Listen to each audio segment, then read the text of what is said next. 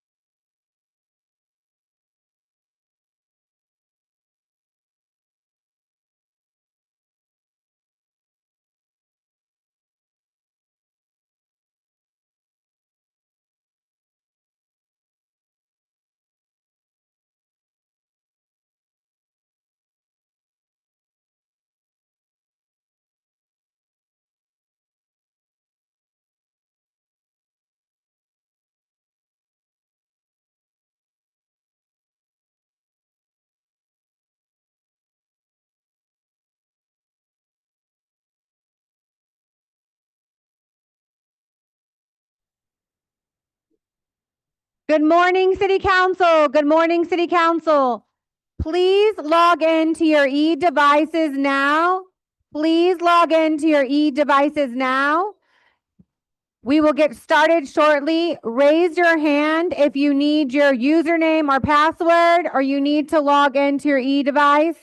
Raise your hand if you need your username or password for your e-device.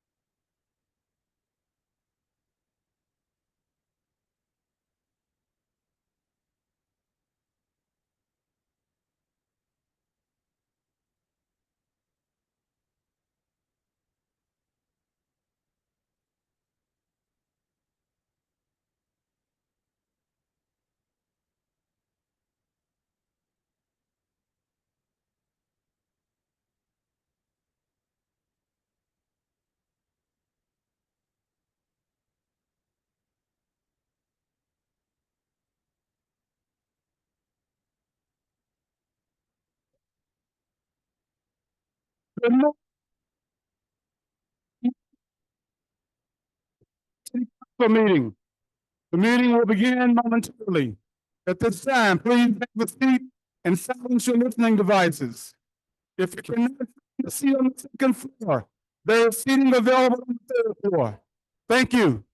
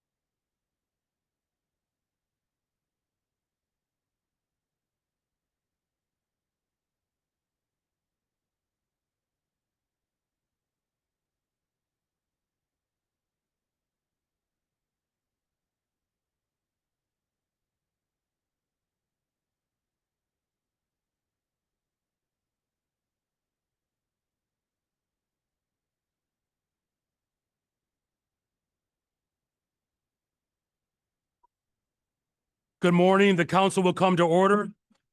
Madam Clerk, please take a quorum roll call.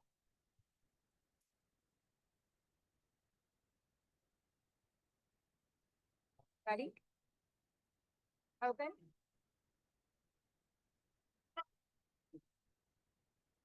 Open.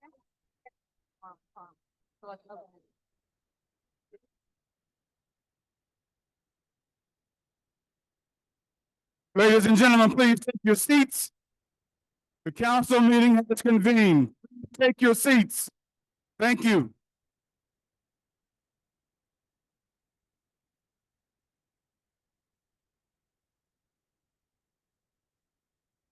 Open it.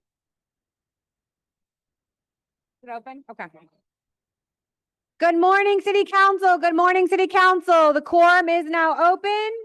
The quorum is now open. Please use your e-device. The quorum is now open.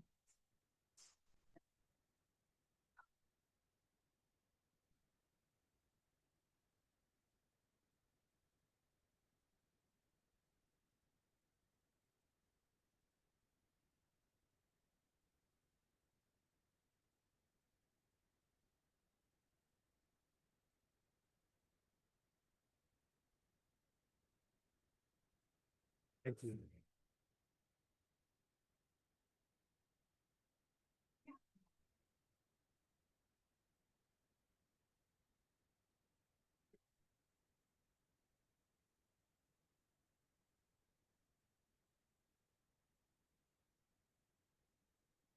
Oh, Roberto.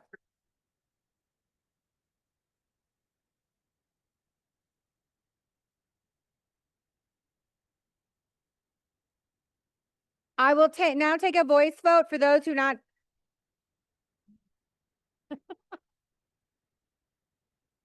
Please use your e-devices to record your presence at this time.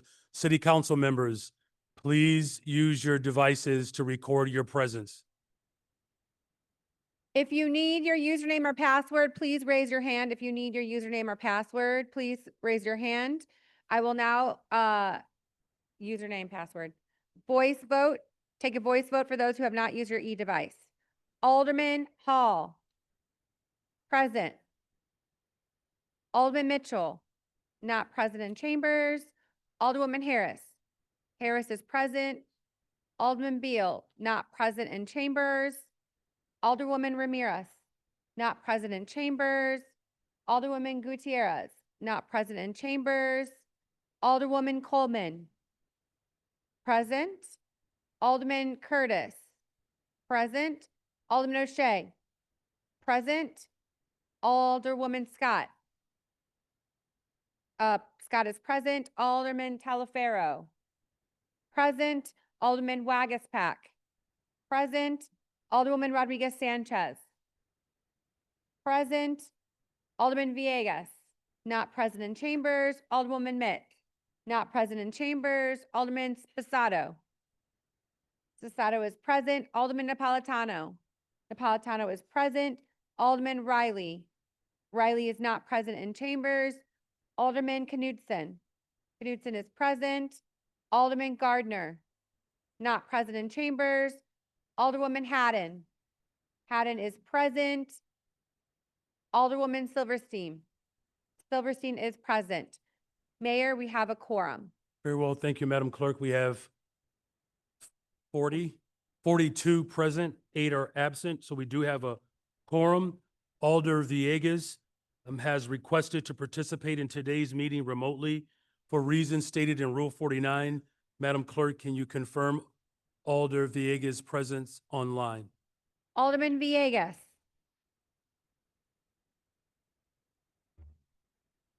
Alderman Villegas. Not present. Very well.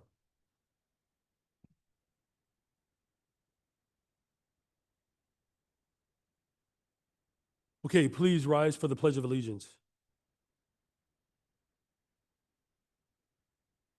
I pledge allegiance to the flag of the United States of America and to the republic for which it stands, one nation, under God, indivisible, with liberty and justice for all. If you would, please remain standing for our invocation, which will be delivered today by Reverend Otis Moss III from Trinity United Church of Christ. Let us bow our heads in prayer. We, the citizens of the city of big shoulders and diverse dreams, may we be unafraid to calibrate our moral compass to justice and our ethical responsibility toward equity.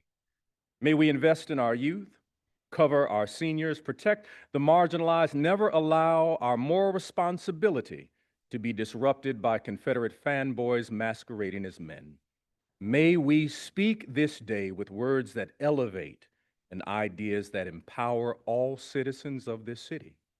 We, the city of big shoulders, let our vision be wide enough to include all, and may we speak with words that will encompass and lift, bless and hold, and may we be unafraid of holy mischief that transforms our city.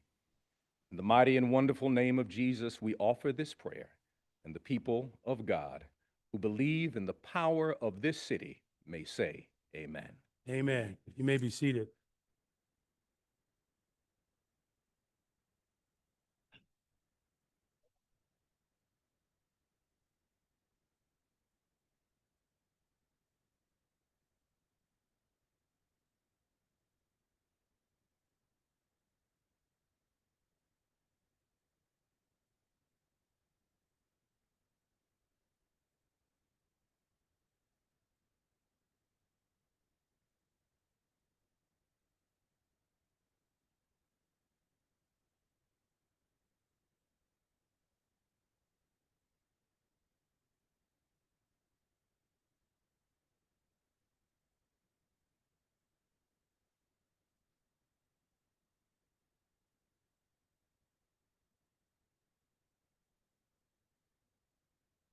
This is the portion of the meeting for public comments.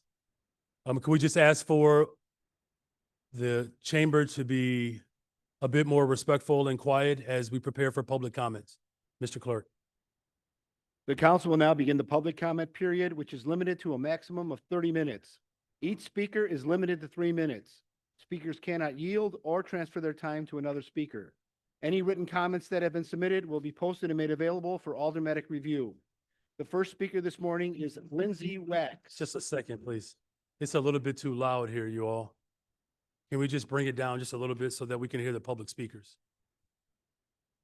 All right, please continue. Our first speaker this morning is Lindsay Wax. Hello, can you hear me? Yes, good morning. Good morning. I would like to comment on why I stand with Mayor Johnson's veto of the curfew ordinance. First, I would like to thank the mayor for the veto and his willingness to stand up against racist and reactionary attacks like this ordinance. We saw in 2020 during the George Floyd uprisings, Lori Lightfoot implemented a curfew where people were not properly informed in time, and this repression resulted in police brutality and misconduct across the city. Curfews only put Chicago youth and the community at risk, resulting in more police crimes and unnecessary detainment.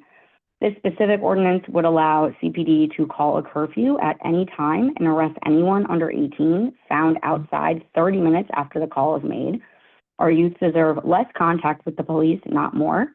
The broader threat of this ordinance will also be used to repress any gatherings of people, including protests, which is a threat to our democratic rights. The ordinance was legally dubious as well, so probably would have been sued, costing taxpayers money. To support Chicago's youth, we should invest in things that are proven to keep them off the streets and out of the prison cycle, like youth jobs and youth programming, public mental health centers, and non-police crisis response. This ordinance is a direct product of the racist climate created by the Trump administration. These types of tactics are local manifestations of his agenda that we have to name and fight against. Thank you. Thank you very much for your comments. Our next speaker is Nate Hollers. Nate Hollers is not here. Our next speaker is Danny Smith.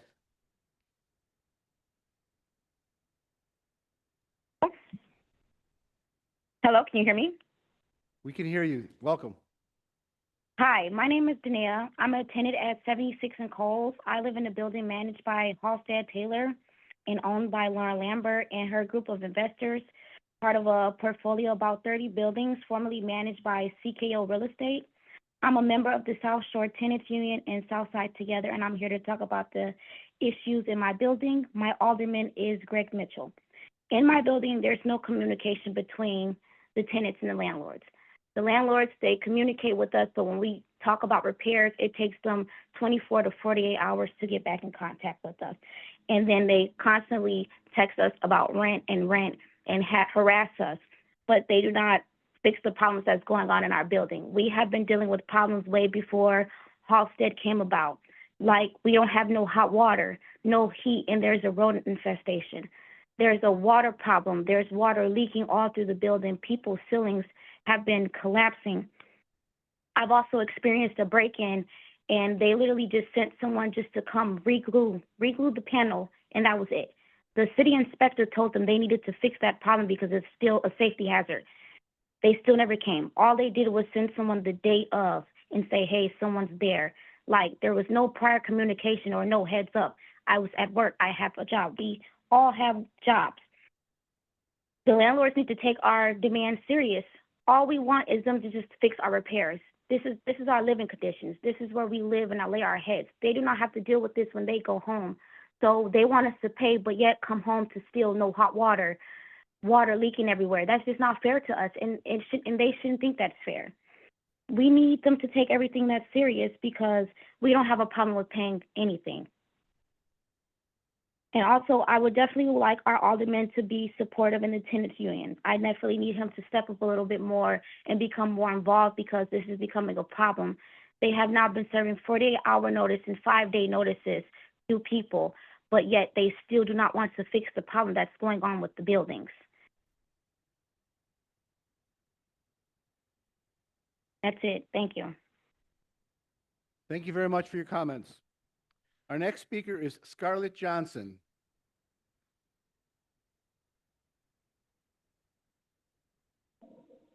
Hello, can you hear me?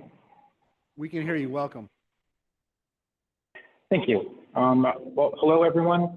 I want to start today by thanking Mayor Brandon Johnson for standing up for the youth of this city and using his veto on the snap curfew ordinance it was voted on last month. I was in audience that day when City Council voted, and I was so disheartened and disappointed to hear the racist reactionary attacks against Chicago's youth from far too many here in City Council.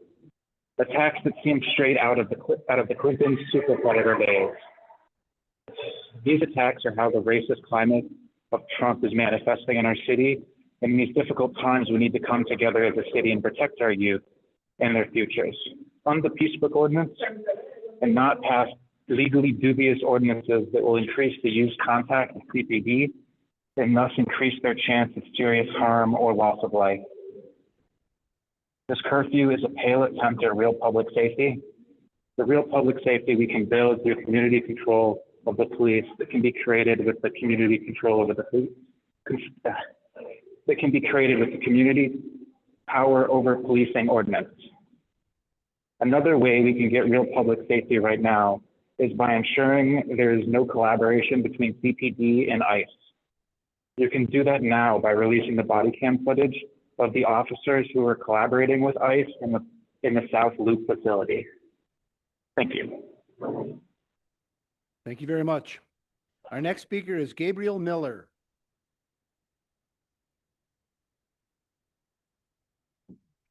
Hello, can you hear me? We can hear you. Welcome. Good morning. As a member of the Chicago Alliance Against Racist and Political Repression, an organization fighting to stop police crimes, I want to thank Mayor Johnson for vetoing the racist snap curfew ordinance. We support your willingness, Mayor Johnson, to stand up against reactionary attacks like this one that threaten the democratic rights of Chicagoans. Not only is the snap curfew ordinance a lawsuit waiting to happen, it's also a racist piece of legislation aimed at increasing contact between Black youth and CPD. In the same city where police murdered Laquan McDonald, Dexter Reed, and Adam Toledo, our youth need a system where working and oppressed people have power over CPD, not the other way around. Beyond giving CPD greater scope to repress Black and brown youth, this ordinance also threatens any gathering of people, including protests. Chicago's history of struggle is something to be proud of, and something to build on, and we will not let this backwards ordinance get in the way of our collective struggle for a better city. It also is not lost on us. This proposed curfew fits hand in glove with Trump's sweeping attacks against all working people. Shame on the alders who contributed to this reactionary climate by supporting this ordinance. Even as this curfew is defeated, we will continue to fight for real public safety. We will fight to pass a budget amendment that takes money away from CPD misuse and overtime vacancies, and invest it instead in youth jobs, mental health centers, Peace Book Ordinance, treatment of trauma, and other important investments that actually help the people of Chicago. And most importantly, we will fight to win the referendum for community power over policing so that the people of Chicago can determine for ourselves who we should start doing power to control. Only we can stop it. Thank you. Thank you very much for your comments. Our next speaker is Priscilla Tito.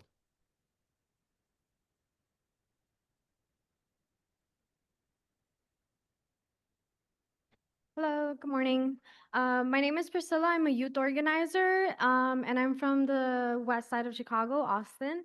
I'm here today to say thank you to the mayor for vetoing the snap curfew ordinance, and thank you to every single alderperson that stood by his side and is standing by his side.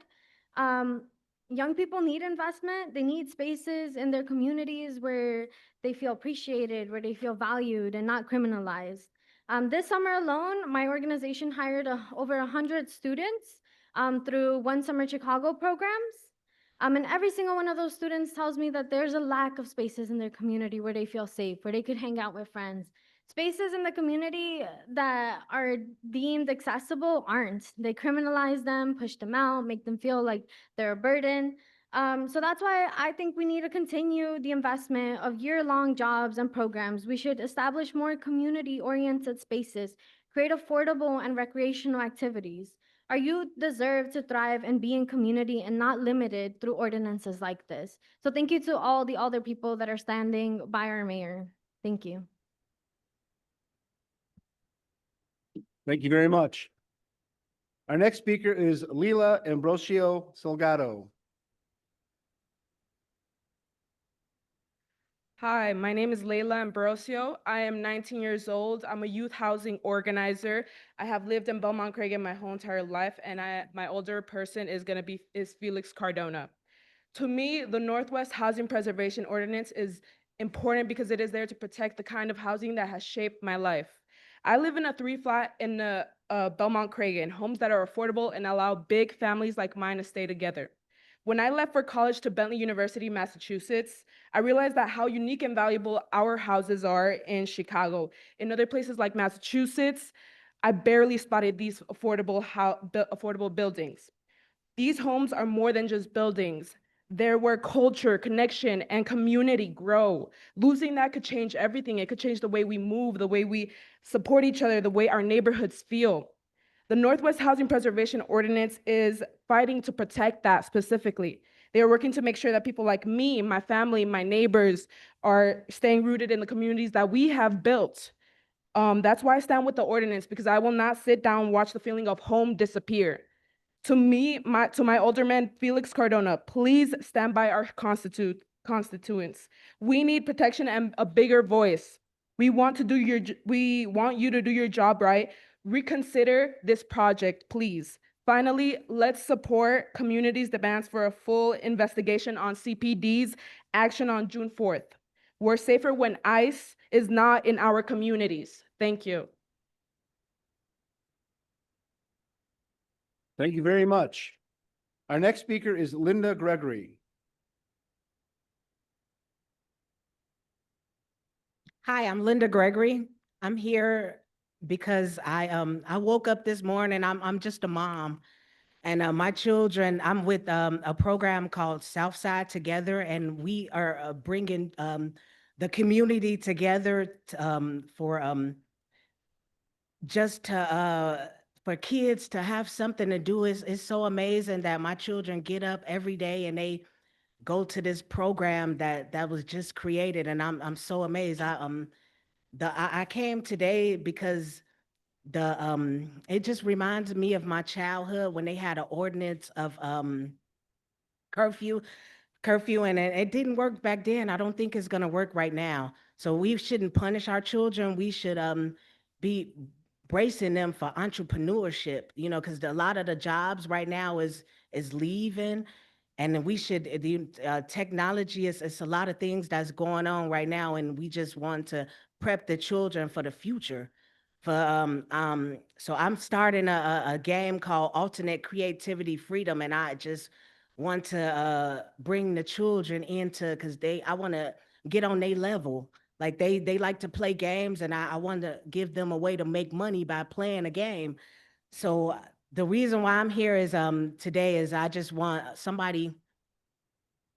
They believed in me as I was a child. They took the time to when I was messing up and doing bad things, they took the time to love me and told me, girl, don't do it this way. Don't do it that way. They took time and loved on me, and that's what we should do for the children, to love the children and show them a better way of doing things. Thank you so much. I tell my children every day, you smart, you wise, you intelligent, your mind is open and ready to learn something new. Just because it's hard don't mean you can't do it. You can do hard things, you can do incredible things. You can and you will. Thank you so much for the time. Thank you so much. Thank you very much. Our next speaker is Laura Goldberg. Hi, my name is Laura Goldberg. I live in the 35th Ward. I've been a Chicago resident for 13 years, and I've lived in and around the city for my entire life. I work at the Natural Resources Defense Council, NRDC, as their Midwest Regional Impact Director, and I've worked on environmental and affordability issues in Chicago and the Midwest for the past 17 years. I care deeply about this city and region and want to see Chicago leading on critical environmental justice issues. That's why I'm here today in strong support of the Hazel M. Johnson Cumulative Impacts Ordinance. Early in my time at NRDC, I had the privilege of meeting and eventually working closely with Hazel's daughter, Cheryl Johnson, now the executive director of the amazing organization, People for Community Recovery, the environmental justice and affordable housing nonprofit that Hazel founded. I learned about Hazel's legacy and the decades of work she led here in Chicago and at the federal level, pushing for fair, equitable treatment of the people in her community of Oakdale Gardens and similar communities across this country that have faced serious health consequences because industry was placed over people again and again. This ordinance is an opportunity to honor Hazel's legacy and continue her fight for clean air, environmental justice, and fairness in how decisions are made. Decades of harmful zoning and land use policies have concentrated the most toxic polluters in Chicago, especially in communities of color. These zoning decisions pushed heavy industry into already disinvested areas with devastating effects. This ordinance proposes common sense updates to our zoning code to make the process more fair, more transparent, and inclusive of recommendations from community voices. It would bring more opportunity for meaningful participation by residents and their elders and ensure that the full picture, the cumulative impact of past and present pollution, is considered when evaluating new industrial proposals. Importantly, this is not a blanket restriction on development. It is not unnecessary red tape. This ordinance specifically looks at a narrow class of the most intensive pollution-generating industries and tasks them with making sure their impacts on the surrounding landscape are understood rather than simply giving them the right to do so. This ordinance is a smarter, more equitable approach to planning and permitting, one that will prevent future conflict, reduce health and environmental harms, and build trust between communities in the city. Chicago has a chance to be a leader on this issue at a time when federal environmental justice rules, including the ones Hazel fought hard for, are being rescinded by the current administration. Hazel's legacy is on the line, and this is an opportunity to support her community and those just like it. I ask the City Council to review and vote yes on the Hazel M. Johnson Cumulative Impacts Ordinance when it comes up for a vote. Thanks for your time. Our next speaker this morning is Brenda Solozano. Hi, my name is Brenda Solorzano. I live in Pilsen in the 25th Ward. I work for Family Focus. Family Focus serves communities across 2,000 square miles around Chicago and surrounding areas. We serve people regardless of their immigration status, and we're also members of the Illinois Coalition for Immigrant and Refugee Rights, also known as ICER. ICER played a strong leadership role in developing and advocating for the Welcoming City Ordinance, as did many of our city representatives, which restricts city engagement in immigration enforcement. We were therefore appalled to see what happened this past June 4th at the ISAB location in the South Loop. We showed up to the Committee on Immigrant and Refugee Rights meeting earlier this month to ask for transparency related to the Chicago Police Department's involvement and accountability for any violations to the Welcoming City Ordinance. To recount the events of June 4th, the U.S. Immigration and Customs Enforcement, also known as ICE, lured people who were already subject to electronic monitoring to show up on short notice, only to get abducted by ICE when they reported. We saw Chicago police officers setting up perimeters around the ISAP site and apparently communicating and possibly cooperating with ICE agents. This deployment appeared to violate the Welcoming City Ordinance, as well as the Illinois Trust Act, which prohibits police cooperation with immigration enforcement across our state. This incident happened as ICE is continuing its onslaught against our communities and against our institutions. ICE is using our State of Freedom of Information Act to get records from our police department. ICE is also trying to get information from our city clerk regarding people who applied for the City Key Municipal ID program, a program we worked really hard to limit what information gets collected. And to carry out their hateful national deportation quota, Trump has deputized agents from across federal government to focus on our neighbors and family members during operations like the one on June 4th. Let me be clear, ICE exists to separate families, cause fear, and disrupt normalcy in all of our communities, immigrants and citizens alike. A crucial step toward accountability in our city and our state will be approving the order approved by the Committee on Immigrant and Refugee Rights, directing the police and other city agencies to share their records and incident as part of an investigation. We hope the entire council will approve this order and take further steps to demand CPD accountable, demonstrate transparency, and protect all of our communities. Thank you.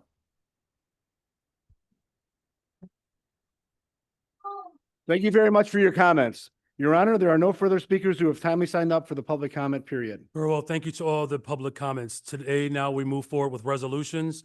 But before we do that, there are 6 alders that wish to make acknowledgements. So what I would ask is that for each alder that is making the acknowledgement, that you be the only speaker and that we move with some expediency, have a very full agenda today. And with that, the first acknowledgement will be from Alderman David Moore, who would wish to acknowledge the Leo Catholic High School Boys Choir. The chair recognizes Alderman Moore. Thank you, Mr. President, and I got some other directions from the team, but I'll be quick. Thank you very much. I would like for the interns from Learn Charter School just to stand and raise their hand. We always got to recognize our young people when they come down, so I appreciate them for being down here. Thank you.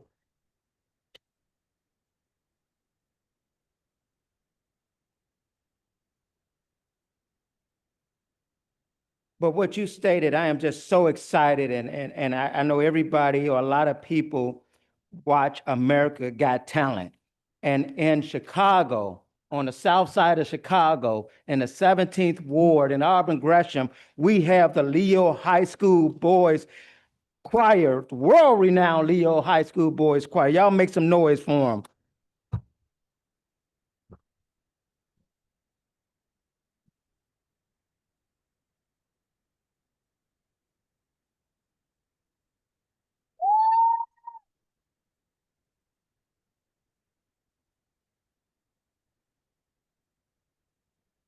They are under the leadership of the President Dan McGrath, who had the knowledge and the foresight to hire a principal by the name of Dr. Shaka Rawls, who then had the foresight to hire a young lady by the name of Yolanda Horton, who's the coordinator and community partnership and student engagement for college persistence. But more importantly, years ago, and she's recently retired, but she's still working with these boys, Ms. LaDonna Hill.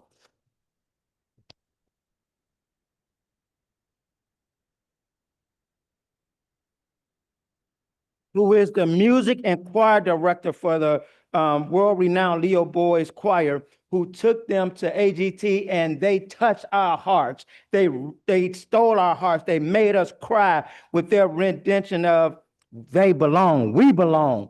And I appreciate them, and we're so excited. They made Chicago proud. They made the South Side proud. They made all of us proud. So again, give a big warm welcome and thank you for the Boys Leo High School world-renowned choir.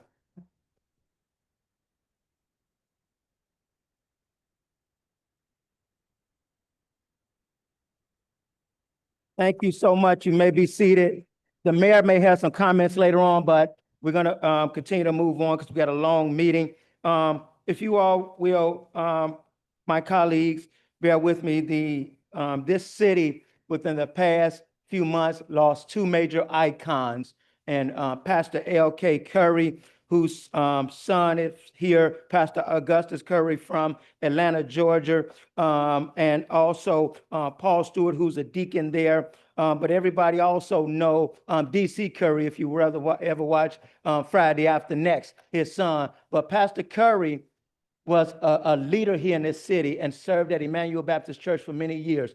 Alderman Stephanie Coleman is going to speak more to that, but we also stand in honor of, thank you, Mayor, for honoring Mama Ludella Evans Reed the other day. You did a great job. And if everybody know, Mama Lou was one of the 5 founding members and the last founding member of Fellowship Missionary Baptist Church under the leadership of Reverend Clay Evans. And she passed 2 days before her 95th birthday. Our hearts are broken, but I promise you, the life she lived and the way she died taught us many lessons. And so if you all don't mind, my colleagues and everybody standing in a moment of silence for Dr. L.K. Curry and Dr. Ludella Evans Reed, affectionately known as Mama Lou. Very well. Thank you, Alderman Moore. If we could just stand for a moment in silence of these two great leaders and champions.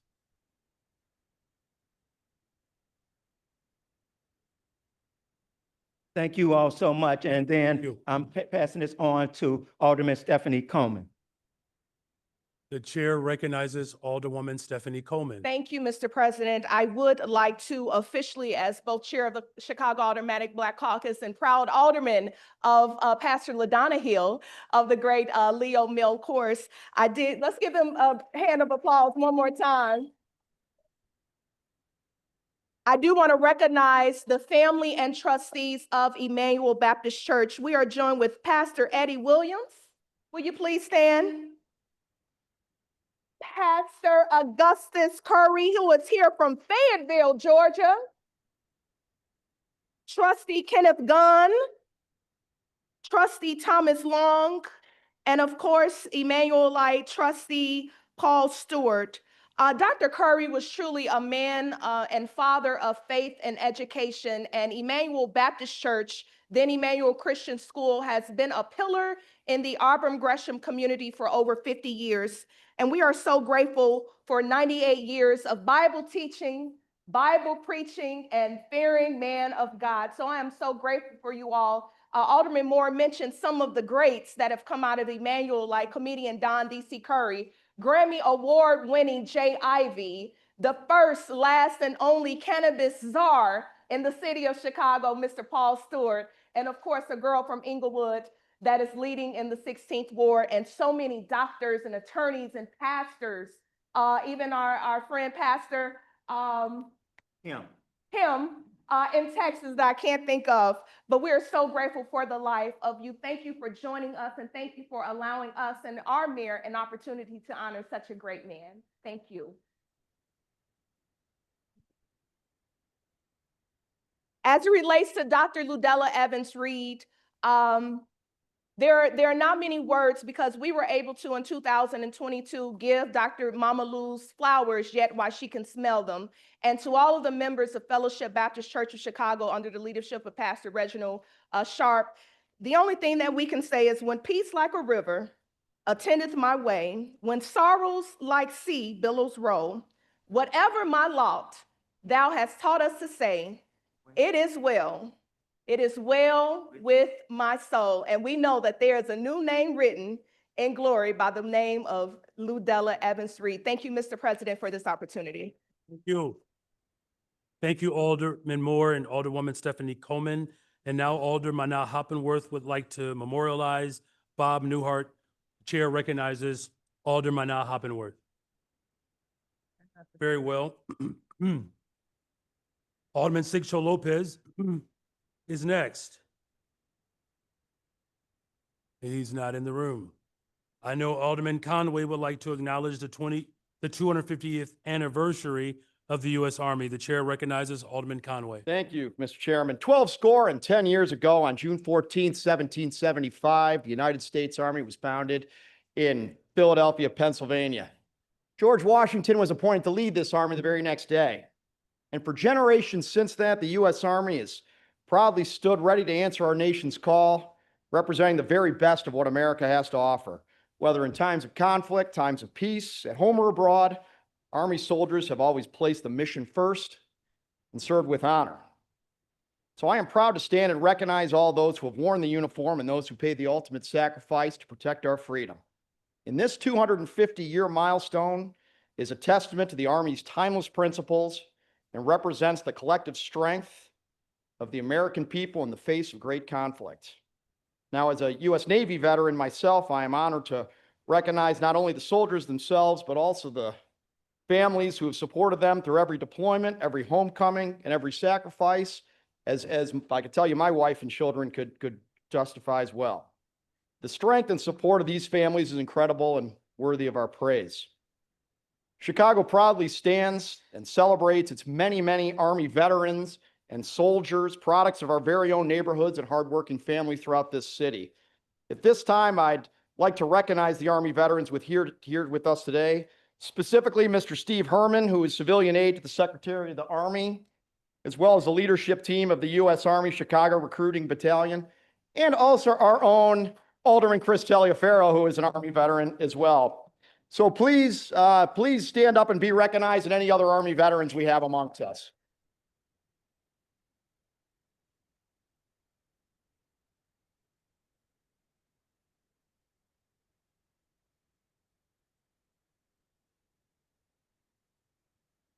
There you go.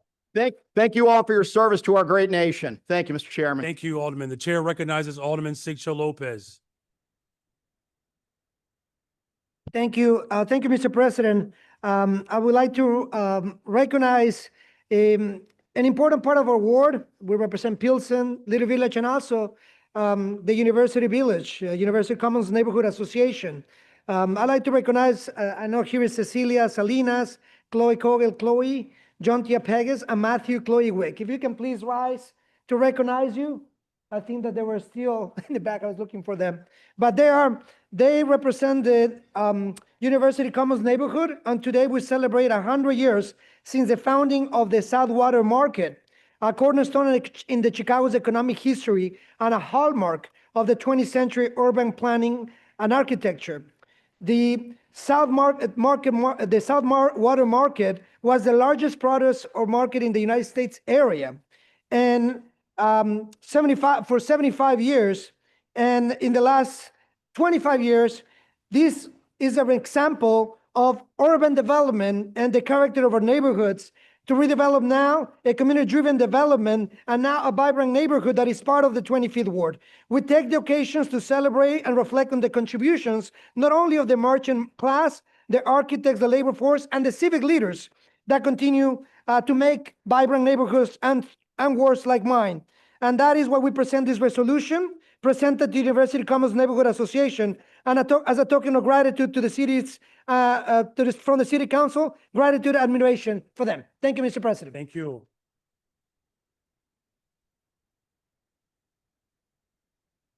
Thank you. The chair recognizes Alder Vasquez. Thank you very much, Mr. President. I rise in recognition and tribute of the great Sister Rosemary Connolly, a beloved member of our community who passed away peacefully at home at Misericordia Heart of Mercy on June 19th. I wanted to recognize her loved ones who have come to honor her today. We have Father Jack Clare, if you all would please rise. We have Father Jack Clare, Kevin Connolly, Lois Gates, Bob Noga, Julie O'Sullivan, and we have two mayors here today. Misericordia resident Mayor Terry Morrissey also with us here.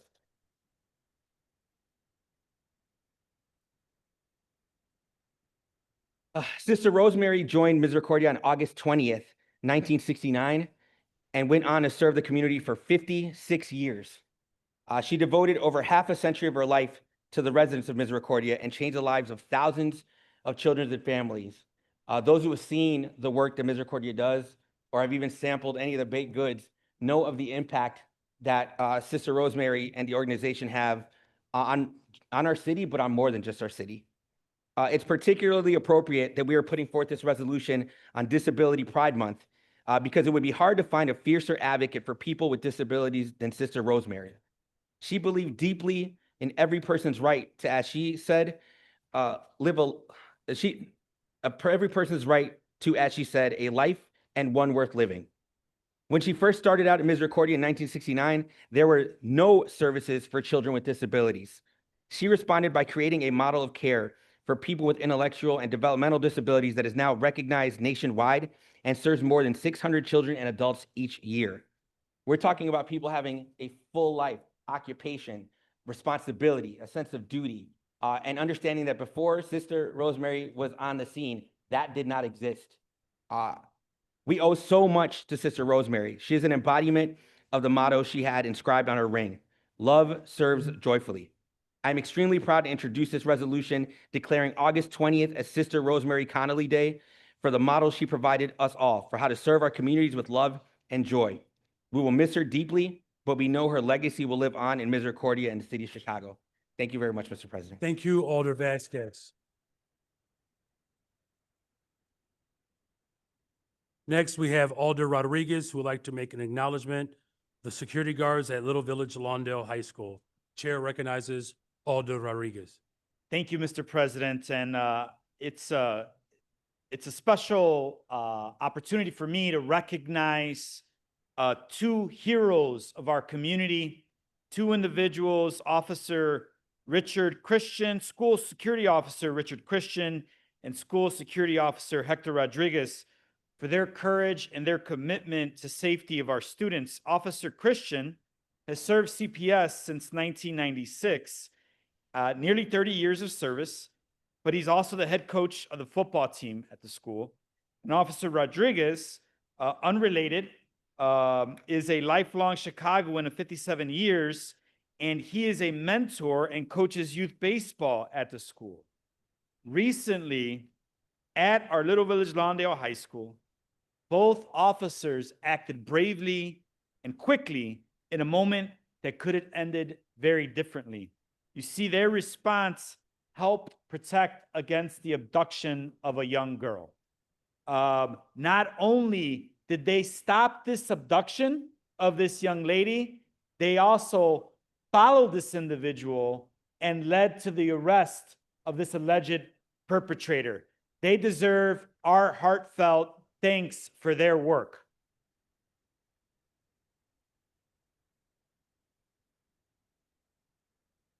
You know, I was there in 2001 when we had a hunger strike for a high school there at 31st and Costner. I was there every day of the hunger strike, although I ate. I was one of the youth organizers. But I remember entering the school in 2005, and shortly thereafter, Officer Christian was one of the first employees of the school. And not a couple of months ago, I was there for an all-day chess tournament where 500 students were at the Little Village Lawndale High School on a Saturday, and Officer Rodriguez was there making sure on his time off, he was supporting our school community. Those are just examples of what these two guys are. They're the best of us. They're Black, they're brown, they're unapologetically leaders in our community. And I want to thank them for going above and beyond their job of duty to make sure that our young students are safe and secure. So from the bottom of my heart, thank you so very much for serving our community. And please give them one more round of applause.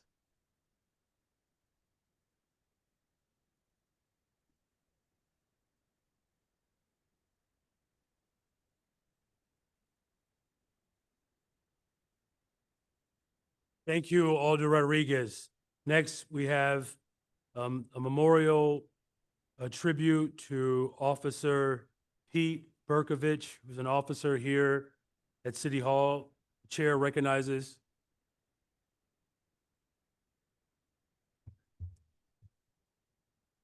Thank you very much. Then the chair will then recognize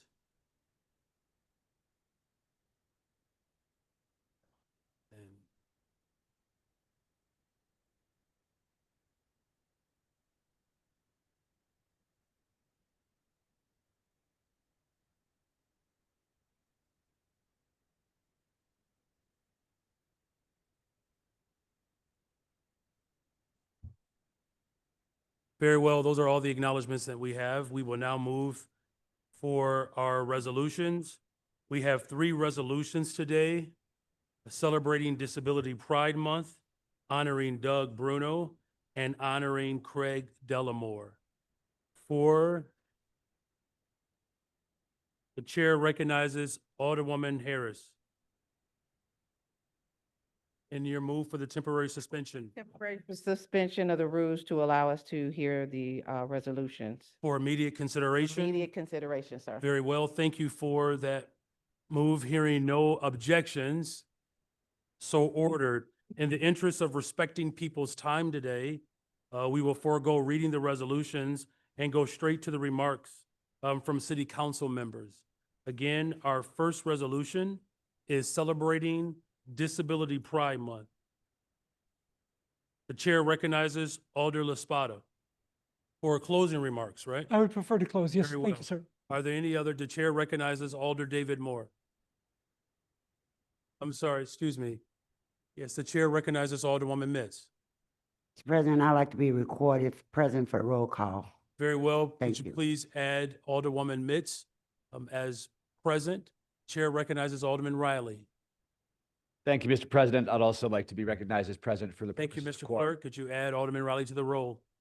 The chair recognizes Alderman Mitchell. Good morning, Mr. President. I'd like to be recognized as president for purposes of roll call. Very well, we can do that. Thank you, Mr. Clerk. Chair recognizes Alderman Gardner.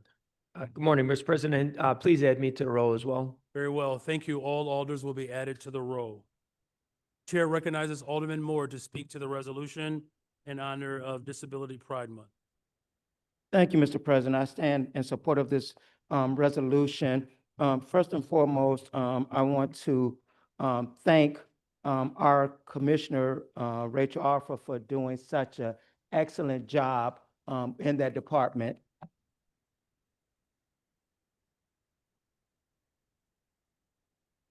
We talk about accessibility, and she's a person that is very accessible. And accessible because we have a lot of veterans and people with what I call abilities in our community. And Southside Occupational School is a school that's in my ward, from us doing Special Olympics with them and just giving them an avenue to work real jobs. And that's what I like. They add so much value to our city in many ways. And we have to make this city more accessible and user-friendly for them. And that's what I'm continue to work towards. And so everybody here, I appreciate and I honor each and every one of you as we celebrate this day. God bless you. And thank you so much, Mr. President.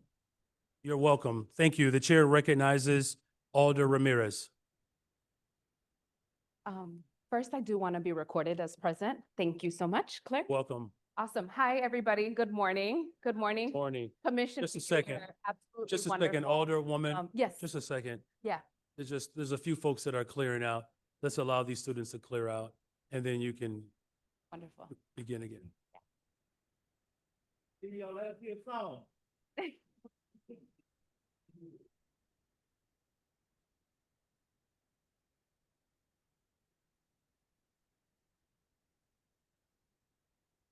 Mr. President, I'm good. You sure? Yeah, I'm good. All right, thank you. The Okay, chair- awesome. Please. Okay, good morning once more. Commissioner, you are wonderful. You light up the room. I am so grateful for the work that you have transcended here at the City of Chicago. I'm lucky and fortunate enough to have not just colleagues, but friends in the box today, like Nick, Eli, Laura. Thank you so much for everything that you guys continue to educate.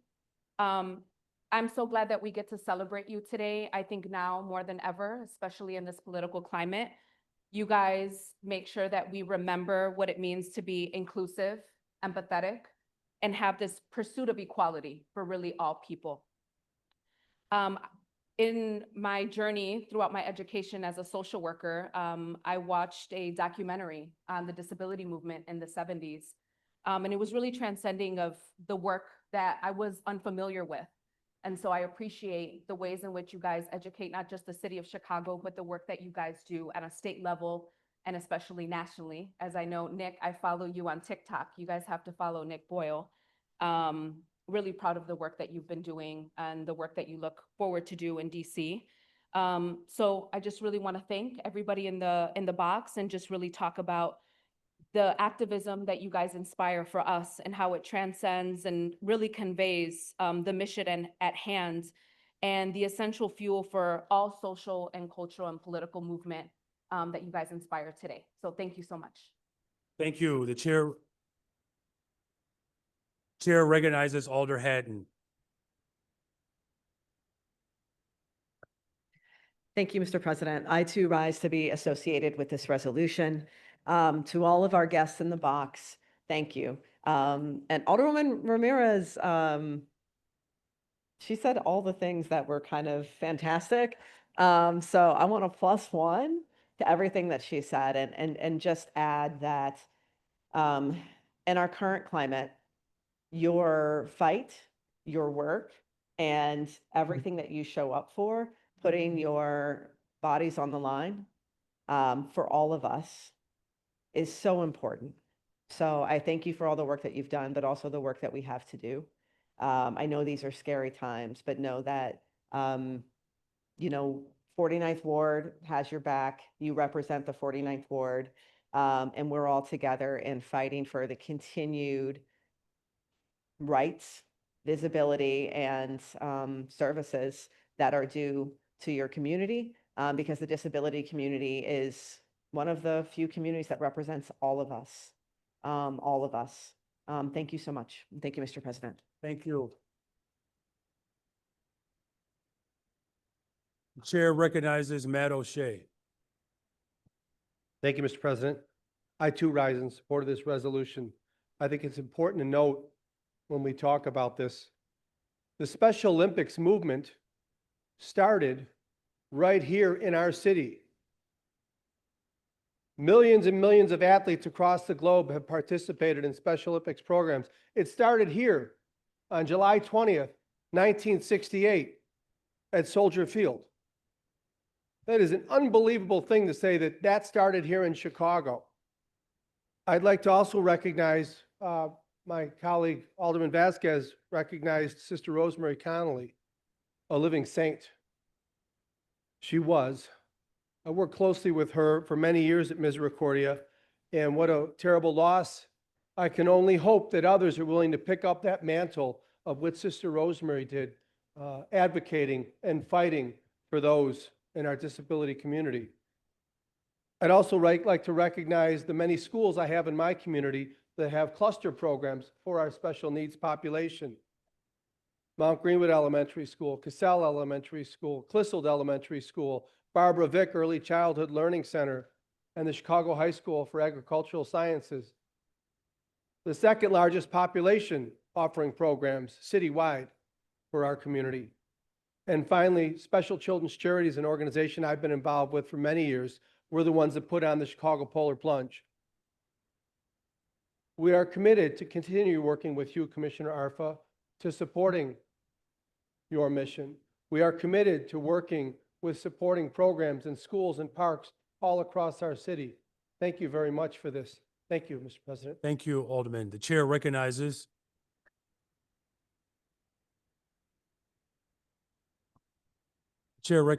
Alder Matt Martin. Thank you, Mr. President, and good morning. I want to take a minute and acknowledge Victoria Prince, who is the service coordinator at Silent Co-op, where she has worked for the last 27 years, helping residents and members across our community thrive by assisting with access to meals, healthcare, utilities, providing wellness checks, and others. Victoria's parents were both deaf, which meant that as she was growing up, she had a keen understanding of how important it was for them to have an advocate and a voice, and has made that experience a central part of her life and her work at Silent Cooperative. This is an organization that opened in 1985, and it made it the nation's first housing cooperative specifically designed to ensure safety and community for deaf and hard of hearing residents. And while this terrific organization now serves residents with a wide range of physical disabilities and other needs, prioritizing specialized care for deaf and hearing impaired members remains a top priority. I want to uplift their work and say thank you on behalf of a very grateful community. Thank you. Thank you. The chair recognizes Alderman Hoppenworth. Thank you, Chair. Today, Chicago celebrates Disability Pride Month by honoring our past, acknowledging our present, and reaffirming our commitment to fight for a more inclusive and equitable future for all. Thank you, Commissioner for People with Disabilities, Rachel Arfa, who collaborates with many groups, such as a group near and dear to my heart, Access Living. And thank you for Laura and Nick for being in the box today with us. Shout out to my colleague Daniel Laspada in the first ward for fighting with coalitions on policies that benefit us all, including Plow the Sidewalks, of which the pilot is coming to the 48th ward, and we're very excited about it. Our first disabled US president was Franklin D. Roosevelt. He was a survivor of polio. Unlike our current sitting president, FDR used his platform as a legislator in chief to protect the rights of our human dignity and of our most vulnerable. In June of 1934, he announced that he was going to undertake the great task of furthering the security of the citizen and his family through social insurance. FDR unified the country at a time of great uncertainty and planted the seeds for our current social safety net. FDR passed the Social Security Act in 1935, which created the senior and unemployment insurance systems we have today. People with disabilities and allies continue to be at the forefront in the fight for equity and human rights, and we are fortunate to have many of those fighters in the box today. Thank you for being here. Representing the great 48th for Disability Pride Month is Sarah Hollenbeck. Hi, Sarah. Sarah Hollenbeck is a co-owner of Women and Children First Bookstore, a trans-inclusive shop in Andersonville, one of the last remaining feminist bookstores in the country, whose mission is to celebrate the writing of women, people of color, LGBTQ+ authors, and other marginalized voices. Sarah and I served on the Diversity, Equity, and Inclusion Committee at the Andersonville Chamber of Commerce. Her community values are reflected in providing a safe and equitable working environment for her staff with co-owner Lynn Mooney. When not at the bookstore, you can find Sarah chasing her very active 3-year-old around in their favorite neighborhood parks. As a graduate of Northwestern University's MFA program, Sarah's writing has been featured in several literary journals, including her essay, A Gold Mine, which won the grand prize in the 2013 Dogwood Literary Contest. She has been nominated for a Pushcart Prize and received a notable mention in Best American Essays. Her essay, As Long as It's Healthy, appeared in the anthology Nasty Women. Sarah's work grapples with sexuality, femininity, physical disability, and gaze, often exploring how we perceive ourselves, how we are perceived by others, and the tender space in between. Sarah, you're an entrepreneur, a community connector, a writer, a mother, and I'm proud to call us friends. In the face of threats from the federal level, localism matters more than ever. And today, Chicago recognizes local leaders in the box today, including my friend, Sarah Hollenbeck, for Disability Pride Month. Please, Sarah, stand up so we can recognize you.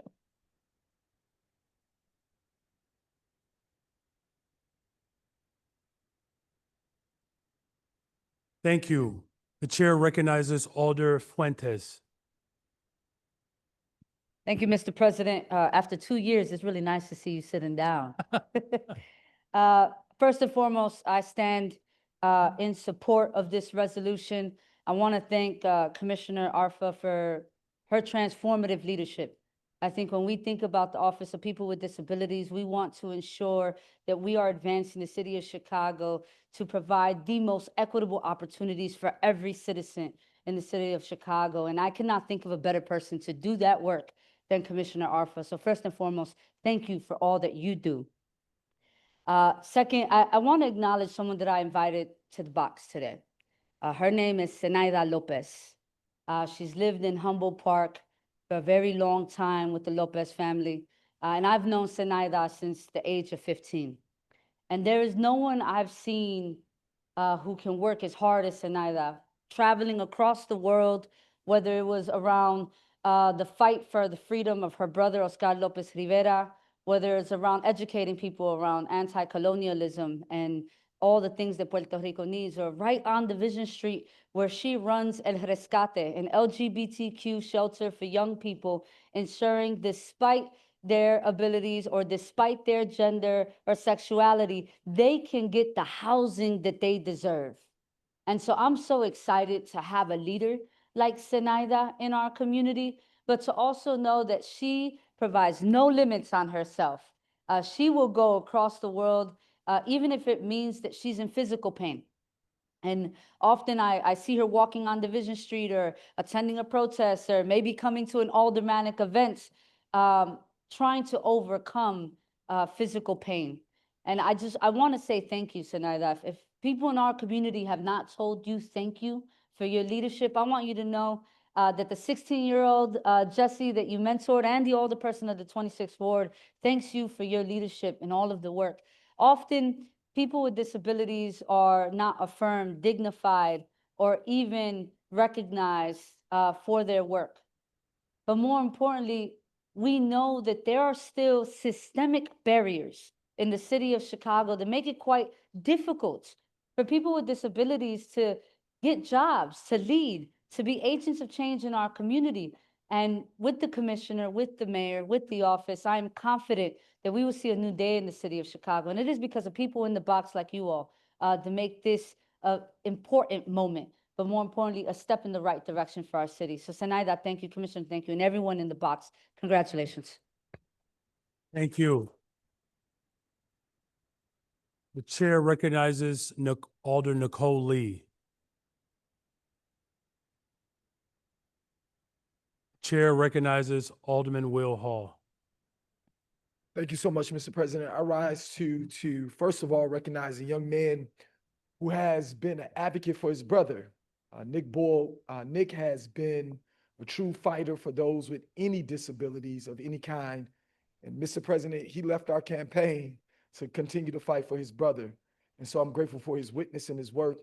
And I'm grateful, lastly, for our commissioner, Commissioner Rachel, who has been most hospitable to anyone, especially those who don't have voice and heart. And so I'm grateful for this resolution, stand in support with great pride for the work that's being done in this city. Thank you, Mr. President.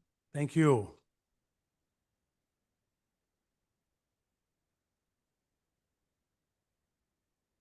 Okay, are there any other alders that wish to speak? Because Alder LaSpada wishes to close. Chair recognizes Alder Vasquez. Thank you very much, Mr. President. I stand in proud support of this resolution.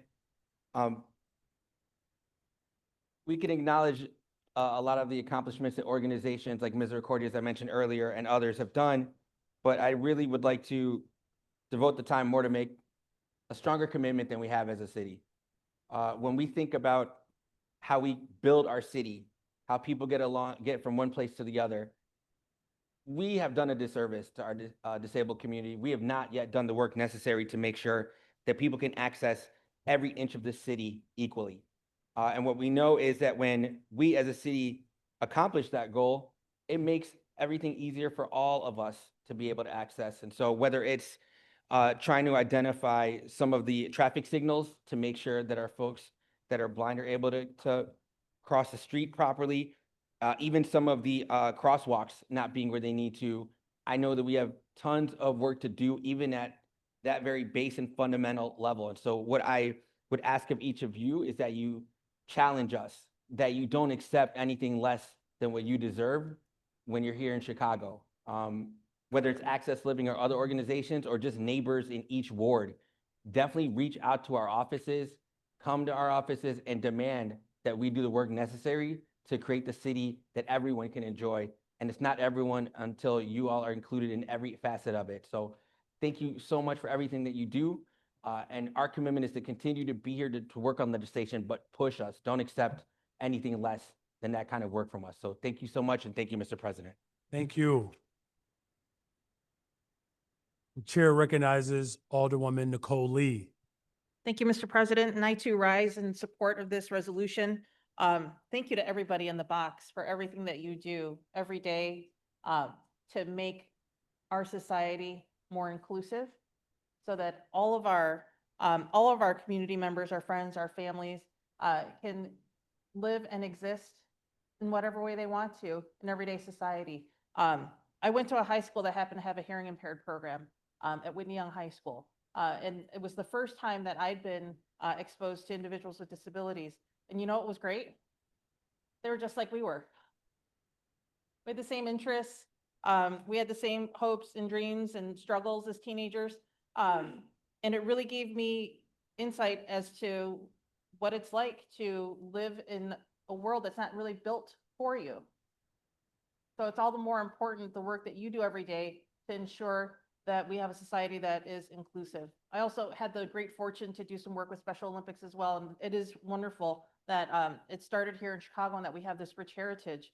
And I think one of the things that I have taken away from those experiences too is that it goes beyond just being treated equally, walking around, being able to get around, but how do you support yourself in all of that too? So, as older people, I think it's really important for us to continue to look for opportunities to promote job opportunities for people with disabilities, both visible and invisible. Let's not forget about those as well. So as we are celebrating Disability Pride Month, I just want to echo the thanks and gratitude for all of the work that you continue to do. Know that you have support from this council to further pursue all of those things. Thank you. Thank you. All right, the final two speakers, unless otherwise, we have Alderman Irvin and then Alderman Laspada for the close. Very well, the chair recognizes Alderman Irvin. Thank you, Mr. President. Rise in support of this resolution.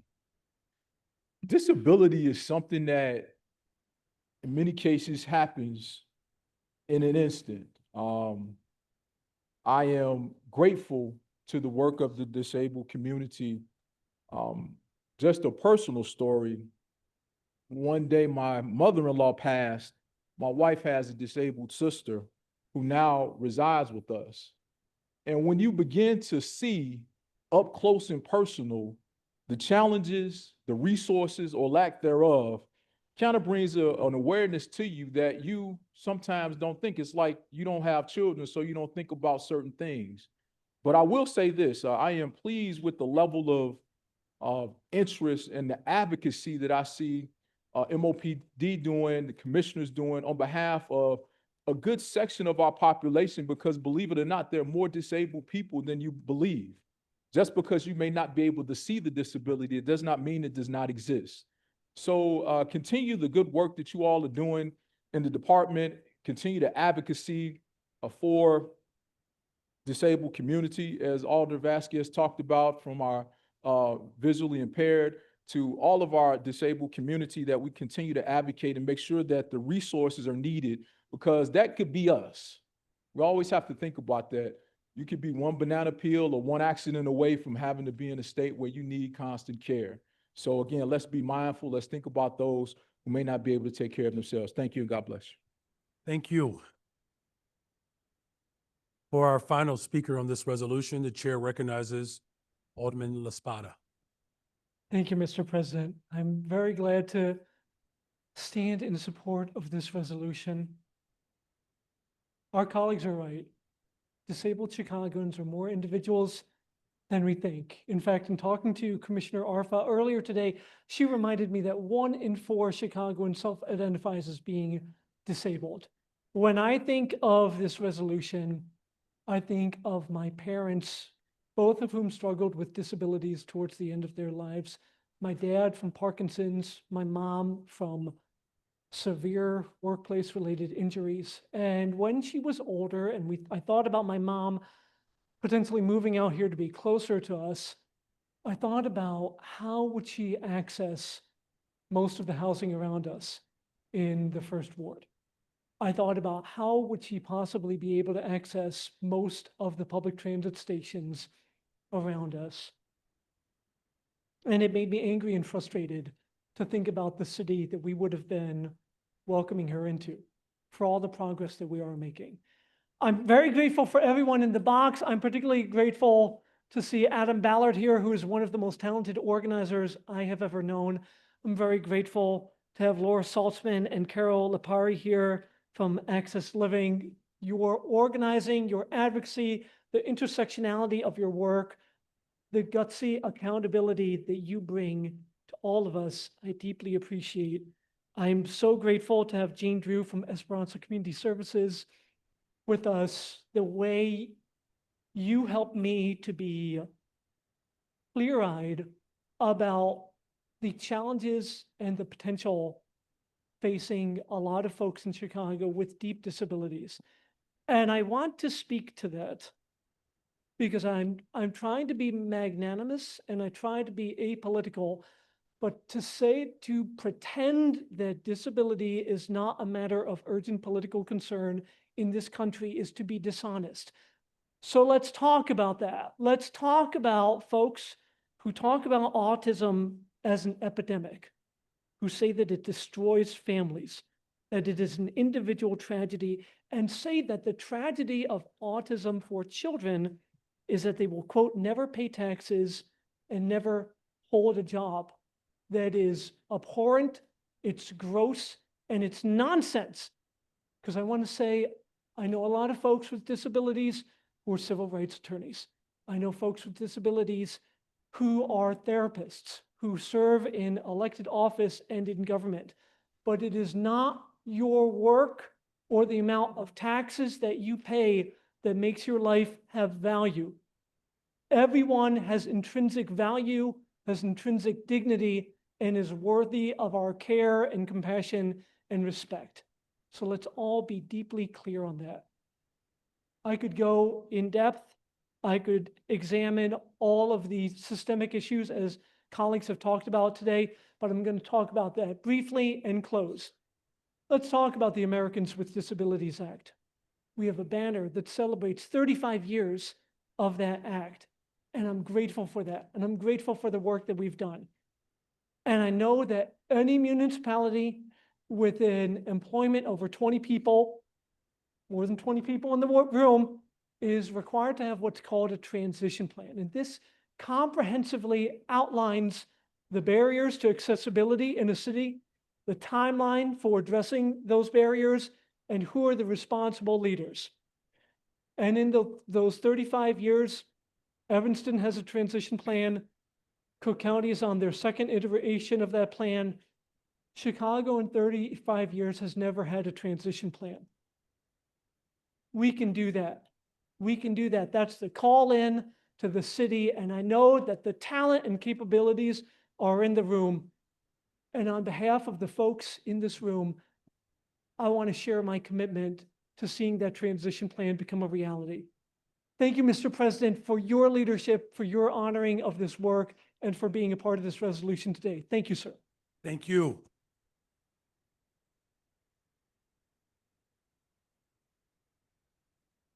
So every July, we come together to recognize and honor our disability community and commemorate the passage of the Americans with Disabilities Act.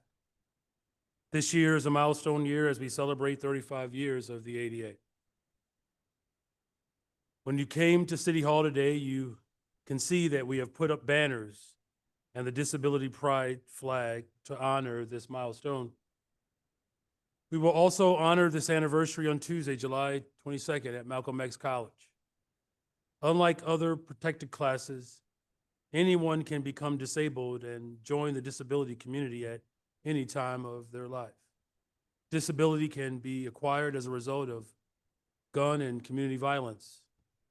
And we are here to support all those who have experienced violence and as a result has led to a disability. I honor our disability community who fought and advocated for the passage of the ADA. This year, on the 35th anniversary, we are still fighting to protect so many civil and disability rights.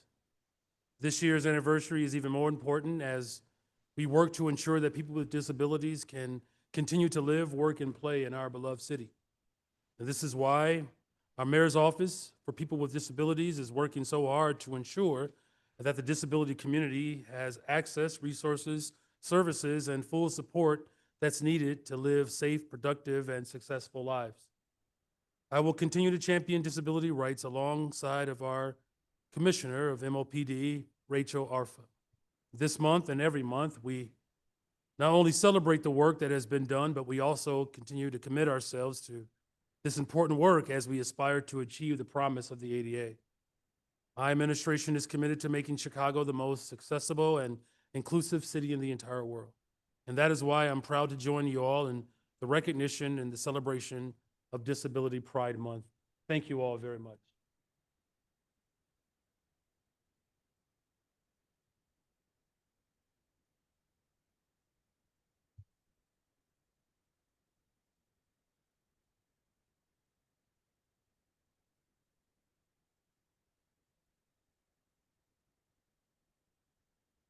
So to Commissioner Rachel Arfa, Eli Brotman, Nick Boyle, Bernardo Gomez, Joanna Wagner, Adam Ballard, Caleb Ballard, Victoria Prince, Sarah Hollenbeck, Jane Drew, Michelle Garcia, Zenaida Lopez, Carol Lapari, Laura Salzman, Hugh Woodson, Deowen Avery, Bob Shea, Edgar Edrenio, Cesar Mendez, and all those in the box. Again, we celebrate you and we thank you. Thank you very much.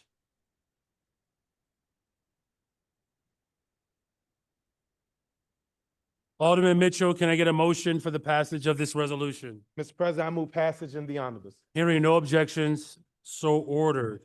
As the box clears, we'll prepare for the next resolution honoring Doug Bruno. Mr. President, I got you. I got you.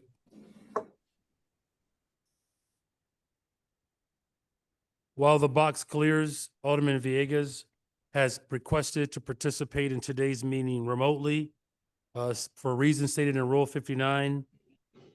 Can we just confirm that Alderman Villegas is online? I am present. Alderman Villegas, are you present? Present. Alderman Villegas is present. Thank you, Madam Clerk. Can I get a motion to approve the remote participation and have Alder Villegas added to the roll call? It's been moved. All those in favor signify by saying aye. Any opposed, say nay. In the opinion of the chair, the ayes have it. Madam Clerk, please add Alderman Villegas to the roll call. Are there any alders that wish to speak to the upcoming resolution? I know Alderman Nick Sposato has requested to speak first. If you wish to be acknowledged, please raise your hand and we'll add you to the list of speakers.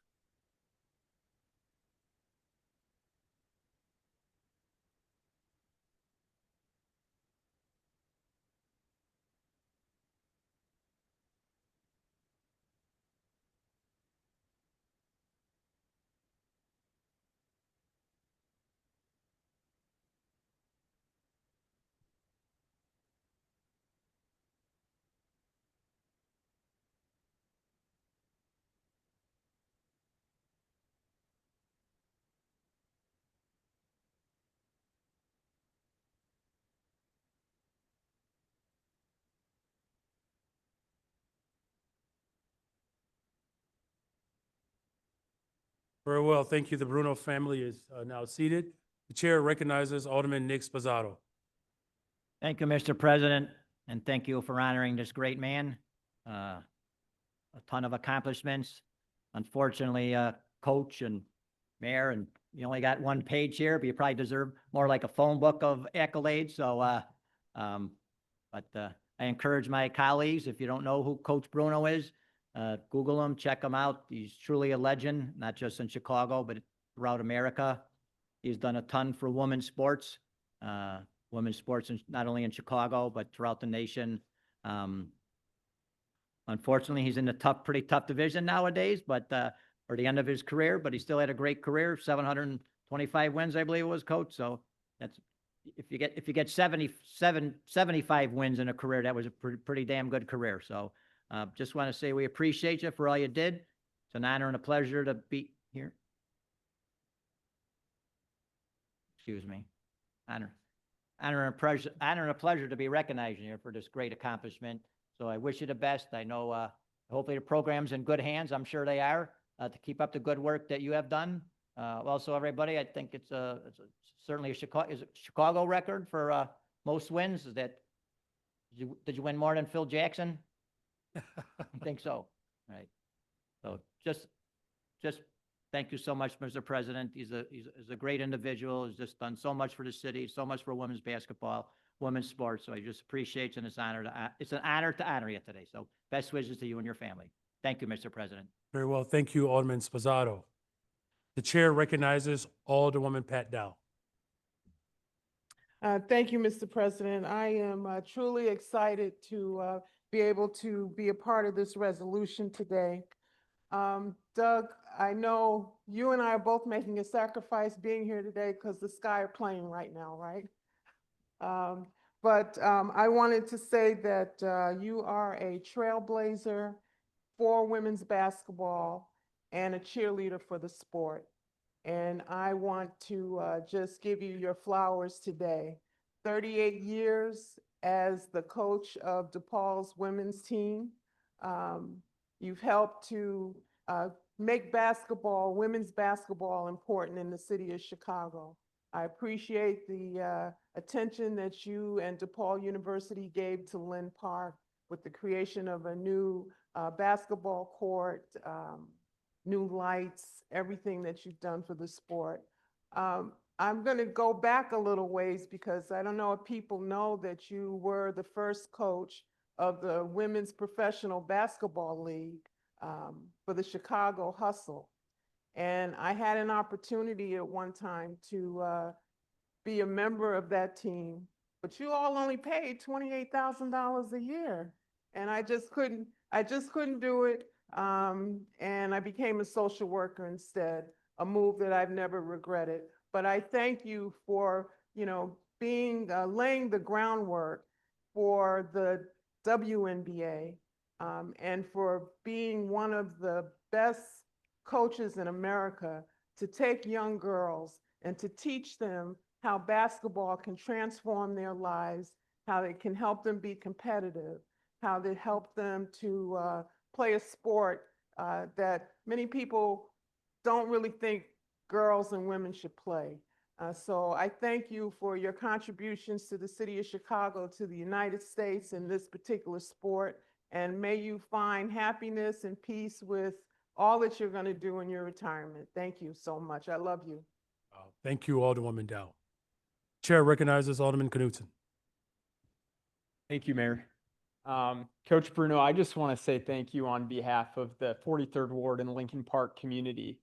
There's no doubt you've been an incredible coach with an incredible legacy, but that also means a lot to DePaul and the greater neighborhood of DePaul. We talk a lot, members in the box, about how DePaul athletics is an attraction to the community, how most of the athletic games are free now, which is incredible. Anyone can come and watch them. So when we were talking about this as a team yesterday in the 43rd Ward office, we dove into some fun facts about you, of course.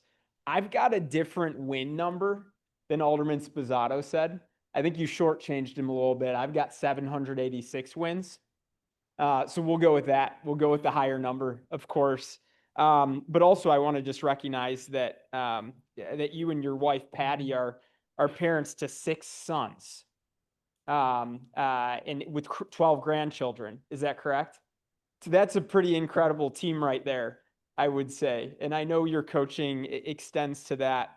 I know you're not done. You're not done being a strong community member. I love seeing you out at our meetings.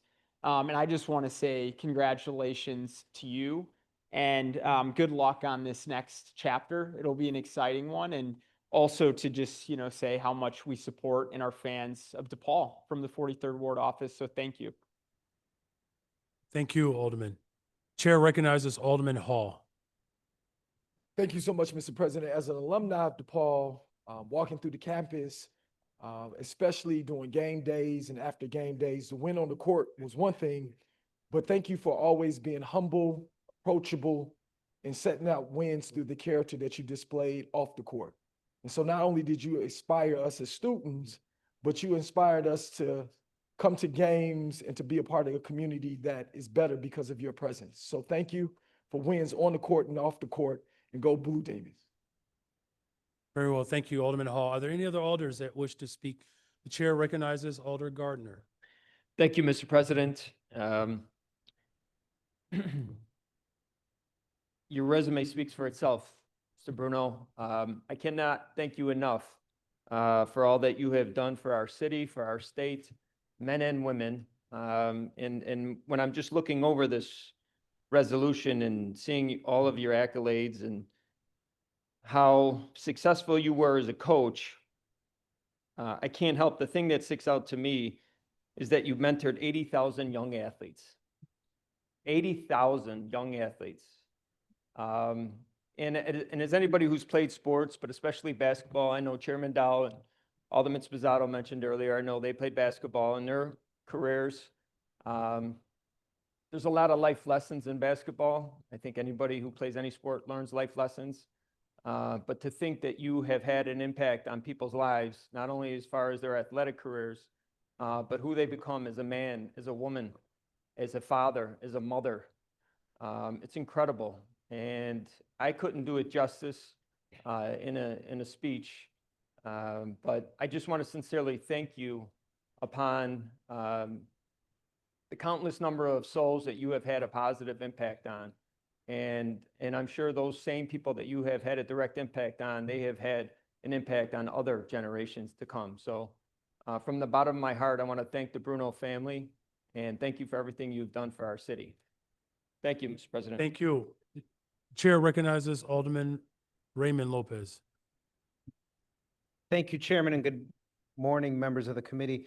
Actually, I just rise because I know the coach is chomping at the bit to impart some wisdom on us all. So I would move leave of the body to give him the opportunity to speak before us today, when appropriate. Okay, so you don't want to add anything else? Just leave to allow the coach to speak? It's not my decision. All right, so if there are no other speakers, then with leave from the body will allow Coach Bruno to get us all hyped up. All right? God.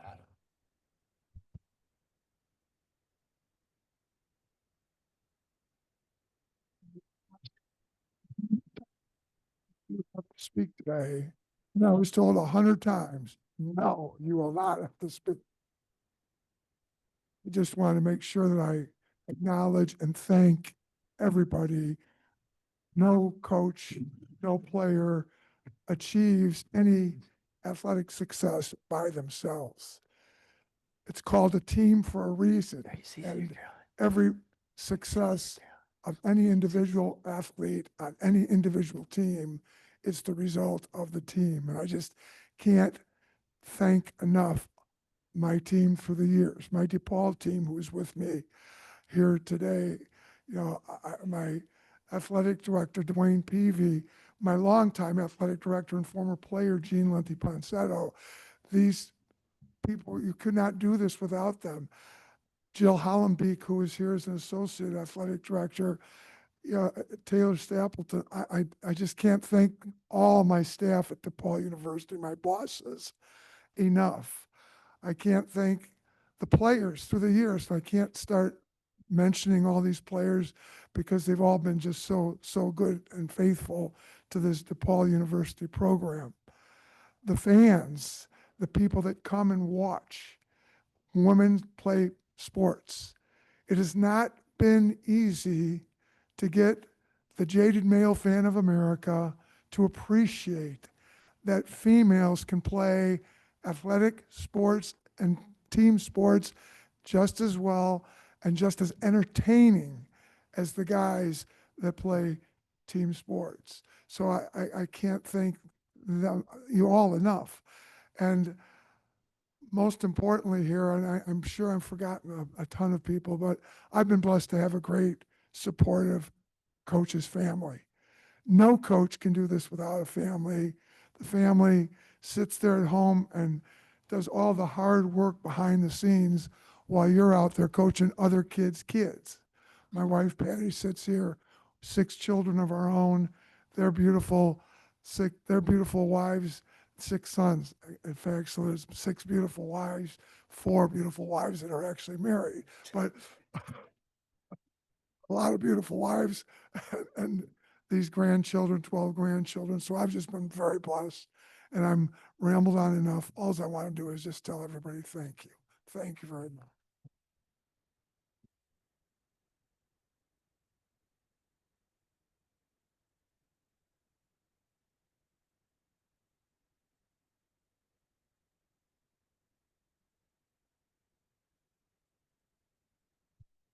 Thank you, Coach, to Patricia, Brian, David, Brendan, Patrick, Bradley, Dwayne, Peavy, Taylor, Stapleton, Jill, Hollenbeek, Peter, Coffey, Jill, Pizzotti, Jean Lenti Ponsetto, and Joe Ponsetto, to all of the members of the Bruno family. Special shout out to Detective Bruno.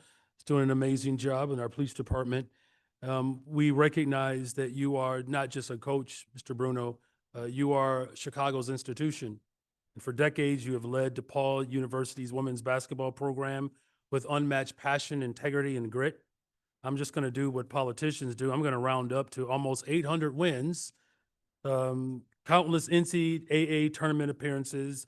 You have built and shaped lives, empowered young women, and elevated the game of basketball in our city. Northwest side of Chicago, graduate of Quigley Preparatory Seminary, DePaul University. Coach Bruno, your roots are profound, and you are Chicago. Having played for the Demons under the legendary Ray Meyer, and went on to make his own mark in DePaul's history.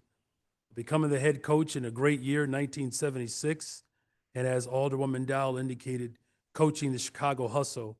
So thank you for opening up pathways for women's basketball to be what it is today. You have produced All-Americans, WNBA players, Olympians, while keeping education, teamwork, discipline, and community service front and center. Coach, you represent Chicago on a national and international stages, including serving as the assistant coach to 2 U.S. Olympic gold medal winning teams. You're a Hall of Famer in every single word, not just in title, but in spirit. You have mentored generations of athletes. You led with heart. You never once forgot the community that raised you. You brought pride to Lincoln Park and to DePaul and throughout the city as a whole. So today we don't just celebrate a coach. We honor a leader, a teacher, and a son of the greatest freaking city in the world, the city of Chicago. Here's to Coach Bruno.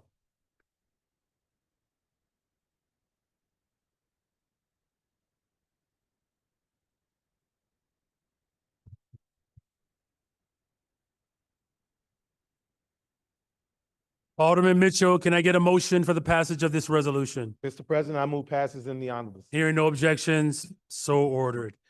We just have one more resolution, so as the Bruno family exits the box, we'll prepare for the last resolution.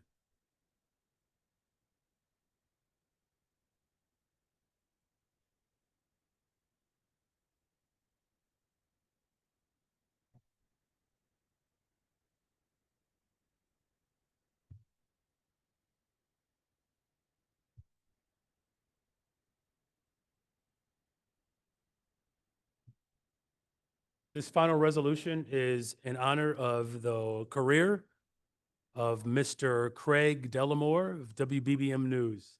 If you wish to speak to this resolution, please raise your hand and we will record you.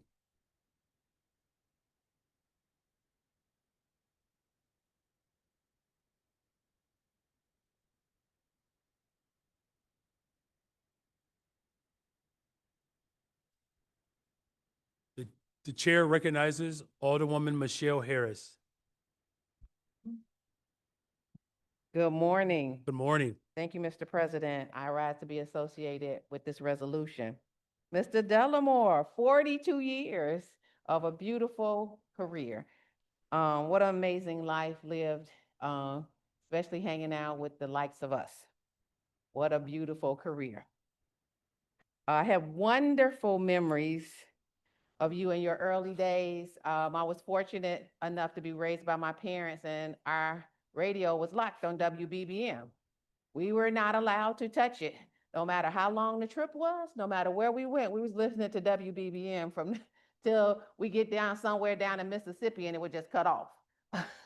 And so today I have all these wonderful memories of when you actually came on radio and we're listening as we took those wonderful trips every year to Mississippi in the car. And so my parents, and even in our home, was locked on WBBM. So when I became an alderman, I was down here. I was like, oh my God, my favorite radio personality. And so you have been an amazing example of what a media leader is, and someone who is always fair and compassionate and telling a story.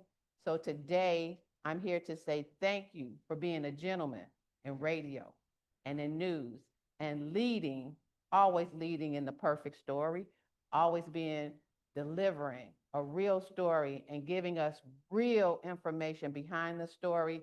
You have been an amazing example for me.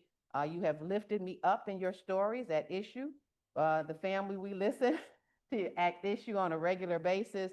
So I am so grateful that you have been a wonderful part of the thread of City Council, and your influence will always be remembered, will always be part of what we do here in City Council. You will forever be a part of what makes Chicago great.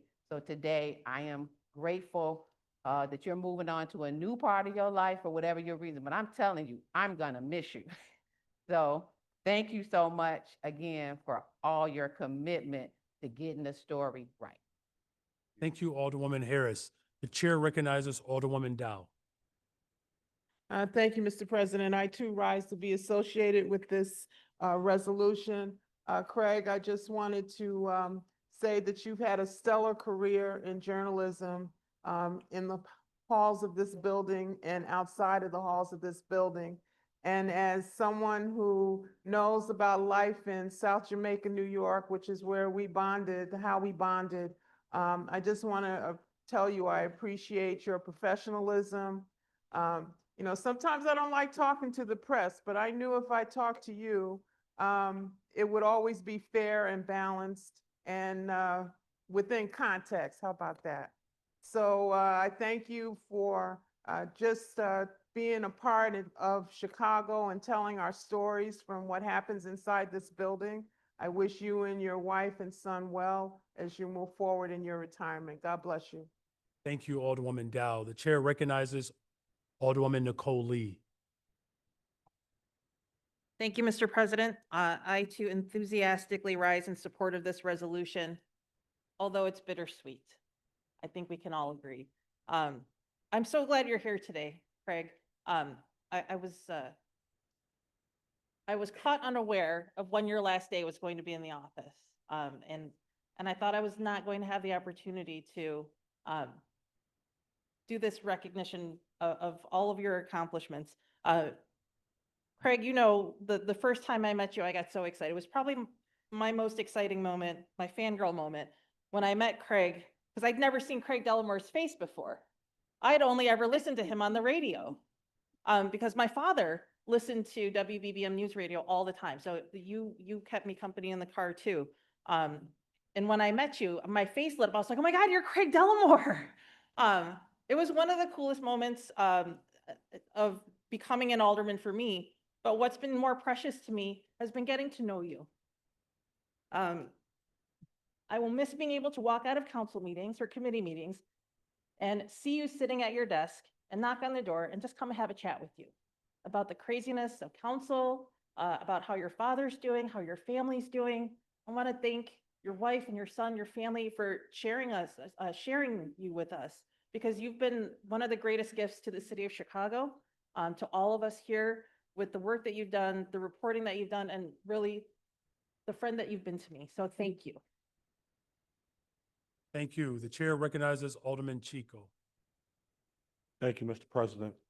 And thank you, Craig. You were my first radio interview. And although I was a little nervous, you put me at ease and you made me very comfortable. And after we did the half-hour interview, we forgot to hit the record button. So they called me the next day and say, can you do it again? And I gladly accepted it because it was you and your professionalism. So thank you once again for everything. Thank you, Alderman Chico. The chair recognizes Alderman Moore. Thank you, Mr. President. I stand in support of this resolution, and let me start by saying, Craig, you've always been this smooth guy. But when I saw your wife, I was like, man, you're smoother than I thought. She is so beautiful. And no, she is. Come on now. But when we listen to you, we used to call you the voice. I mean, you may not see anybody, but what gets you to listen, first of all, something got to capture you. And it was two things for me: the voice, and then the way that you tell the story. You capture it, but not only do you capture it in a way that someone can feel it, what then you get truth, you get fairness, and you get integrity. And that's what you've been to this, this industry and media. if you wanted the truth, we hear a lot of stuff. Hey, let's listen to Craig Dellamore and see what he's saying. And you can then get through with some of the people's emotional things or people in media who trying to just sell rather than get to the truth and have integrity and fairness with the story. Del Marie Cobb, who I work with closely, has been a big fan of yours, and you guys have worked together. But it's exciting to know when you have people like my state senator, my forever state senator, Jackie Collins, who have worked with you at CBS where you guys met. And when someone like that respects you, because she is well respected, that shows the type of person that you are. So I wish you well, enjoy, do not bug her. If she called me and say you bugging her too much, I'm coming to get you, Craig. But she said she's gonna have you in that basement working though. And thank you, young man, because you've had to share him with so many as a son. And we say thank you so much from the bottom of our hearts. And just enjoy your retirement, enjoy your family. God bless you. Thank you, Alderman Moore. The chair recognizes Alderman Sigcho Lopez. Thank you, Mr. President. And I also rise in support of this resolution. And I had the opportunity and pleasure to have several interviews with Greg over the years.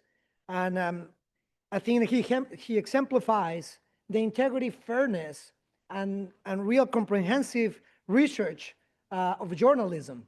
And today, more than ever, I think that it is important to recognize important and invaluable contributions that such reporting plays in our communities. I think that today, I think we all see the importance of the voice of Greg in WBBM and the many other outlets where I had the opportunity to see him in action. And as someone that have talked to him in detail about Mayor Washington administration, he came to Chicago right about that time in a historic moment. And what a journey and what a way to wrap it up in full circle, to come here to City Council after decades of critical and fair reporting. It is important to recognize. So I want to thank you, Greg, on behalf of our communities, because fair and journalism with integrity like you make our messages possible. Without that, I think that the task of elected officials is even harder. So on behalf of the 25th Ward, we rise in support, and I wish you well, you and your family, in your well-deserved retirement. Thank you for the service of communication and informing our communities to the city of Chicago. Thank you, Alderman. The chair recognizes Alderman Nick Sposato. Thank you, Mr. President.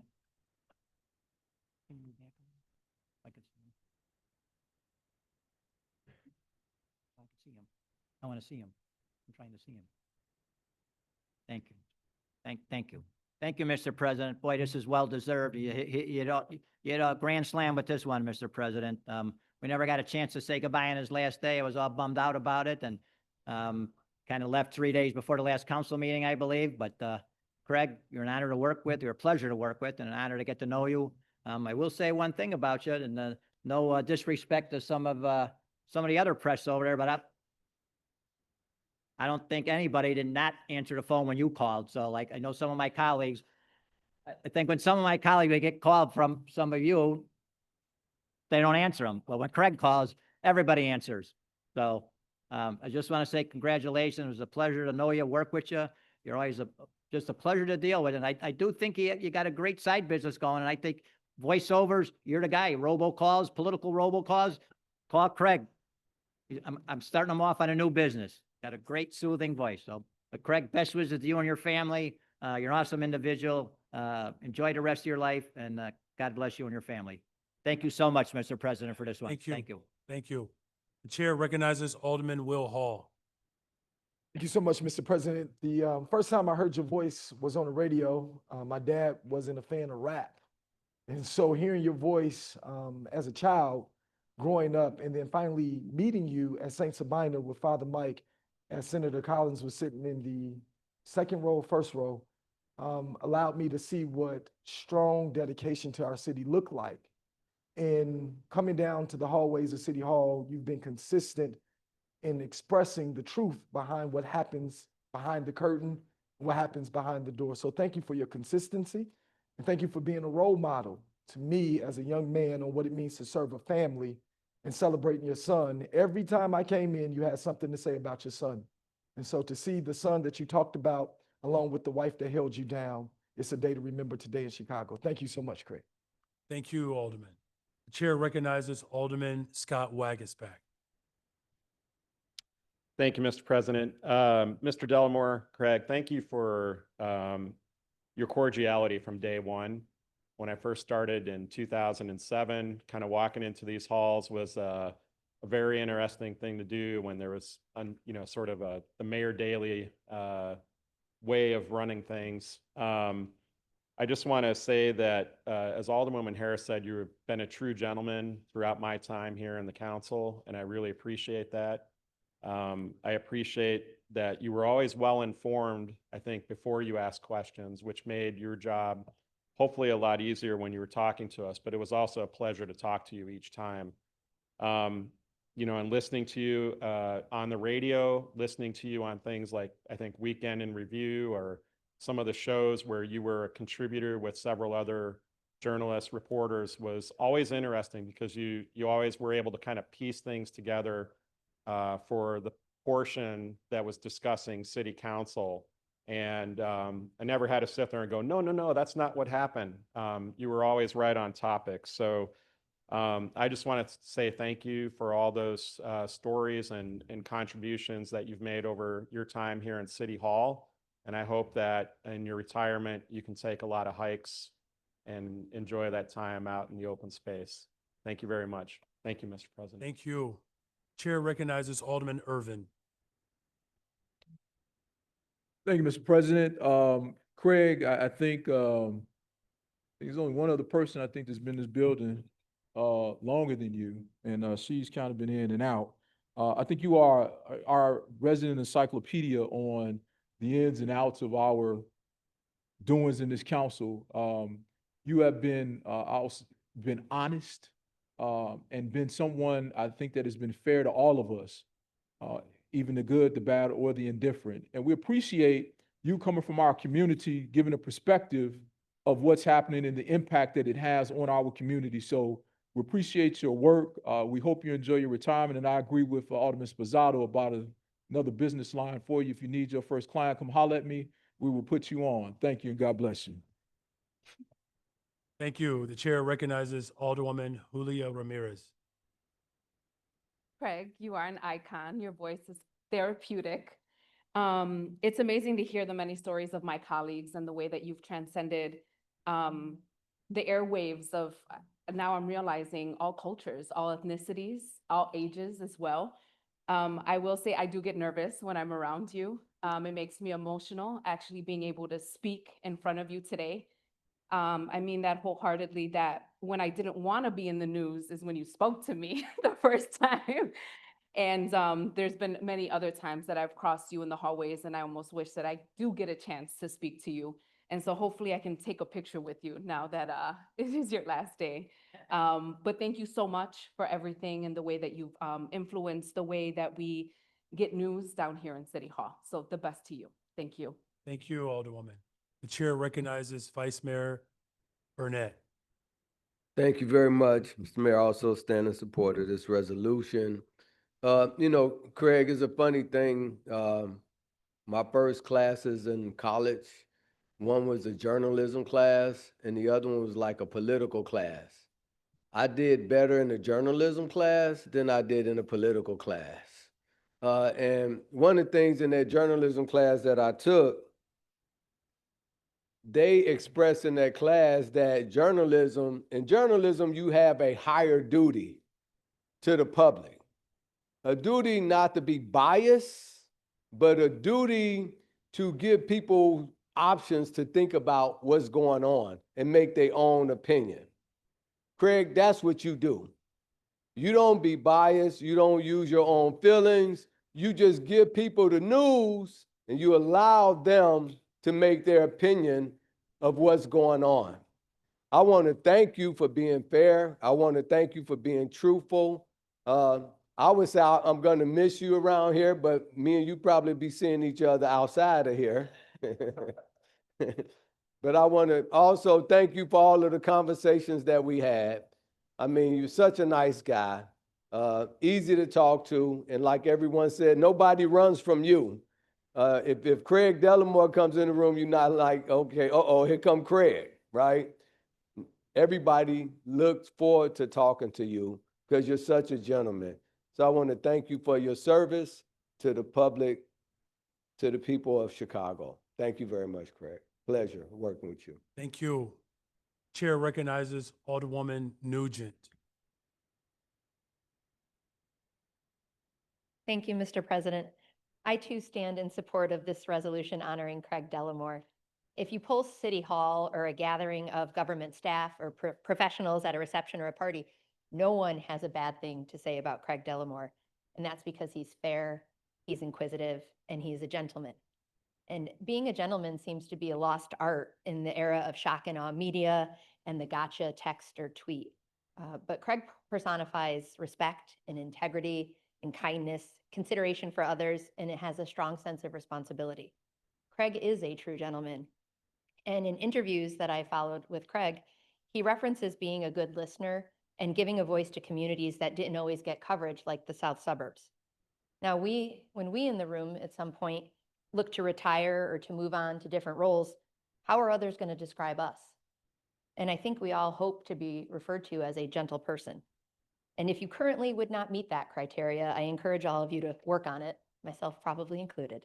So Craig, thank you for your fairness and your kindness and your commitment to the profession, and in your case, I would say vocation of journalism. Congratulations. Thank you, Mr. President. Thank you. Chair recognizes Alderman Knudsen. Thank you, Mr. President. Craig, I couldn't go this meeting without just saying thank you as well. I think similar to what a lot of people have mentioned is really have enjoyed interviews with you. Good memory we have together. I remember we did an interview during the convention on the steps, the Chicago River. And even just, you make people very comfortable in interviews, which I'm told, don't get too comfortable, right? It's still an interview.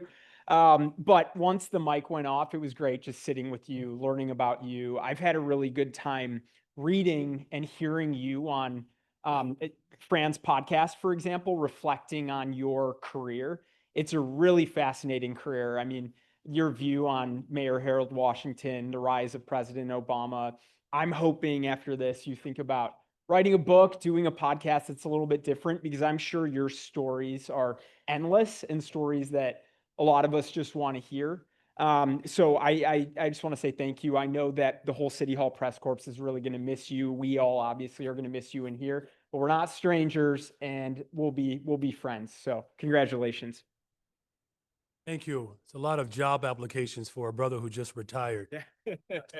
Chair recognizes Alderman O'Shea. Thank you, Mr. President. I too rise in support of this resolution. How nice is it for your family to hear such heartfelt words from a room, even this room? To the other media here, you are an example of what a gentleman can be, to be fair, to do the research. It's been said many times, you did the research. You didn't just go in an interview. You looked up things up. You knew what was going on before you walked into that room. You're always fair. And I've heard it more and more and more. You're a gentleman. You truly are. These last several years, it was always nice for me to walk down that hallway and take a look. And if you were sitting there, I'd always stop and we might just talk for a minute or two. When we were talking about your son's former career in law enforcement, and we used to talk about you a lot. I'm just going to miss you because you're just a good person. And to your family, I hope you get to spend a little more time with them. I hope you get to travel. But I hope you're not done, because I really think podcast or a book or something should be in your future, because you got a wonderful story to tell. All the best. Thank you, Alderman. The chair recognizes Alderwoman Helu Gutierrez. Thank you, Mr. President. I also wanted to thank you for reporting with the heart, for always saying the truth about the work we're doing here. Thank you for that report that you did last year about me being the first woman in office having a baby. It was really kind of you, and to share that story, because many people maybe didn't know, but how you wrote it, how you spoke about it, make me feel that yes, we're in this fight together, and it's an inspiration for more women. It was because how you spoke about it. If it would have been by someone else, maybe it would have taken another route. But you truly always are an inspiration. How you always talk about issues here in the council and out there in our communities. Thank you for always leading with truth, saying what is really happening. And we will really miss you. You will always say hi to us with a big smile, always also pumping us up. You know, sometimes there are hard days, but you're always there. And we will really miss you. And I wish you a blessed retirement to enjoy with your family, travel, wake up late, right? Sip that coffee at home, having not to rush downtown in the traffic as well. Thank you for all your work. And I know you're gonna continue to report on some little things out there, not as right now. You need to really have a good retirement, but I know and I hope you continue to report on issues so we continue to hear you. Thank you so much. Thank you. Chair recognizes Alderman Raymond Lopez. Thank you, Mr. President. Good morning, members of the City Council. I rise in support of this appointment of Dale as the replacement of Craig Dellamore. Oh, wait, wrong retirement. I'm sorry. It is a tradition here in City Council to replace ourselves with our children, so I was hoping we could sneak one in. Oh, you know I love you. No, but I wanted to rise today, Mr. President, because I think back of all the interviews that we've had, we don't get to laugh as much as we should with our reporter friends. Because though we are sometimes at odds because of the nature of the business, we are still human beings. And I believe that that is something that you never lost, an appreciation for the humanity of the room. And so many of us today have recognized our role in that and your role in that and how that is permeated with the family that you've brought here today. So I wish you Godspeed in all your endeavors. I urge you to ignore all the calls to go back to work because retirement should be exactly that. You've put in your due. I think at some point, you know, we'll have a memorial wall of all of our news media that have spent decades in this room reporting, not on us, but reporting for the people of the city of Chicago. Your value as journalists cannot be understated. It's something that is enshrined in the Constitution, a free press, but that also requires the press to be able to do what they need to do, to ask the questions, to be available, to occupy that room, which is right next to us, to make sure that the press room is right here, right there, and even upstairs, to make sure that the answers that people care about are being presented in ways that are understandable and relevant and not just being regurgitated by politicians. And I think that's something that no one can ever say is true about you. So thank you for 10 years of being together here. Thank you for sharing him with us. And thank you for being a model for all of them over there who are typing away, because in this business, the reporter should never be the story, but you are the story today. Thank you. Chair recognizes Alder Haddon. I too rise to be associated with this resolution. Hi, Craig. So I think you were the second after I won the first election. My second media appearance, I believe, was on your show. And it was so cool to get to go to the studio. I remember just like being nervous and being stressed. I was going to get to be interviewed by Craig Dellamore, get to sit in the radio studio, which is somehow more intimidating, I feel like, than like the camera studio. The radio studio is intimidating. +1 to all the kind things that people said. Every word of this resolution rings true and is also my experience. I think that in this time, I hope of your own accord and on your own time, that you continue to stay curious. I feel like you have such interesting takes on things because you're so curious, and you do bring a lot of objectivity to things in a way that helps people to learn. And it's something that we don't always have a lot of opportunity to do in our everyday lives, whether it's people are just, they're busy, they're working too hard, they're raising their families, they're worrying about, their bills, their stresses, their job, their health. Having that space for curiosity and like just learning for the sake of learning and asking these questions just for the sake of the information, like that is an art form. And it is so important to not just, our brains and our learning, but to our democracy, right? Like having people who have a profession and a right and a space and are supported to do that type of learning and sharing is core to exposing other people to that. And it's facts, right? In a time of fake news, like billionaire tyrants controlling our media, private equity firms taking it for profit, and anti-democratic folks in the White House defunding public media. These are scary times where facts, objectivity, curiosity, and what makes us a great country and a great city are all at risk. And you have done so much to contribute to that, that I hope in your spare time that you find a way to continue to do that. And I have a feeling that you will continue to do that. Like, 'cause I don't think you can stop doing that.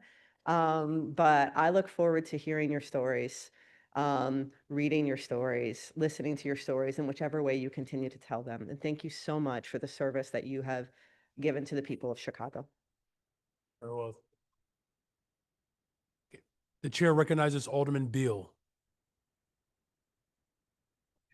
Thank you, Mr. President.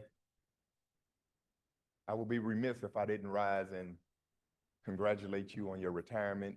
I'm the second longest serving alderman here that has worked with you. And only a few aldermen here today actually remember the times where we used to actually play a softball game against the press.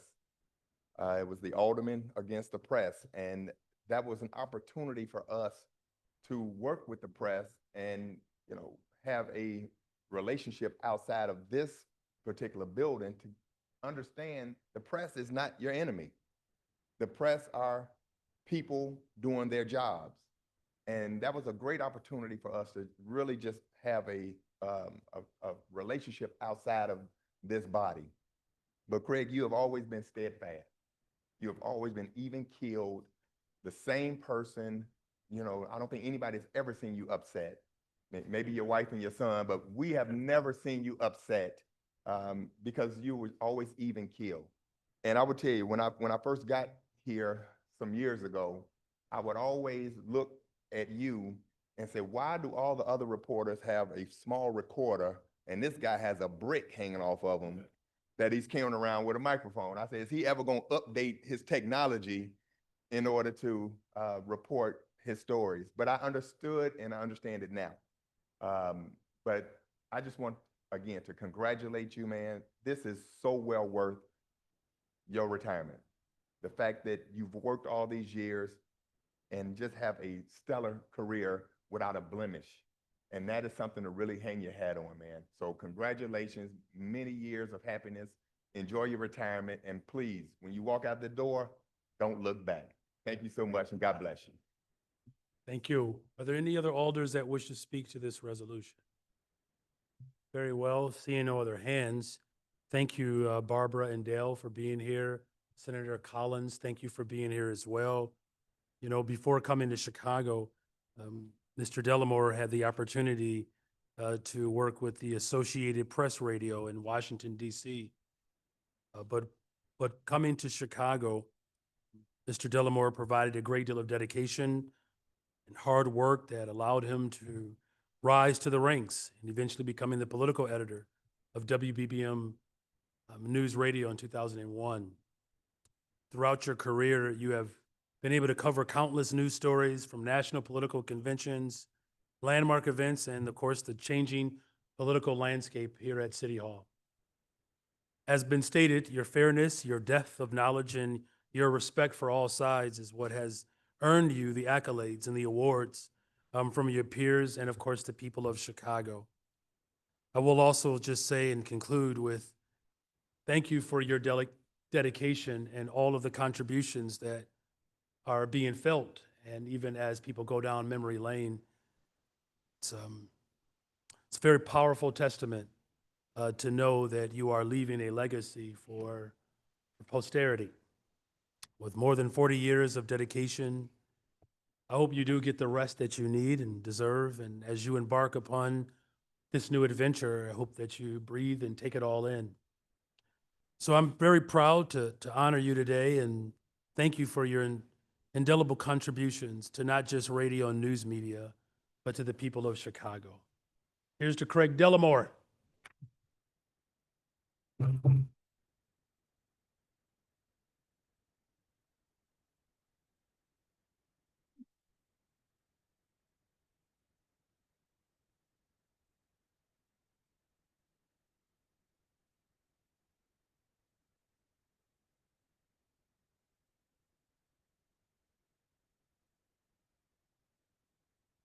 Alderman Mitchell, can I get a motion for the approval of this resolution?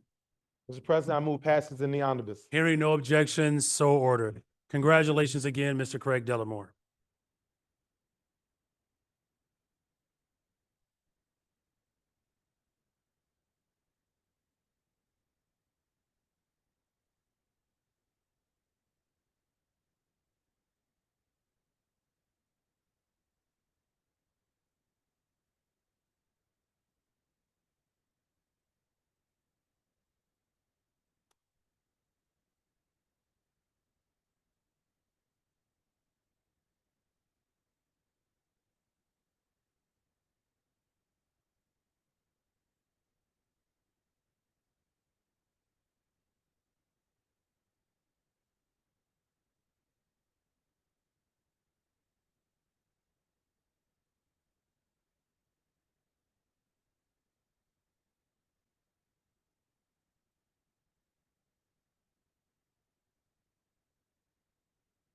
Chair recognizes Alderman Mitchell.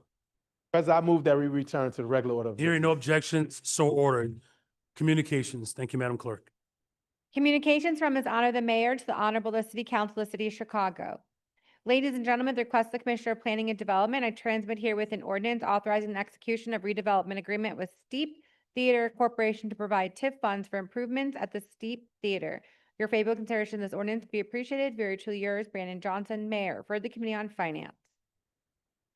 Ladies and gentlemen, the request of the Commissioner of Planning and Development, I transmit herewith an ordinance authorizing the execution of redevelopment agreement with 105 Adams Development LLC to provide TIF funds for improvements at the Clark Adams Building. Your consideration of this ordinance be appreciated. Very truly yours, Brandon Johnson, Mayor, referred to the Committee on Finance. At the request of the Commissioner of Housing, and transmit herewith an ordinance authorizing the issuance of TIF assistance for the adaptive reuse of the building located at 135 South LaSalle Street. Your consideration of this ordinance be appreciated. Very truly yours, Brandon Johnson, Mayor, referred to the Committee on Finance. Ladies and gentlemen, the request of the Commissioner of Planning and Development, I transmit herewith an ordinance authorizing the execution of a TIF redevelopment agreement, After School Matters Incorporated, to provide funds for improvements at the After School Matters Orleans Teen Center. Your favorable consideration of this ordinance would be appreciated. Very truly yours, Brandon Johnson, Mayor, for the Committee on Finance. Ladies and gentlemen, at the request of the Commissioner of Planning and Development, I transmit here with an ordinance authorizing the execution of redevelopment agreement with Rage Economic Uplifting Project LLC to provide neighborhood opportunity funds for improvements at 1210 West 59th Street. Your consideration for this ordinance be appreciated. Very truly yours, Brandon Johnson, Mayor, for the Committee of Budget and Government Operations. Ladies and gentlemen, the request of Commissioner of Procurement Services, I transmit here with an ordinance amending Section 2-92-490 of the Municipal Code regarding the removal of certification fees. Your consideration of this ordinance be appreciated. Very truly yours, Brandon Johnson, Mayor, for the Committee on Contracting, Oversight, and Equity. Ladies and gentlemen, the request of Commissioner of Procurement Services, I transmit here with an ordinance amending the Municipal Code to add the Non-Construction Small Business Initiative Procurement Program. Your consideration of this ordinance be appreciated. Very truly yours, Brandon Johnson, Mayor, for the Committee on Contracting, Oversight, and Equity. Ladies and gentlemen, the request of Commissioner of Planning and Development, I transmit here with an ordinance authorizing as amended 2025 budget and service provider agreement with Quad Communities Development Corporation of Special Service Area 47. Your favorite consideration of this ordinance to be appreciated. Very truly yours, Brandon Johnson, Mayor. Referred to the Committee on Economic Capital and Technology Development. Ladies and gentlemen, the request of the Commissioner of Planning and Development, I transmit herewith ordinances authorizing favorable tax incentive classifications for specified properties located within the city. Your consideration of these ordinances will be appreciated. Very truly yours, Brandon Johnson, Mayor, for the Committee on Economic Capital and Technology Development. Ladies and gentlemen, the request of the Commissioner of Housing, I transmit here an ordinance authorizing the dissolution of the Chicago Community Land Trust. Your consideration of this ordinance will be appreciated. Very truly yours, Brandon Johnson, Mayor, for the Committee on Housing and Real Estate. Ladies and gentlemen, at the request of the Commissioner of Housing, I transmit here with an ordinance authorizing the sale of city-owned property located at 5230 North Lincoln Avenue. Your favorable consideration of this ordinance would be appreciated. Very truly yours, Brandon Johnson, Mayor, for the Committee on Housing and Real Estate. Ladies and gentlemen, at the request of Commissioner of Planning and Development, I transmit here with ordinances authorizing the sale of city-owned properties. Your consideration of this ordinances will be appreciated. Very truly yours, Brandon Johnson, Mayor, for the Committee on Housing and Real Estate.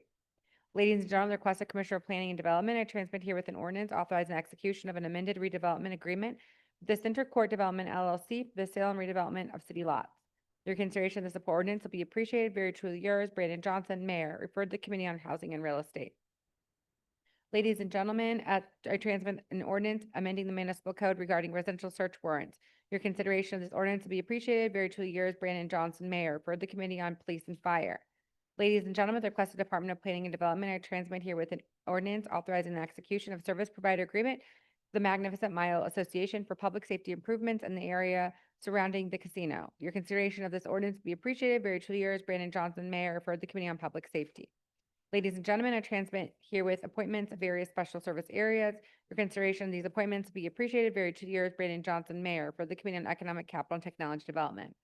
Ladies and gentlemen, I transmit herewith appointments to the City Colleges Board. Your consideration of these appointments will be appreciated. Very truly yours, Brandon Johnson, Mayor, for the Committee on Education and Child Development. I, City Clerk Anna Valencia, hereby inform the City Council that the following documents were filed in my office relating to respective subjects as named as follows.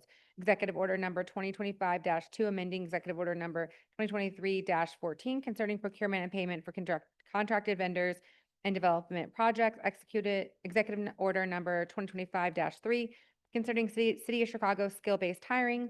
Determination Certificate of City of Chicago regarding issuance of up to $40 million water system line of credit notes with PNC Bank, National Association on City Revolving Line of Credit Agreement dated March 14, 2012, notification of sale City of Chicago General Obligation Bond Series 2025A, notification of sale City of Chicago General Obligation Bond Series 2025B, notification of sale City of Chicago General Obligation Bond Series 2025C, and taxable services D. Notification of sale City of Chicago General Obligation Bond Series 2025E, notification of sale City of Chicago General Obligation Bond Series 2025F, and taxable series 2025G. City's funding requirement for Chicago Policemen's in Annuity and Benefit Fund for year 2026, and a report of Firemen's Annuity and Benefit Fund of Chicago, certification of city funding requirements for laborers and Retirement Board employees, Annuity and Benefit Fund of Chicago for tax levy year 2026, payment year 2027, Office of the Inspector General second quarter report for year 2025, Civilian Office of Police Accountability quarterly report for period ended June 30th, 2025, expression of opposition to proposed zoning reclassification of property at 5710 North Broadway, expression of opposition and proposed zoning reclassification of property at 5718 North Broadway. We have a couple. Oh, sure.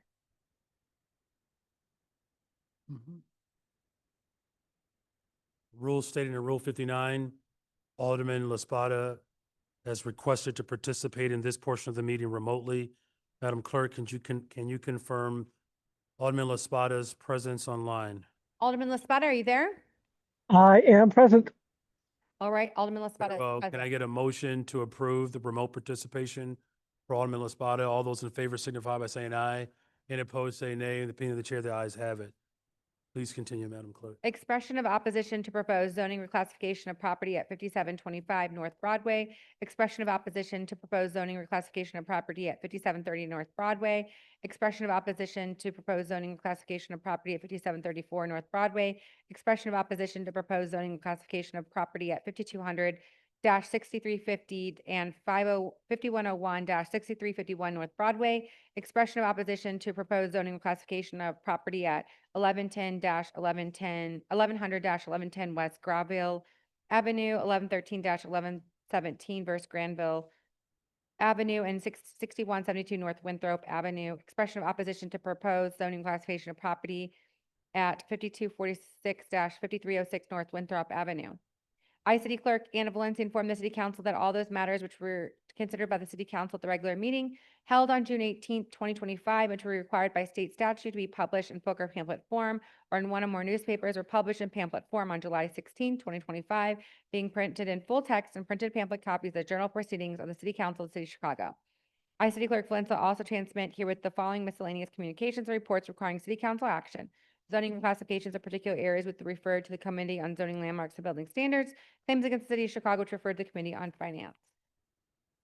Amendment of ordinance which was reclassified area shown on map number 20-B for property at 8001-8059, 5 Muskegon Avenue, 8000-8058 South Escanaba Avenue, 8001-8059 South Escanaba Avenue, 8000-8058 South Exchange Avenue, 2949-3025 East 80th Street, 2948-3024 East 80th Place, 2949-3025 East 80th Place, and 2948-3024 East 81st Street, which is referred to Committee on Zoning, Landmarks, and Building Standards. The following veto letter from the Honorable Brennan Johnson Mayor was filed with the Office of City Clerk on June 20th, 2025. To the Honorable the City Council of the City of Chicago and City Clerk Valencia, I return herewith, without my approval, an ordinance passed by the City Council on June 18th, 2025, SO 2025-0016-732, regarding authority to impose snap curfews. At a time when violent crimes continues to trend down across the City of Chicago, it is critical that we continue our investments in community safety strategies that have proven track record of success.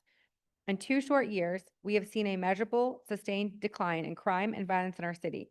It is the focus of my administration to continue working with the full force of government, community organizations, business, and philanthropy to solve a decades-long problem with effective policing and new investments in youth jobs, safe spaces for young people, and mental health care. For the above stated reasons, it is my duty to veto this ordinance. Madam Clerk, please read this letter at the July 16, 2025 City Council meeting under the headings of reports and communications from the mayor and other city officers. Sincerely, Brandon Johnson, Mayor. Very well. Thank you, Madam Clerk. Your Honor, that concludes the reports and communications from. Thank you. Chair recognizes Alderman Hopkins. Thank you, Mr. President, for the recognition. I move to adopt proposed ordinance 2025-16732, which amends Municipal Code Sections 816, 21, and 22 regarding declaration of curfew for mass gatherings and custody procedures, as previously adopted by this City Council at its regular meeting of June 18, 2025, notwithstanding the mayoral veto submitted to the City Clerk on June 20th, 25, and transmitted to this body during this meeting. And Mr. President, I would ask for an immediate roll call vote on my motion. Thank you. Very well. There's a motion to override the veto. Vote on this motion will be taken by roll call. The question has been called for immediate. Under state law, just for reference, there are 34 votes that are needed in order to override this veto. Members, please use your e-vote application to record your vote at this time. Bye.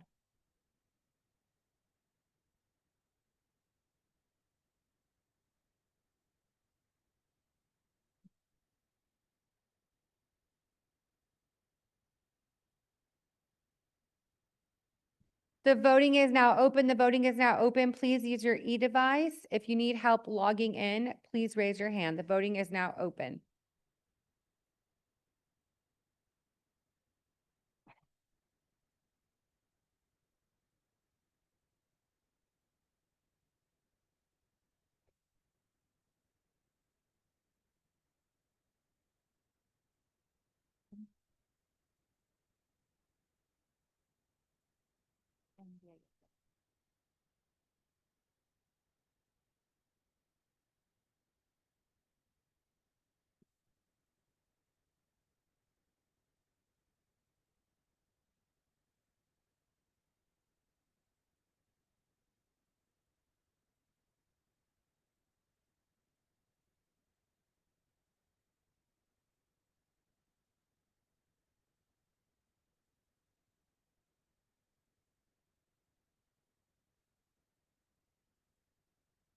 I will now call on those who have not used the e-voting device for their voice vote. Alderman La Spada. No. La Spada is a no. Alderman Yancey.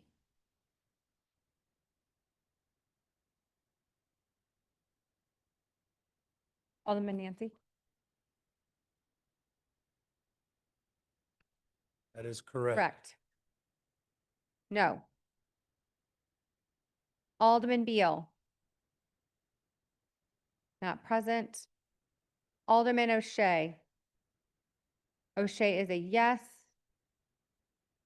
Alderman Villegas. Yes. Alderman Villegas is a yes. All those who voted who wish. All right, the voting is now closed. 27.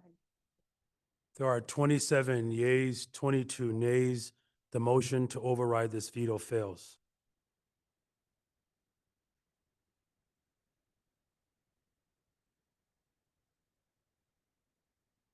Next up, we have our committee reports. Your Honor, that concludes the reports and communications from the mayor and other city officers. Thank you, Madam Clerk. For committee reports, our first committee is on finance. The chair recognizes Chairwoman Dow. Thank you, Mr. President and members of the City Council. Reporting for the Committee on Finance, which held a committee meeting on July 14th, 2025. The following items received a due pass recommendation from the committee. Item number 1 is the substitute ordinance authorizing the execution of a redevelopment agreement and the issuance of tax increment financing funds to Southbridge 1C Housing LLC and conveyance of city-owned property to TCB-DS for the project at 2311 through 15 South State Street, also known as 3 through 5 East 23rd Street in the 3rd Ward. Mr. President, unless someone wishes to speak on this item, I move passage of this item by a roll call vote. Very well. Seeing no hands, this motion will be taken by roll call. Members, please use your e-vote application to record your votes at this time. The voting is now open. The voting is now open. Please use your e-device. If you need help logging in, please raise your hand.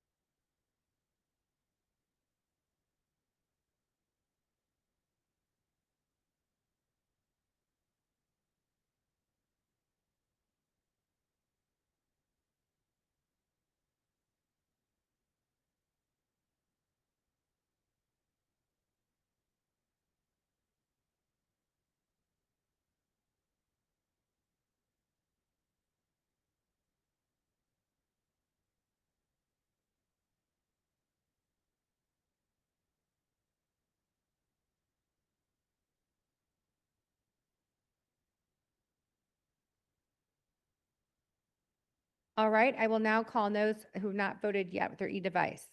Alderman La Spada. Yes. La Spada is a yes. Alderman O'Shea. O'Shea is a yes. Alderwoman Tabarrus. Tabarrus is a yes. Alderman Villegas. Yes. Villegas is a yes. Alderman Lawson. Yes. Lawson is a yes. Oh, I'm sorry. Lawson is a yes, sorry. Lawson is a yes. It's summertime shy, we get it. The voting is now closed. Thank you. There are 50 yeas and 0 nays. This motion passes. On the motion to reconsider, Chair recognizes Alderman Mitchell. Mr. President, motion to reconsider vote. All those in favor of the reconsideration of this vote signify by saying aye. Those opposed say nay. This motion fails. The chair recognizes Chairwoman Dow. Thank you, Mr. President. Item number 2 is an ordinance authorizing the bond inducement for the Homan Square Apartments Phase 4 project at 3607, 3621, 3645 West Polk Street, 906 and 908 South Central Park Avenue, and 921 South Lawndale Avenue in the 24th Ward. I move passage of this item by the first most favorable roll call vote of the Committee on Finance report and the associated unsuccessful motion to reconsider. Hearing no objection, so ordered. Item number 3 is a communication appointing Mike Belsky as City Comptroller. Following deliberations on this matter, Mr. President, I move passage of this item by the same motion. I reserve the right to close. Very well. As Mr. Belsky takes the box, if there are any individuals that wish to speak to this item or this appointment, this will be the opportunity to do so now.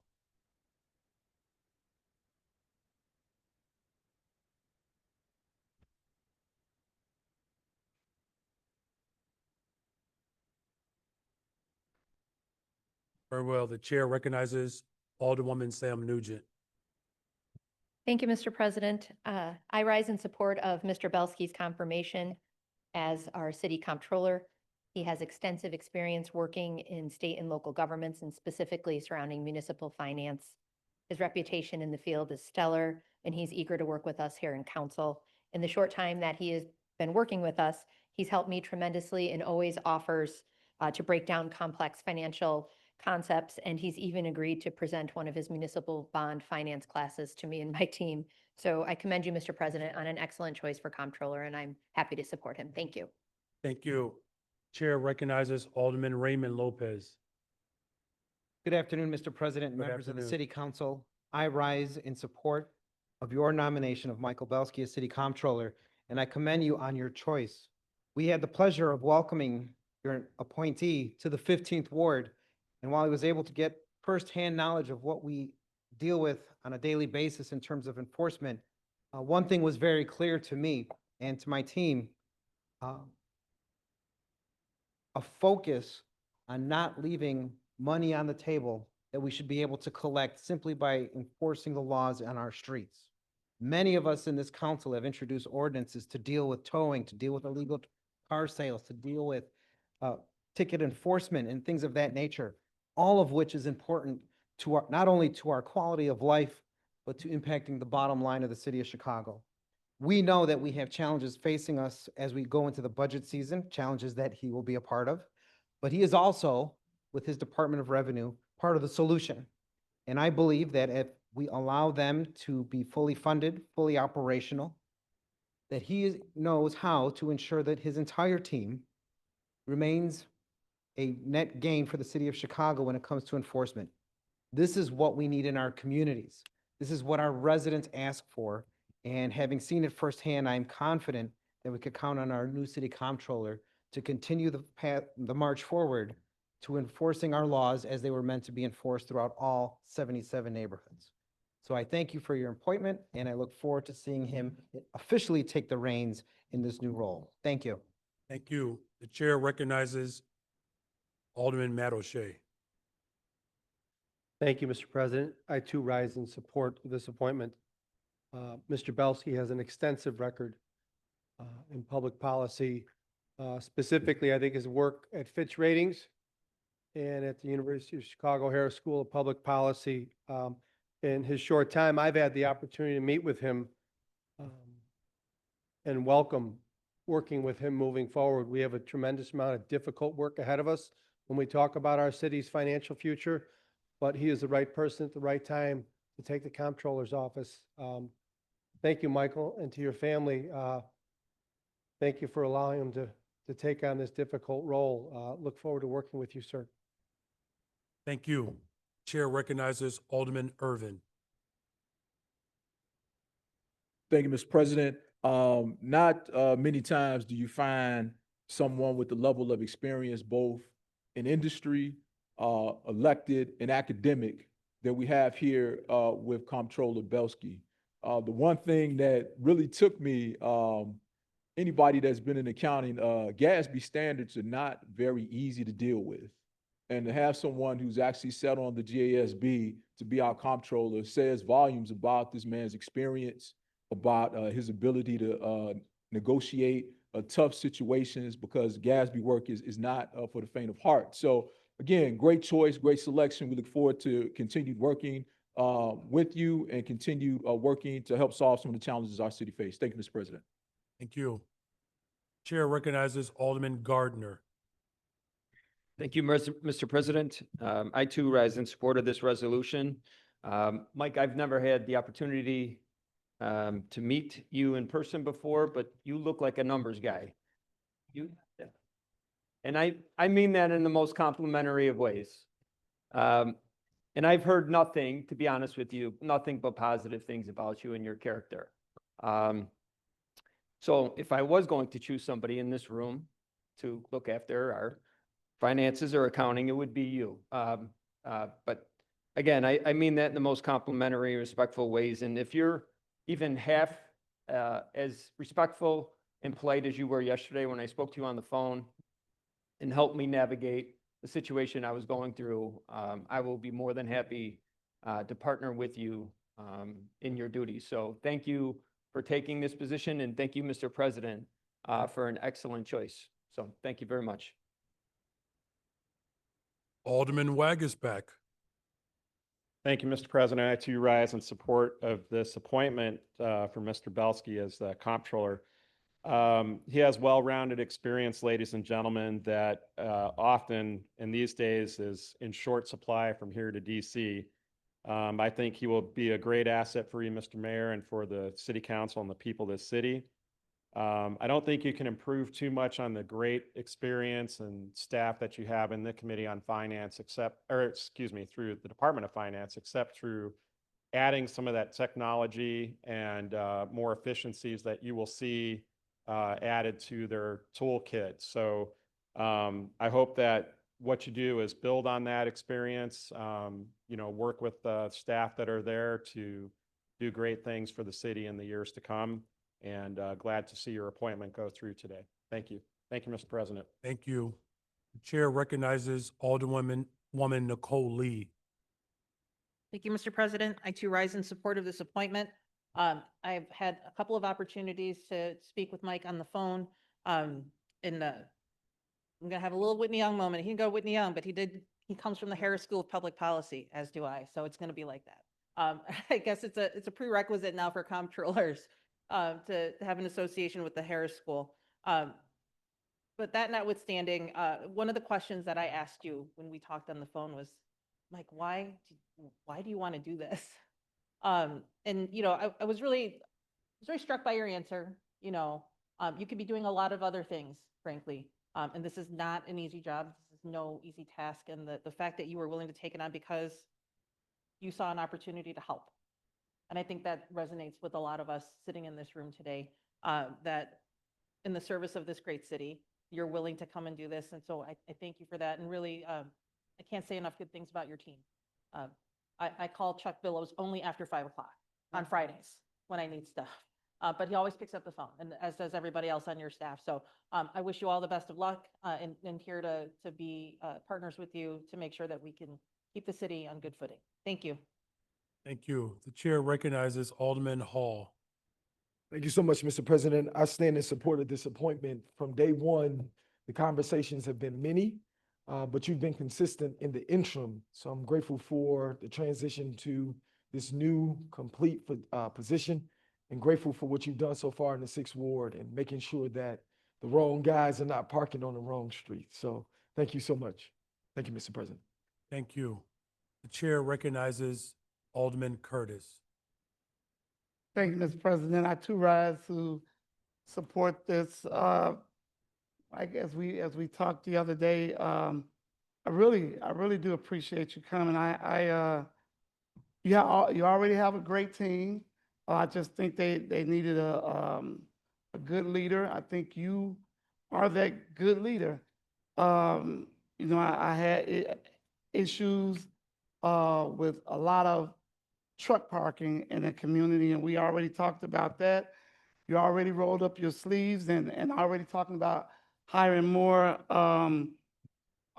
agents to work on our streets. So I appreciate you wanting to accept this position and the time that we're in right now. And we definitely need your support and help and your expertise.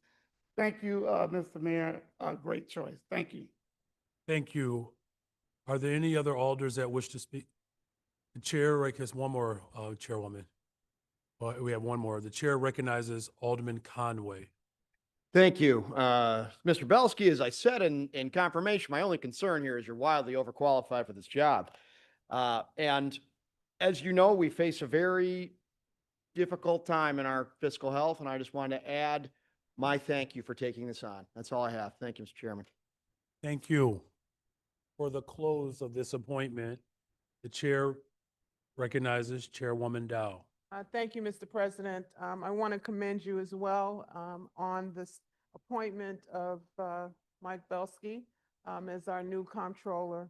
It was a stellar appointment. As people have already said, he is exceptionally qualified and he has deep experience in the municipal finance area. I think I told him yesterday or when at the committee meeting that he's known in the community as a problem solver, but now he also has to be a traffic cop.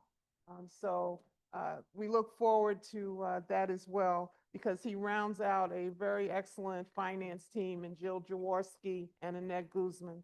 So with that, Mr. President. Before your motion? Renew my motion. Just want to shout out real quick, the Belsky family, Julia, Lynn, Jared, Andrew, Brandy, Noah, Zoe, and then we have Mike, Moonhall, Enza, Fragasi, Joe Flores, Elaine Herman, Chuck Billows, Karan Koka, to the entire Belsky family, and all of those are in the box. Thank you for being here. The motion has been renewed by Alderwoman Dow. Seeing no other hands, hearing no objections, the most favorable roll call and the subsequent motion to reconsider that failed. So ordered. Congratulations, Mr. Belsky.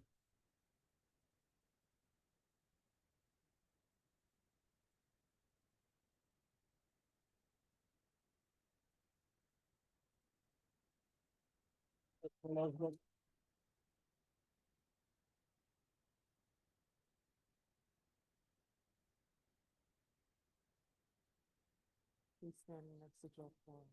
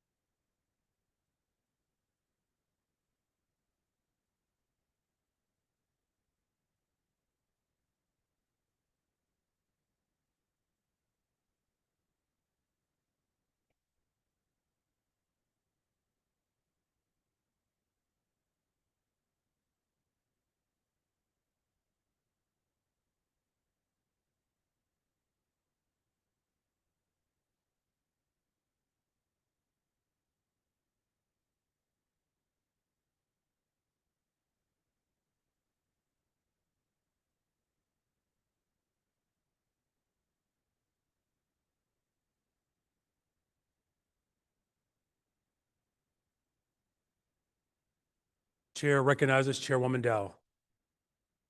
Thank you, Mr. President. Item number 4 is an ordinance amending the municipal code, section 7-28-235, to align the senior sewer exemption and the senior refuse discount program. I move passage of this item by the same motion. Hearing no objection, so ordered. Item number 5 is the substitute ordinance amending municipal code section 2-44-140, 2-45-110, and 14A-3-313.6 regarding lien assignments. I move passage of this item by the same motion. Chair recognizes Alderman Lopez. Thank you, Chairman and members of the committee. I rise in opposition to this substitute ordinance. As we discussed in committee, I feel that this is a solution in search of a problem, as we heard that there were only 3 properties at the time where of all the thousands of properties that have liens, only 3 would be impacted by this. I think there are concerns that I have that went unanswered in committee. There's information that was requested with regards to the amount of total valuation of all debt liens the city currently has across the entire city that has not been shared as of my standing in this moment. And there are some unanswered questions with regards to person-to-person sales, where we are effectively removing debt on a property and then reassigning it to a new owner. There are other ways that we can address these issues, Mr. President. Issues that are already legal, where we would go to court, take a property that has a debt lien assigned to it, put it in our inventory, and then provide a clean bill of sale and title to individuals if we are trying to work with them to provide housing or other things. Quite frankly, Mr. President, this is not the way. I'm not going to defer and publish, but I would like to be recorded as voting no on this item. Thank you. Very well. Despite the division, your motion. Thank you, Mr. President. Item number 6 is an ordinance concern. Hold on a second. Just make the motion again, Alderwoman Dow. Okay, I move passage of this item by the same motion with the exception of Alderman Lopez voting no. Very well, Mr. Clerk, could you, Madam Clerk, record Alderman Lopez, Raymond Lopez as a no. Despite the division, hearing no other objections, this is so ordered. Thank you, Madam Chair. Thank you. Item number 6 is an ordinance concerning the execution of a redevelopment agreement and issuance of tax increment financing funds to Black Ensemble Theater Corporation for improvements of the Black Ensemble Studio Theater at 4440 through 4450 North Clark Street in the 47th Ward. I move passage of this item by the same motion. Hearing no objections, so ordered. Item number 7 is a communication transmitting reports of cases in which verdicts, judgments, or settlements were entered into for the month of June 2025. This will be placed on file with the clerk. Item number 8A is an order authorizing the Corporation Council to enter into and execute a settlement order in the case of Felicia Knowles Bradley versus City of Chicago in the amount of $400,000. I move passage of this item by the first most favorable roll call vote of the Committee on Finance report and the associated unsuccessful motion to reconsider. Hearing no objections, so ordered. Item number 8B is an order authorizing Corporation Council to enter into and execute a settlement order in the case of Gilbert Mendez versus City of Chicago in the amount of $2.5 million. I move passage of this item by the same motion with the exception of Alderman Spizzato voting no. Hearing no objections, so ordered. Item number 8C is an order authorizing Corporation Council to enter into and execute a settlement order in the case of Marley Aguilar versus Eric Duran et al. In the amount of $3 million. I move passage of this item by the same motion with the exception of Aldermen Conway, Hopkins, Beal, Quinn, Lopez, O'Shea, Scott, Cardona, Spizzato, Riley, Silverstein, and Nugent, who all wish to be recorded as voting no on this matter.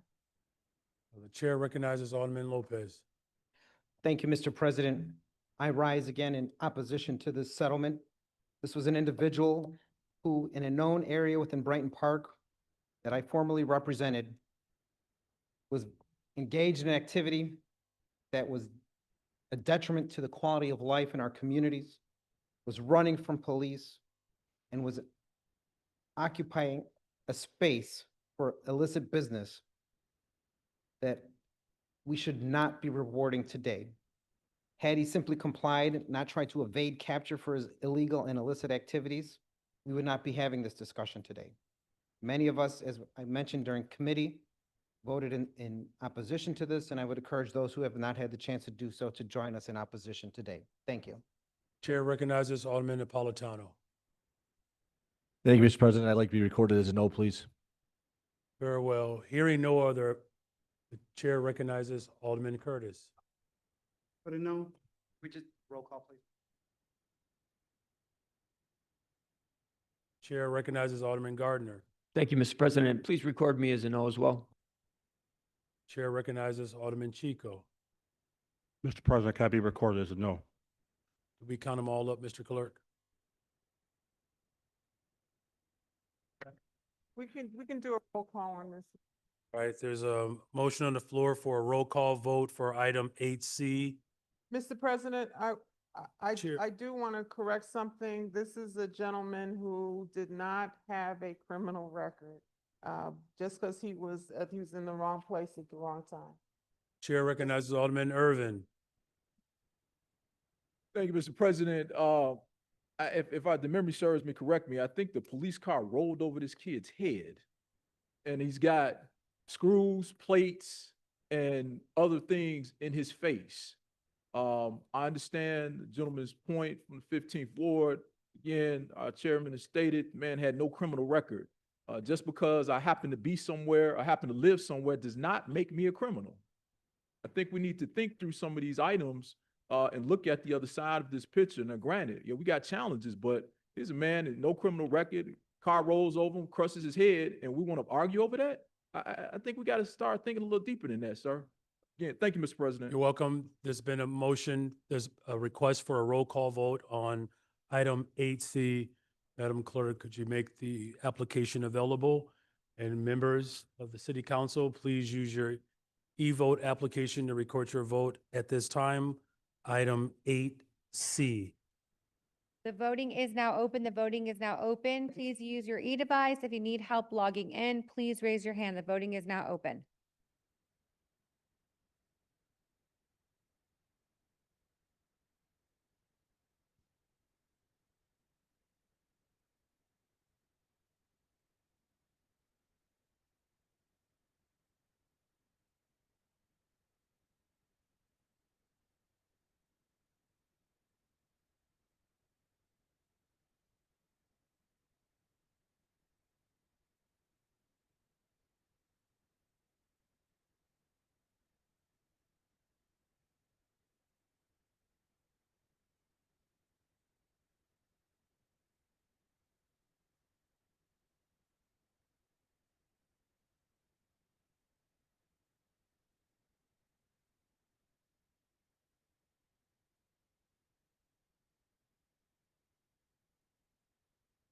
I will now take a voice vote for those who do not use their e-device. Alderman La Spada.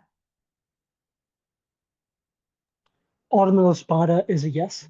La Spada is a yes. Alderman Hopkins. Not present. Alderwoman Coleman. Alderwoman, oh, yes, okay. Alderwoman Coleman is a yes. Alderman O'Shea. Alderman O'Shea is a yes. Alderwoman Tabaras. Tabaras is a no. Alderwoman Cruz. Not present in chambers. Alderman Villegas.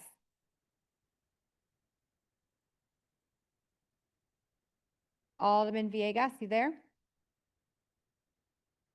Okay. Voting is now closed. 32-15. There are 32 yeas, 15 nays. This motion passes. Alderman Mitchell on a motion to reconsider this vote. Move to reconsider the vote. All those in favor of the reconsideration of this vote signify by saying aye. Any opposed, say nay. Motion fails. Chair recognizes Chairwoman Dow. Thank you, Mr. President. Item number 8D is an order authorizing the Corporation Council to enter into and execute a settlement order in the case of Jackie Wilson versus John Burge et al. In the amount of $12.7 million. Alderman Conway of the 34th Ward recused himself from voting on this matter under Rule 14 as he worked with Nick Tertinko at the State's Attorney's Office for 4 years in the Public Corruption/Financial Crimes Unit. Though the incidents in this case preceded Alderman Conway's time at the office, He recused himself out of an abundance of caution. I move passage of this item by the same motion as applied to 8A, with the exception of Alderman Lopez, Scott, Hopkins, and Spizzato, who all wish to be recorded no on this matter. Very well, despite the division, hearing no other objections, so ordered. Item number 8E is an order authorizing the Corporation Council to enter into and execute a settlement order in the case of Roberto Almodovar versus Ronaldo Rivera et al. In the amount of $17 million. I move passage of this item by the same motion as applied to 8A. Hearing no objections, so ordered. Items number 9 and 10 consist of orders of authorization for the payment of various small claims against the city of Chicago and the denial of payment of various small claims against the city of Chicago. If there are no objections, I will move that these items be placed in the passage in the omnibus. Here, the chair recognizes Alderman Nick Spizzato. Thank you, Mr. President. I just want to go on record. I made a mistake. I know it can't be corrected. I told Madam Chair that put me down for a no on item 8B. I meant to say C, so I just wanted to go on the record that I made a mistake. I do support item 8B. Thank you. Thank you, Mr. President. Thank you. The motion has been made for items 9 and 10. Hearing no objections, so ordered. Item number 11 is a proposed order authorizing two charitable solicitation on the public way permit. One permit is for the Knights of Columbus citywide from September 18th, 2025 to September 21st, 2025. Please note that the dates of solicitation were incorrectly read into the record during the Finance Committee meeting. The second permit is for the American Civil Liberties Union citywide from July 31st, 2025 to December 31st, 2025. These two will be placed on file with the clerk. The following item received a do not pass recommendation from the committee. Item number 12 is an ordinance introduced by Alderman Marty Quinn of the 13th Ward, amending Municipal Code Chapter 2-8 by adding a new section 2-8-036, issuance of bonds and other indebtedness ordinance requirements. The President Pro Tem, Samantha Nugent, exercised her right under Rule 36 to serve as an ex officio member and participated in the vote. That concludes my report, Mr. President. Thank you, Madam Chair. Committee on Budget and Government Operations. The chair recognizes Alderman Bill. President, I had to step out and use the bathroom during the first vote. I just wanted to be recorded as aye on the first vote for the override, if there are no objections.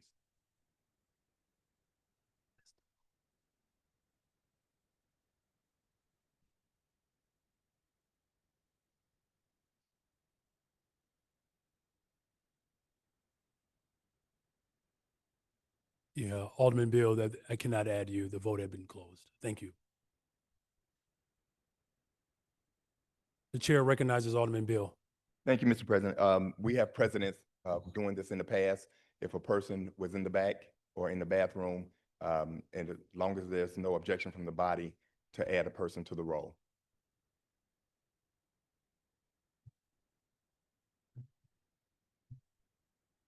Yeah, the precedent that we typically establish is the first most favorable roll call. In this instance, I'm not aware of any precedent that allows for a vote to be added after the closure of a vote. I think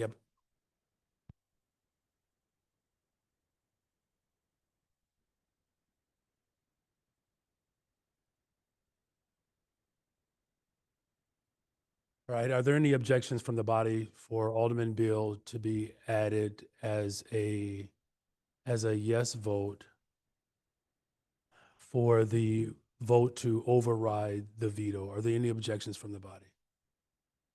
All right, hearing no objections, hearing no objections, we'll add Alderman Bill as a yes vote for the override veto measure. Very well, thank you. While we have the attention of everyone, I do want to just take a moment to recognize, well, just two things. One, there are a number of Once Summer Chicago interns that are in the room today or have been here throughout the day, many of them who have been interning for aldermanic offices. We thank them for their work, and we hope that we continue to have a budget that allows for the continuation of our investments in youth employment. With that,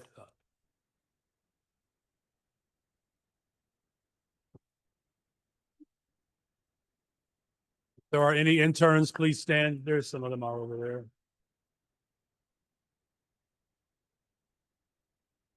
Very well, thank you. So I know it's been a long day for them, but this is a great exercise.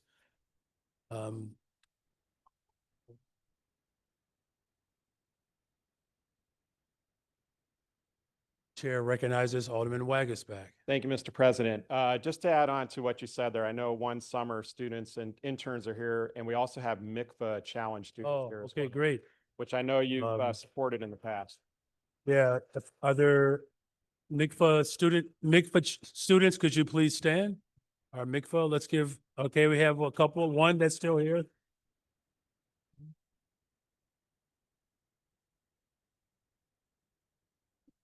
Well, how cool is that? You got your own personal standing ovation.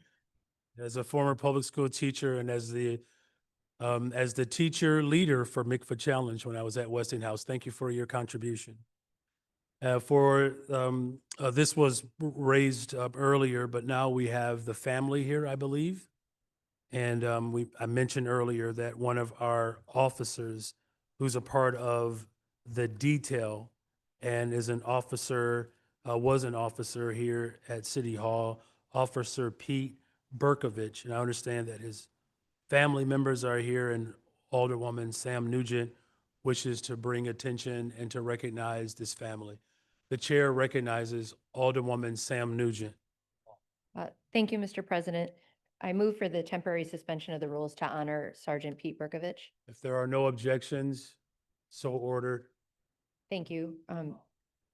Today we honor our colleague Pete Berkovich.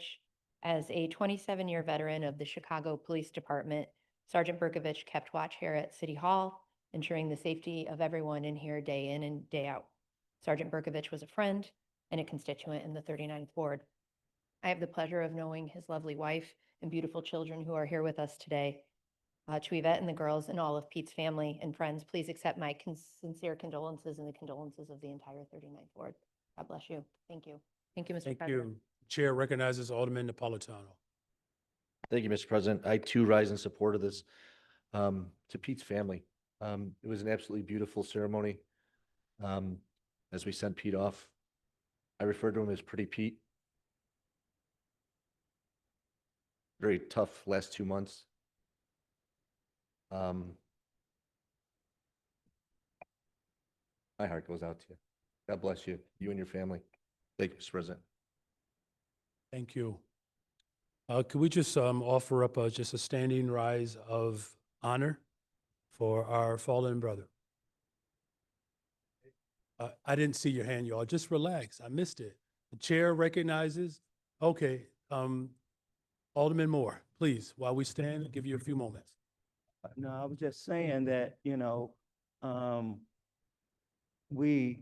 and maybe we'll come back and do something else. But if y'all don't know, realize the impact this man had on people's lives down here. Always kept a great smile, being positive, and treated everybody with respect.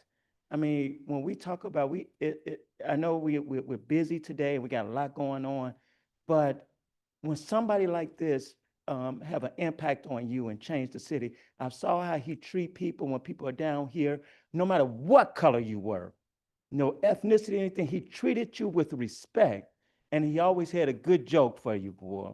And so family, thank you so much. And I'm hoping we'll probably do something even bigger or better, because he deserves that. And he's a person that was loved by many of us down here. So thank you all. And thank you, Mr. Mayor, for making this recognition. Thank you. Alderman Nick Spazzato. Thank you, Mr. President. I'll be real quick. I just want to tell Yvette and her daughters, Pete was a true blessing to me. I have a few more challenges than most of you do, but Pete was always there for me. Thank you. Let's have a moment of silence for Officer Berkovich.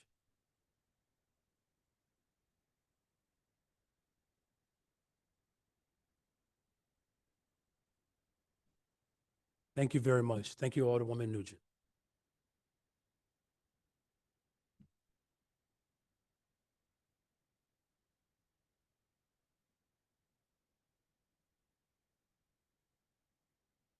Now for the Committee on Budget and Government Operations, the chair recognizes Chairman Irvin. Thank you, Mr. President and members of the council. Reporting for your Committee on Budget and Government Operations, which held a meeting on July 14th. The committee has a series of reports recommending passage of the following items. Item number 1 is a communication recommending a proposed ordinance concerning an annual appropriation ordinance year 2025 amendment within Fund 925. I've moved passage of this item by the first favorable roll call of the Committee on Finance and the associated unsuccessful motion to reconsider. Hearing no objection, so ordered.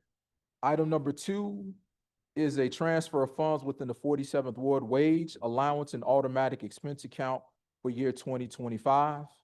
I make the same motion if there is no objection. Hearing none, so ordered. Before I conclude, I know that we will be adjourning for the summer. A schedule on our budget process for 2026 is our goal to get that out before the end of the month. Please keep in mind, we will have mid-year budget hearings beginning the second week in September. So we will be doing that, and we'll provide a schedule that will take us through the balance of the year so we can all get our ducks lined up in a row. Again, we will have aspirin, ibuprofen, sleeping bags, and other items available for those that need them. Thank you. Thank you, Mr. Chair.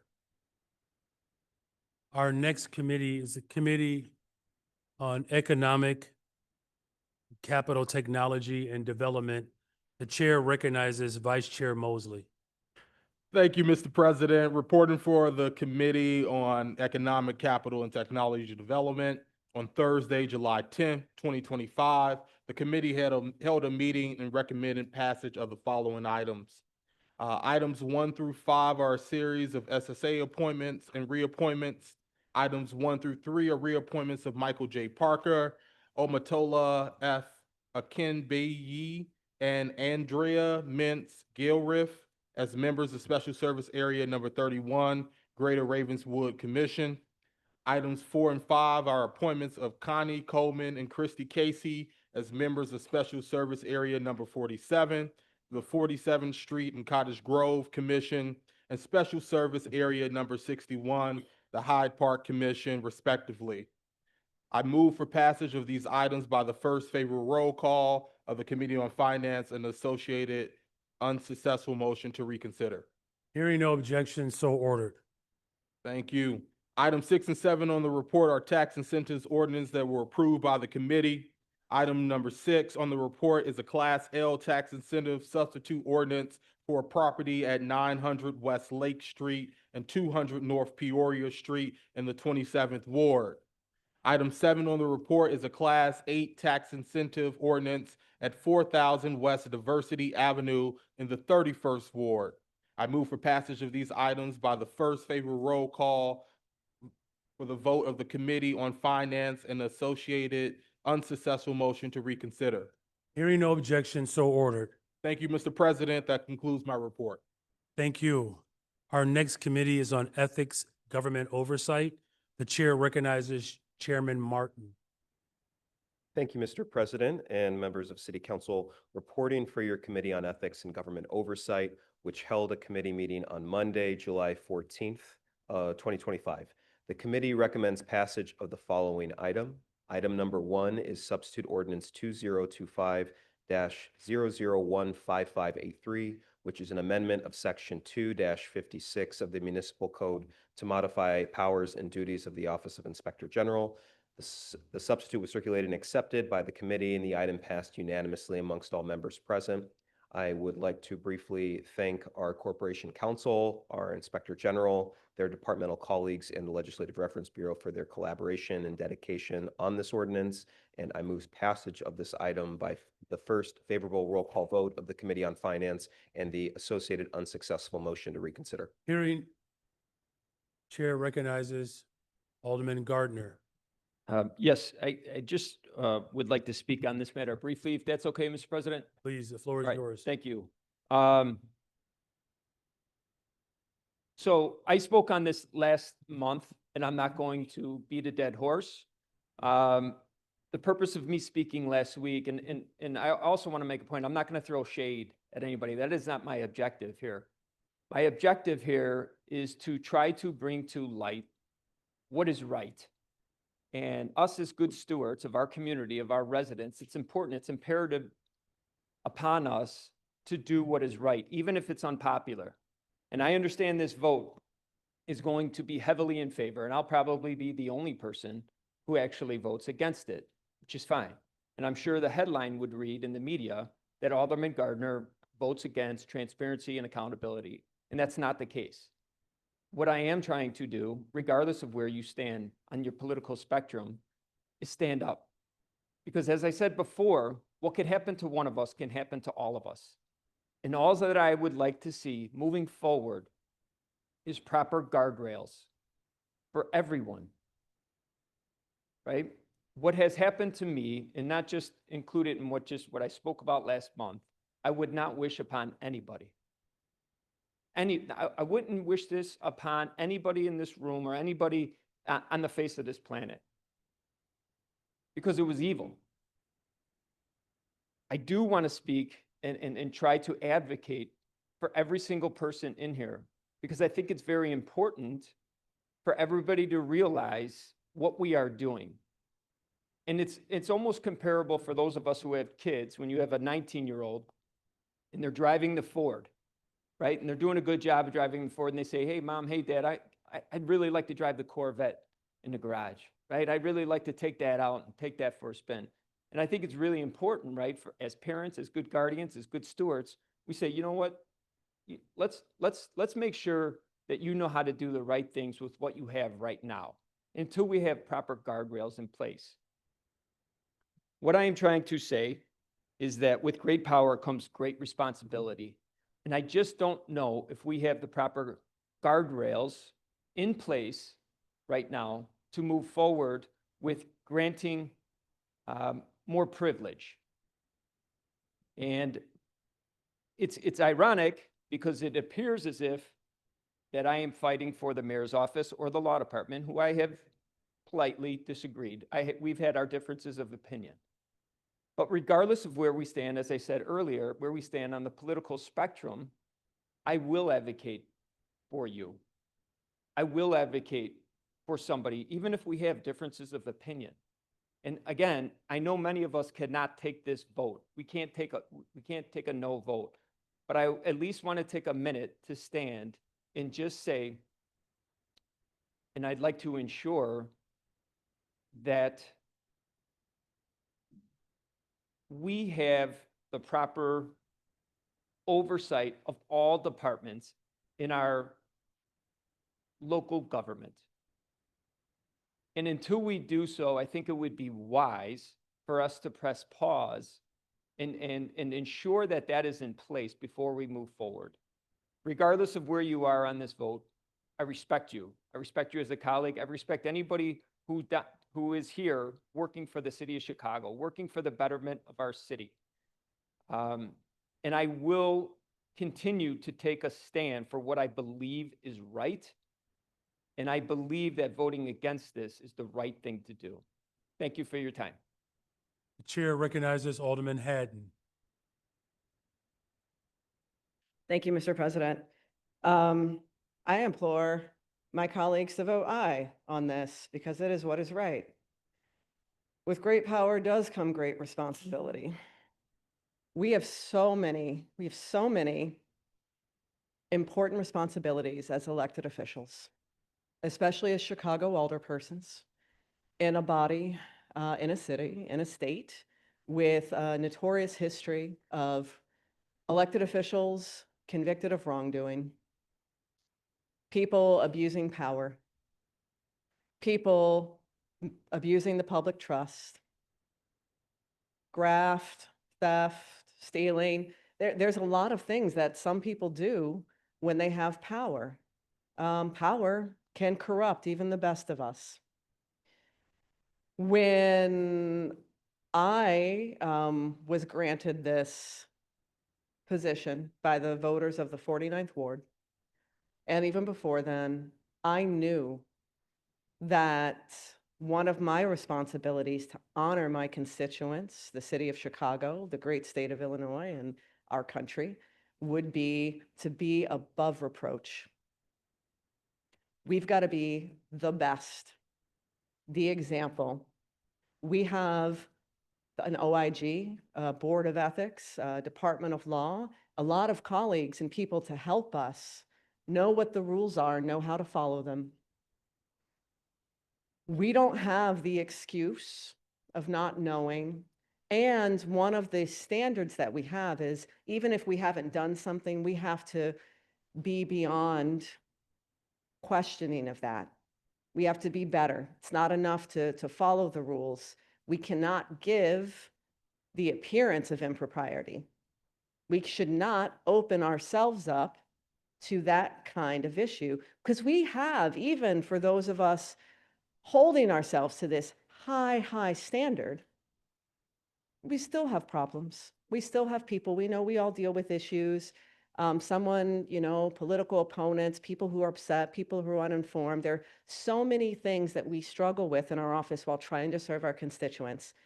And for the 99.9% of the time, and for the 90% of us that are holding ourselves to that extra standard, this ordinance is going to help us. We have a responsibility to earn and keep the trust of the constituents of the city of Chicago. And that means working hard every day to be above reproach. That means not trying to weaken efforts for government oversight. That means not trying to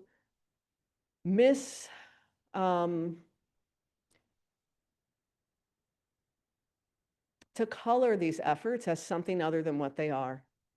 That means not taking a personal issue and trying to undermine the entire ethics reform for the city of Chicago.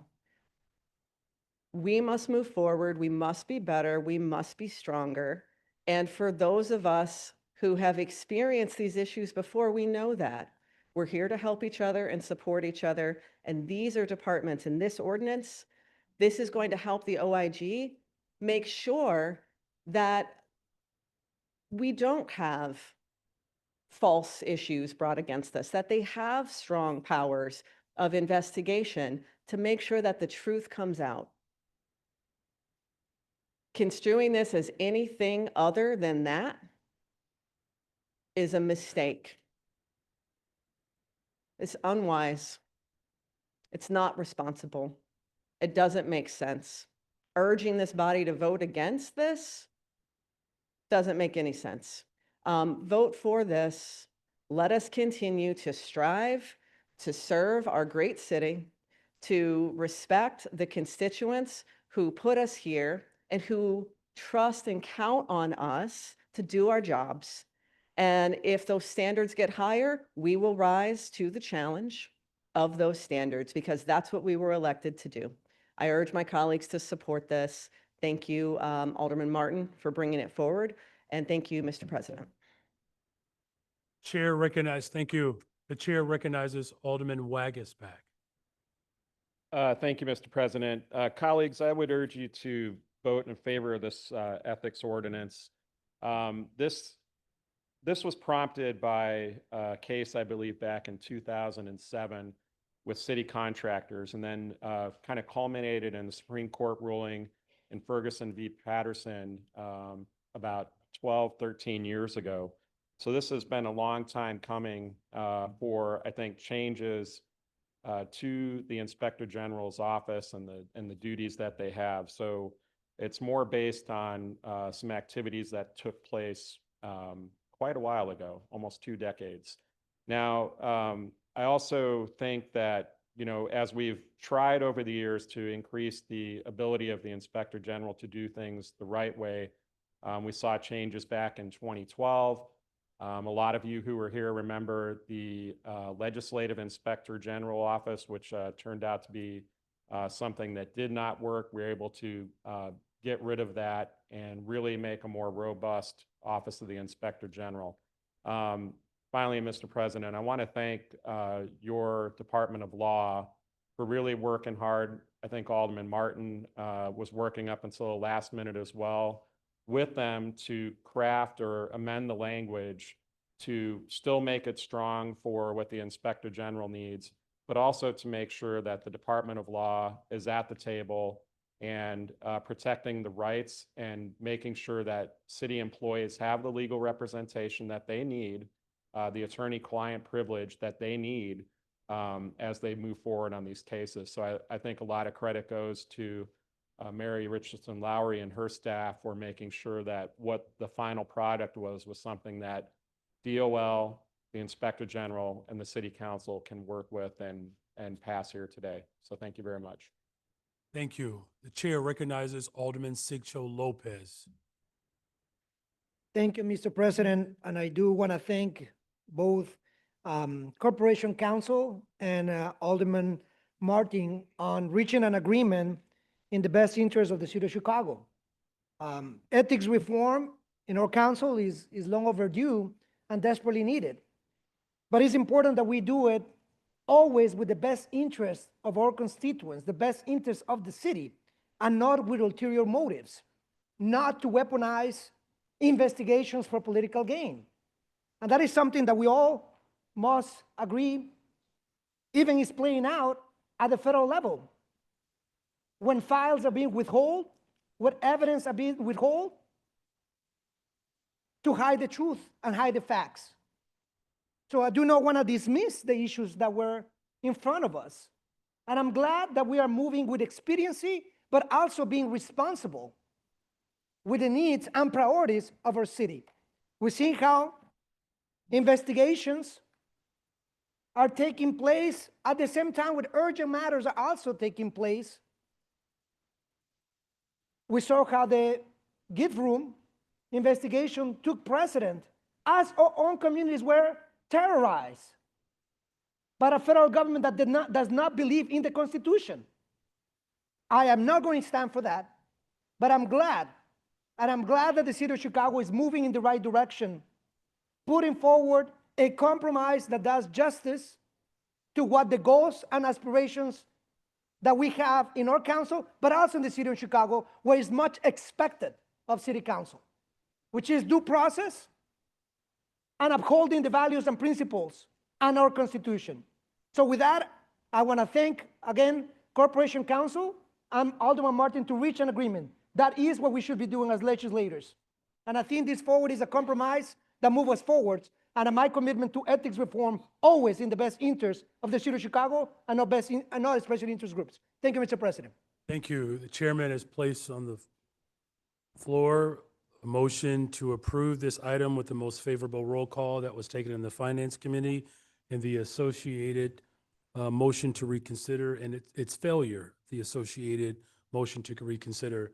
If there are no other comments, unless the chairman wishes to close, very well. Hearing, and just for With the clarity, exception of- Alderman Gardner, with do the you exception wish of to be recorded as a no? Okay, the chair recognizes Alderman Irvin. You got jokes, huh? All right.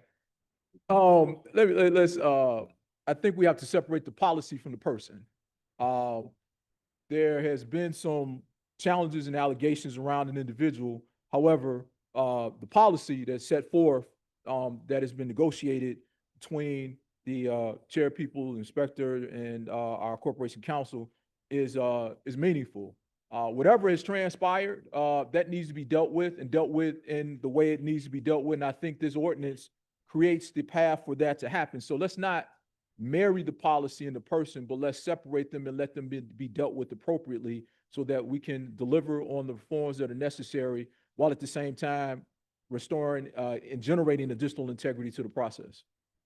Very well. The motion is still on the floor. Alderman Gardner wishes to be recorded as a no. Seeing no other hands, hearing no other objections, so ordered.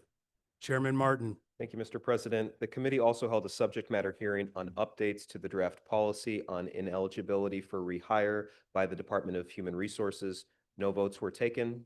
Thank you, and that concludes my report. Thank you. For the Committee on Health and Human Relations, the chair recognizes Chairperson Rodriguez Sanchez. Thank you, Mr. President. Reporting for the Committee on Health and Human Relations, which met on May 28, 2025 at 10 a.m.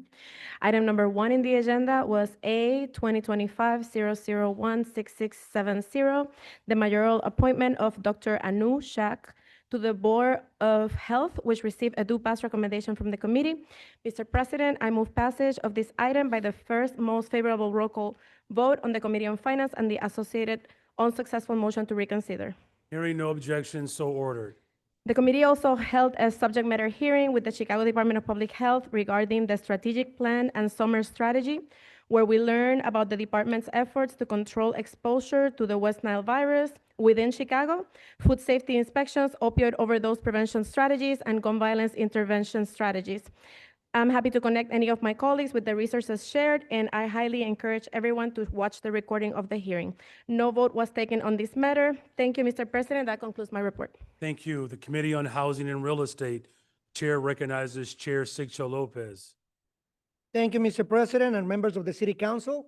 Reporting for your Committee on Housing and Real Estate, which held a meeting on July 9th, 2025. The committee has a series of reports recommending passage of 7 appointments and 14 ordinances. These include a right of entry agreement, 3 public way matters, and various land sales. Item 1 through 7 are for appointments to the Board of Directors for the Residential Investment Corporation. They are Christine Horn, Don Villar, William W. Towns, Edith Tobar, Widolin Hatton Butler, Daniel Hertz, and Juanita Garcia. I move passage of these 7 items by the first most favorable roll call vote on the Committee on Finance and associated unsuccessful motion to reconsider. Hearing no objections, so ordered.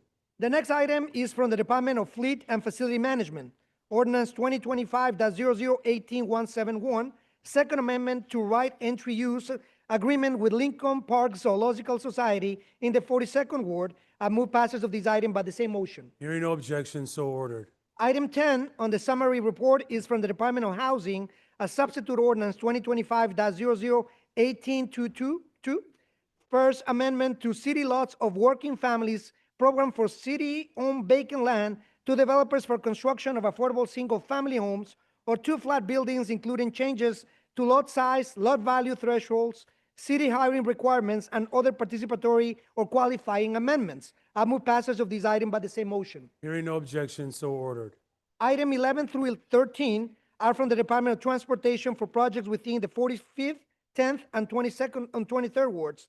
The ordinance numbers are Ordinance 2025-0018-20, 2025, Ordinance 2025-0018-190, and the last one, which was a substitute, Ordinance 2025-0018-1894. I move passage of these 3 items by the same motion. Hearing no objections, so ordered.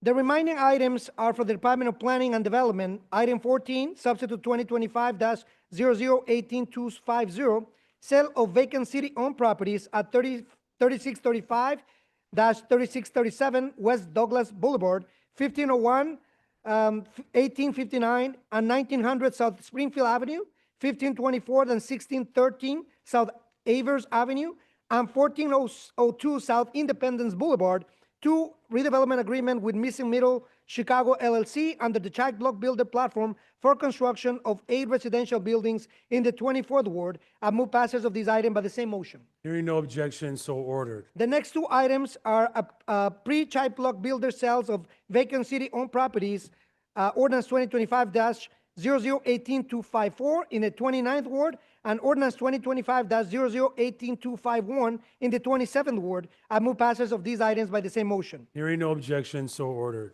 Item 17, Ordinance 2025-0018-245, and item 18, 2025-0018-235 are sale of vacant city-owned property under the side yard and urban agriculture programs on Child Block Builder platform in the 28th and 21st wards. I move passage of these 2 items by the same motion. Hearing no objections, so ordered. The remaining items are grouped together for convenience. Items 19 through 22 are for the market rate sale of city-owned land through the Child Block Builder platform in the 23rd, 27th, 5th, and 3rd wards. I move passage of these items by the same motion. Hearing no objections, so ordered.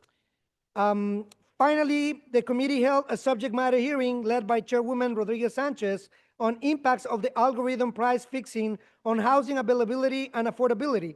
There were no votes taken on this matter. Mr. President, this concludes my report. Thank you, Mr. Chair. For the Committee on Immigrant and Refugee Rights, the chair recognizes Chair Vasquez. Thank you, Mr. President, and members of the City Council. Reporting for the Committee on Immigrant and Refugee Rights, which held a committee meeting on July 1st, 2025. There were two items on the agenda. The first being Order 2025-0017810, an order requiring data turnover to City Council from Chicago Police Department, Office of Emergency Management and Communications, and the Mayor's Office regarding U.S. Department of Homeland Security presence at 2245 South Michigan Avenue and vicinity locations on June 4th, 2025 at Intensive Supervision Appearance Program, Business Inc. building, which then passed as a substitute order. The second was a subject matter hearing on the activities of the chair of the committee, which I held in order to make more time to hear the above passed order.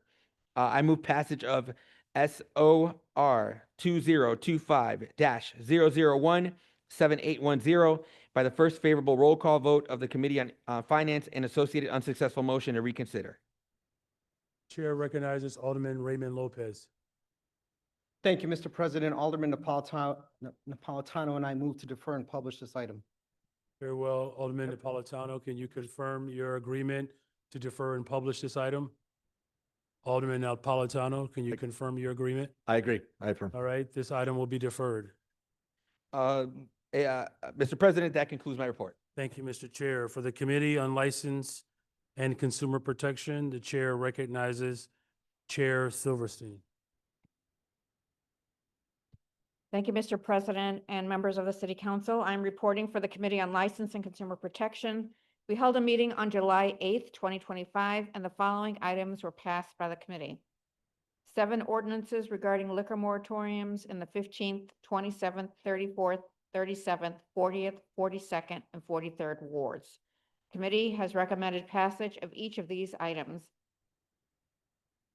02025-001897 and others ending 0017637, 0017821, 0017833, 0018166, 0018024, and 0018058. Mr. President, I move that the City Council concur in the recommendations of the License Committee by the same roll call as item number 1 of the Committee on Finance and the associated unsuccessful motion to reconsider. Hearing no objection, so ordered. Mr. President, that concludes my report. Thank you, Madam Chair. For the Committee on Pedestrian and Traffic Safety, the chair recognizes Chair Wright. For the Committee on Police and Fire, we'll go to Committee on Police and Fire. The chair recognizes Chair Taliaferro. Mr. President and members of the City Council, reporting to for your Committee on Police and Fire, for which a meeting was held on July 10th, 2025. The committee recommends the passage of the following items. Item number 1 was the reappointment of Annette Guzman as member and chair of the Chicago Emergency Telephone System Board.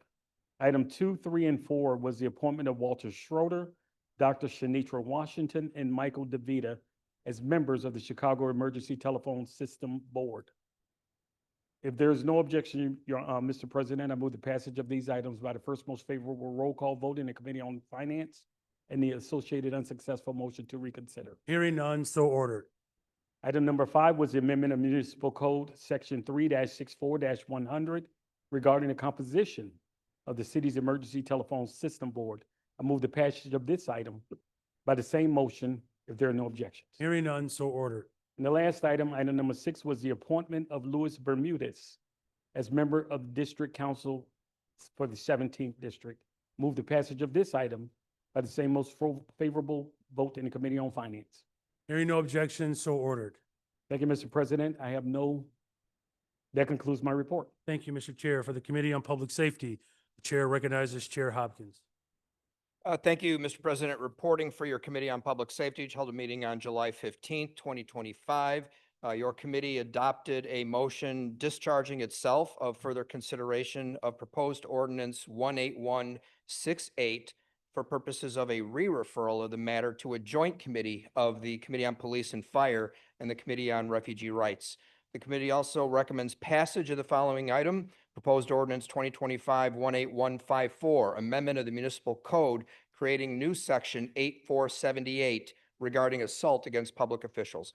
If no one wishes to speak, I move passage of these two items by the first favorable roll call of the Committee on Finance and associated unsuccessful motion to reconsider. Seeing no hands and hearing no objections, so ordered. Thank you, Mr. President. This concludes my report. Very well. For the Committee on Special Events, Cultural Affairs, and Recreation, the chair recognizes Chair Sposato. Mr. President and members of the City Council, reporting for Committee on Special Events, Cultural Affairs, Recreation, also known as the Happy Committee, which held a meeting on July 8th, 2025. Committee recommends passage of the following item, 2025-0018158, expenditure of open space impact fee funds for garden development at 2616 North Albany Avenue.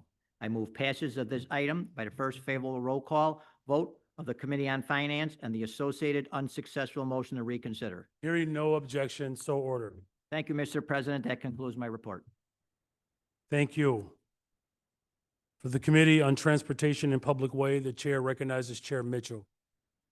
Mr. President and members of the City Council, reporting for your Committee on Transportation and Public Way, which held a meeting on July 9th, 2025. The following items passed by the majority of the members present. Page 2 includes item Resolution 2025-001876, a call on the Regional Transportation Authority to create a pilot program to provide safe transportation to minors with pickup and drop-off services at public events within the 29th Ward. Pages 3 and 4 include 12 ordinances for miscellaneous items introduced by the local alderman from Wards 1, 6, 15, 24, 30, 32, 36, 38, 42, and 46. If there is no objection, I move passage of these items by the first most favorable roll call vote of the Committee on Finance and the associated unsuccessful motion to reconsider. Hearing no objection, so ordered. Mr. President, this concludes my report. Thank you. For the Committee on Workforce and Development, the chair recognizes Chair Rodriguez. Thank you, Mr. President. Reporting for the Committee on Workforce Development, which held a meeting on July 7th and recessed until July 15th.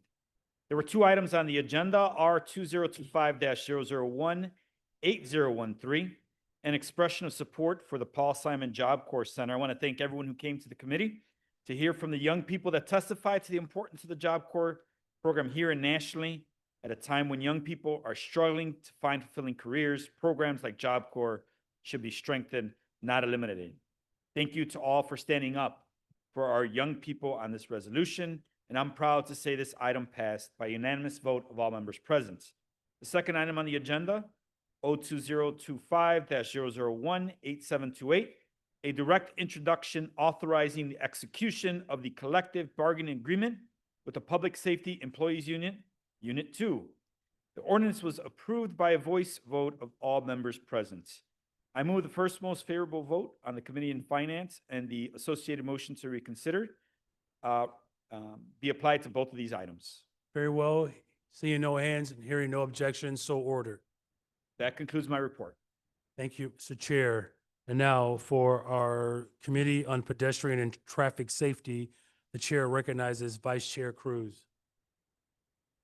Thank you, Mr. President. Reporting for the Committee on Pedestrian and Traffic Safety, which meeting was held on Thursday, June 26, 2025, and Tuesday, July 8, 2025.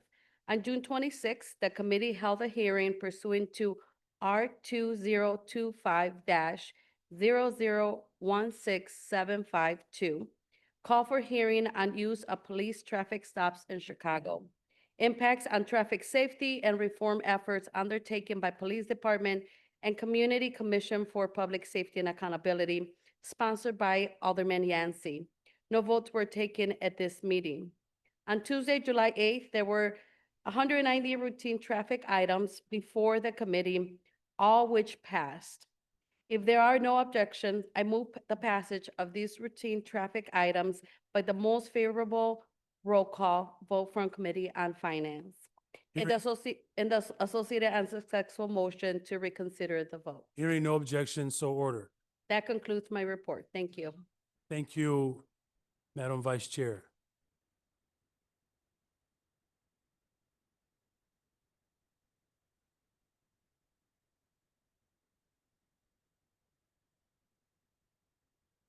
Chair recognizes our next committee, our final committee, is Committee on Zoning, Landmarks, and Building Standards. Chair recognizes Chairman Burnett. Thank you, Mr. President and members of the City Council. For the last time, I'm presenting a series of reports for your Committee on Zoning, Landmarks, and Building Standards.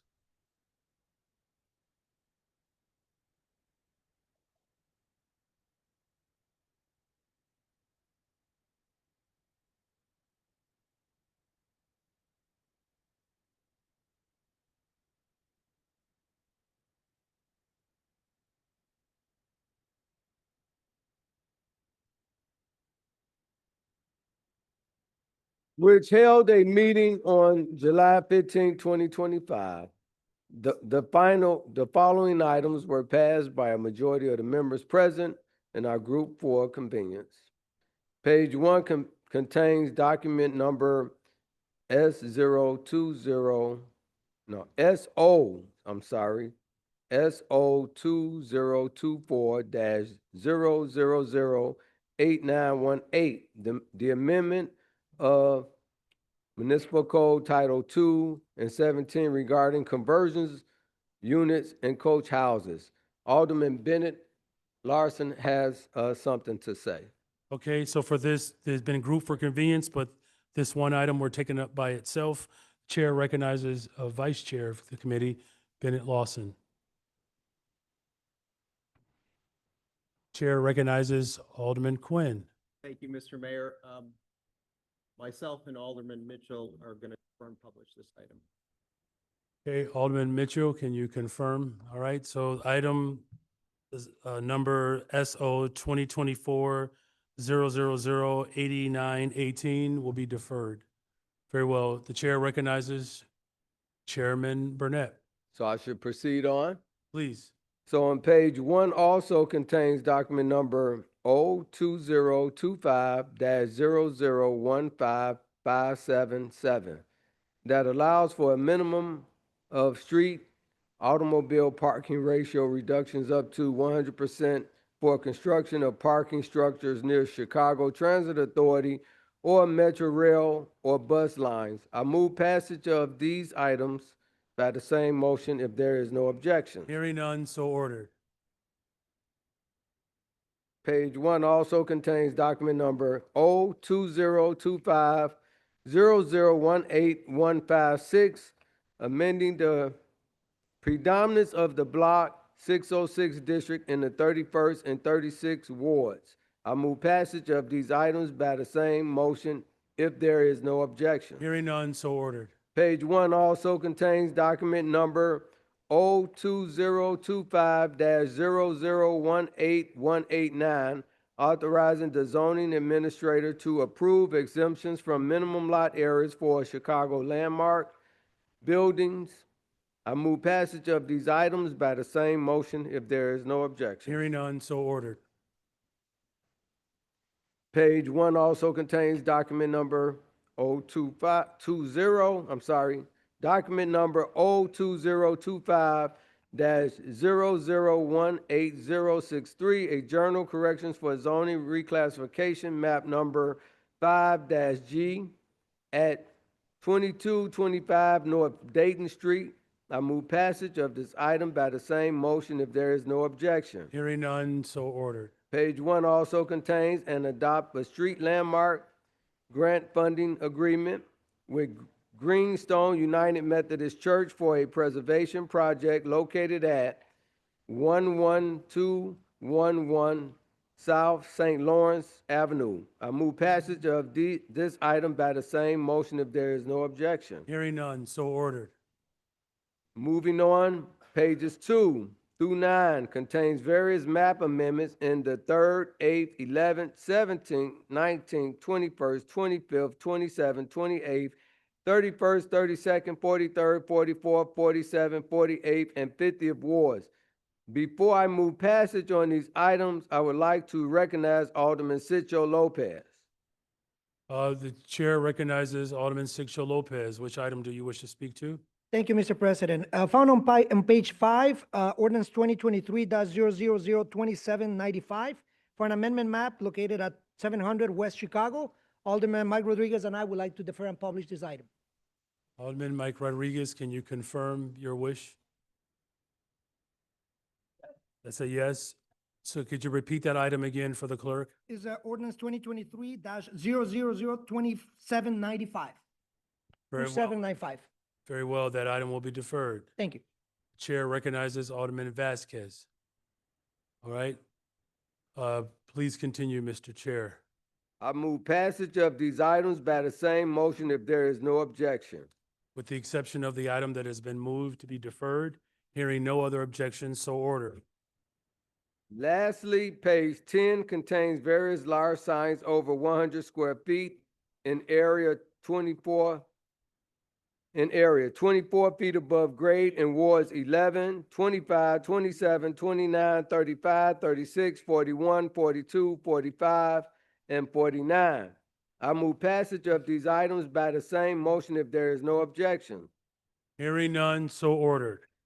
Mr. President, that concludes my last report. Thank you. You got it.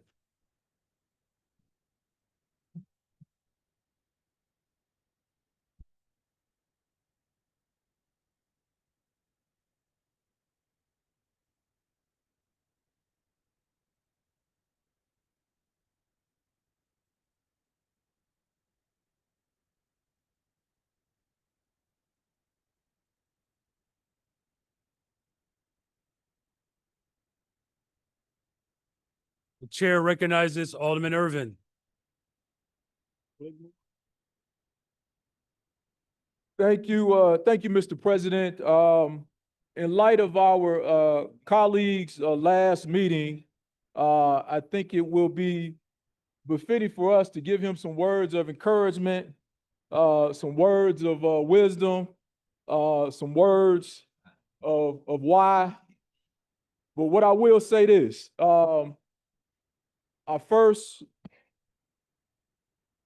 met Alderman Burnett in the Young Democrats back in the late 90s. Walter's been involved in this business for over 40 years. He's been somebody that has served. In order to lead, you must serve. When I first came here, someone told me something that was very interesting. They said the ballot box, the pine box, or the jury box is how people lead this place. And today, we got someone who has done it right, who has done it well, and has done something that we don't find in the Black communities, willing to pass something on to the next generation so that we as a community can continue to thrive. It has been a pleasure to sit here. I've learned so much. And one of your best sayings I will say is this: you said to don't get mad, get ahead. It's something that he always talked about, and someone that was always willing to try to reach a solution that everybody could live with. So I wish you the best in your next endeavor, whatever that may be. I am hopeful that your replacement will be as sharp as you. Hope you're a little taller than you, but as sharp as you. And again, I will continue to work and support the West Side of Chicago as you have demonstrated during your 30 years with us in this body. Thank you. God bless you, and may God continue to be with you. Alderman Irvin, on your motion to suspend the rules. Yeah, that. Okay, there's a motion on the floor to suspend the rules so that we can provide some accolade for our long-serving Alderman Burnett. If there are no objections, hearing none, so ordered, the rules will be suspended. The chair recognizes Alderman Rodriguez. Y'all didn't know this, but Alder Burnett is also an honorary member of the Latino Caucus. He's Dominican, right? That's right. El que no vive para servir, no sirve para vivir. He who does not live to serve does not serve to live. A quote by Emiliano Zapata. And when I think about that quote, I think about Walter Burnett. I think about someone who's lived to serve, who comes from the communities that are so desperately in need, who has shown the way to leadership and has looked behind and raised others up. I've seen it myself. I felt it myself. I've received that love and support, that guidance throughout the years in this hall and in many other halls. And I just want to say every step of the way, Alderman, every step of the way, you've been a true leader. You've been a true bridge builder, a person who looks at other communities and thinks about how we can serve together and come together, not just for the benefit of one community, but for all communities. And that leadership, my friend, will stay here in this council. That spirit will stay, your spirit will stay. And I thank you so very much for your countless years of service to not only your community, but to our great city of Chicago. I say thank you so much for giving all of yourself to our city and to your communities. Muchas, muchas gracias, hermano. Thank you. The chair recognizes Alderman Sposato. Thank you, Mr. President, and thank you so much, Alderman Irvin, for suspending the rules. I knew this love fest would happen. I just wasn't so sure when we were going to do it. So, well-deserved, Walter. You were a pleasure to work with. You're a true gentleman, a generous individual, an inspiration to many, especially to me. You're the one guy I believe in this council that could get along with everybody. So that says something. This is a tough council to get along with each other. So it's a very divided council, but you're the one guy that could talk to everybody and build bridges. You're just a true friend. I'm going to miss you. That applause was not happy you're leaving. It was just thanking you for everything. So you're just a wonderful individual. Appreciate everything you've done. Feel free to stop at the office any day for some treats. You will certainly be missed. Thank you so much for everything. Thank you, Mr. President. Thank you. The chair recognizes Alderwoman Silverstein. Thank you so much. Walter, I just want to wish you a lot of really good luck.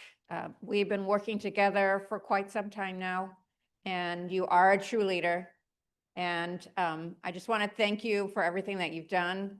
I think a lot of us know that you're also multilingual. So I'm going to say to you, Toda Rabah, Lahitraot, and Sei gesund.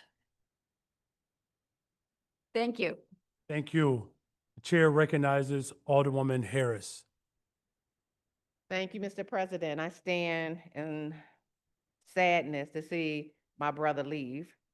We've been working together for the last, we've been working Excuse me, together. can we have quiet in the chambers, please? Thank you. For the last 40+ years together in this grind.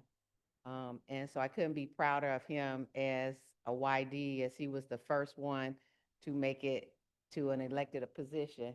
And as we were young people growing up and working behind the scenes and supporting other politicians, he became the first one to get elected and become one of the aldermen here. And so it was really a cool thing that somebody from our universe got here. And so he became the example of what you should be and how hard you should work. But it's your kindness, Walter. It's your forgiving spirit.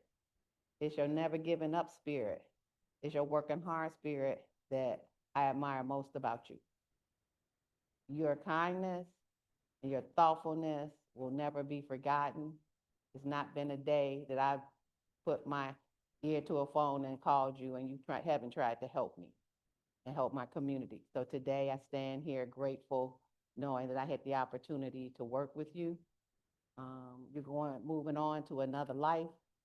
So I look forward to seeing you in that next part of that life, but I love what you've done while you've been here. Thank you. Thank you. The chair recognizes Alderman Martin. The chair recognizes Alderwoman Harris. At some point, could we suspend the rules to allow the clerk to speak to after Alderman Martin? You got it. Thank you. Chair recognizes Alderman Martin. Thank you, Mr. President.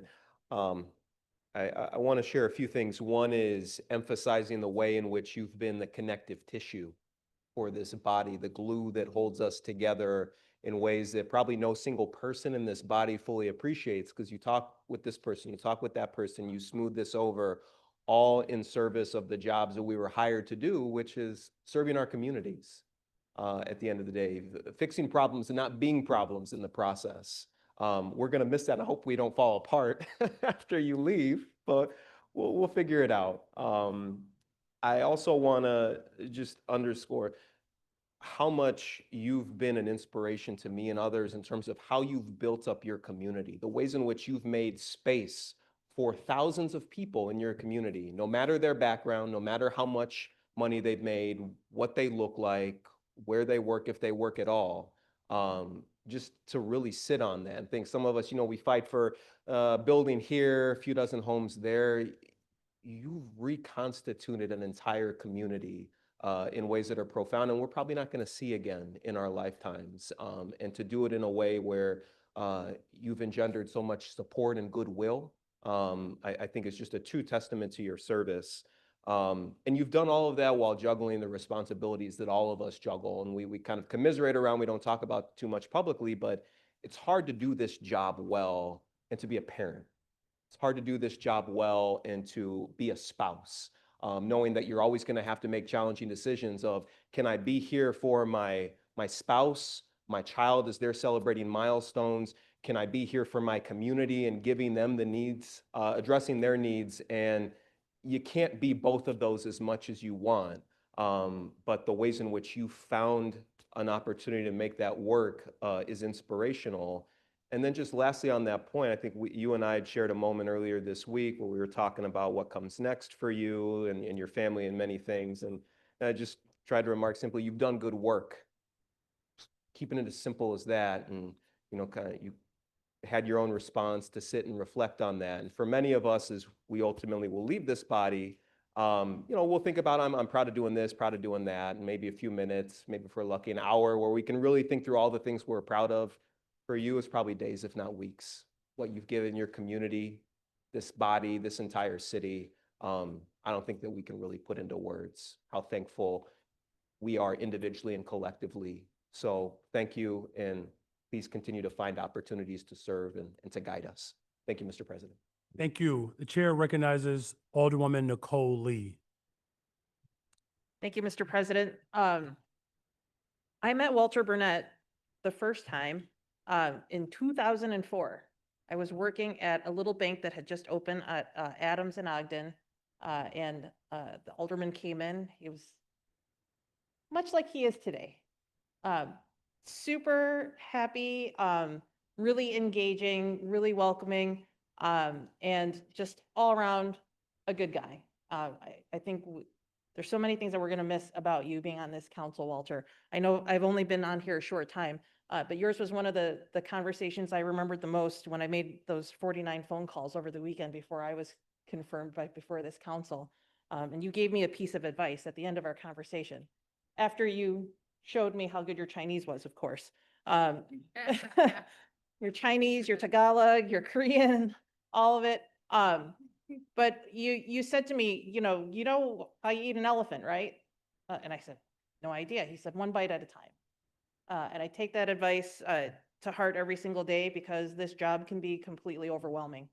The kind of responsibility that each and every one of us hold within our communities, the care with which we take our constituents, and then the decisions we're sort of shouldered with here as the council for the entire city. You're definitely someone that many of us look up to, Walter. I just want to thank you for your service, your incredible service, and all that you brought to this council in terms of just being the guy, right? Walter walks into the room, everybody just kind of calms down for a minute. I don't know, I think you have that effect, at least from my observation, and you will be sorely missed. So thank you for all your years of service. Thank you for absolutely the indelible mark that you've left on this city. in your ward on the west side, the Fulton Market, as well as Randolph Street. I mean, I think about what that looked like when I was in high school, and people that were still working the corners versus what that looks like today. And that has been under your stewardship. So bravo to you. Good luck to you. And to your wife for all that you've had to sacrifice as well. It seems to me there's going to be a lot more like house dancing parties for you in your future, and a lot more time to just enjoy life, and well-deserved. So thank you, Walter. Wish you well. Thank you.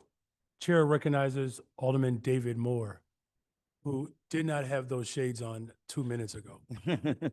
See what you don't start it. It's just for my brother here.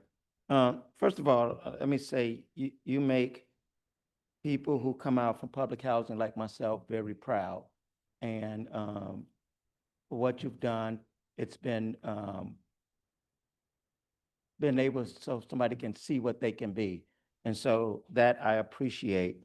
We both come out of organization politics, and we learned out of that. Some of us learned and got deeper into it, and some of us took another avenue with it. What do you mean, David? I always say there's politicians and servants. I consider myself a servant.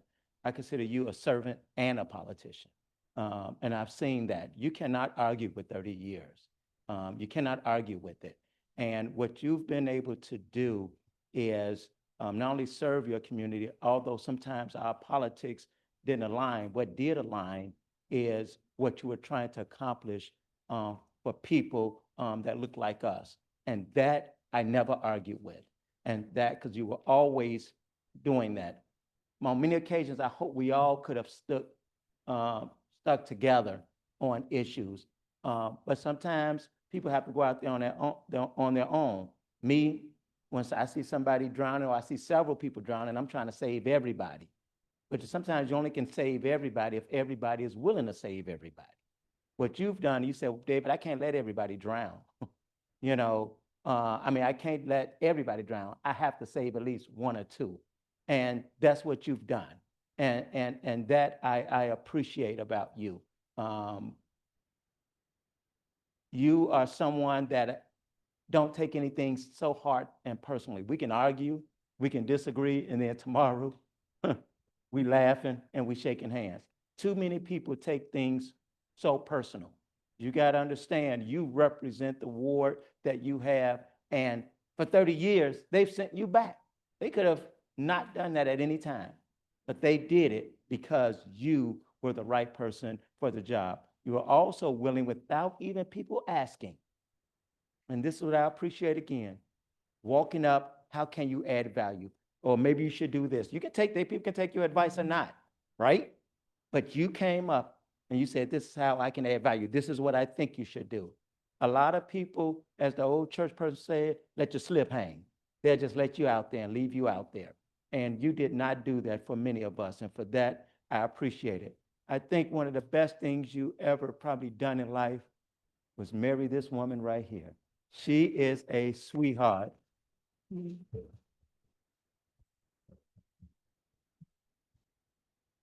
Even if I'm upset with you, if she called, I gotta be nice with you. She is just that wonderful and has a great heart. But also, you are a deacon. You are a man of God.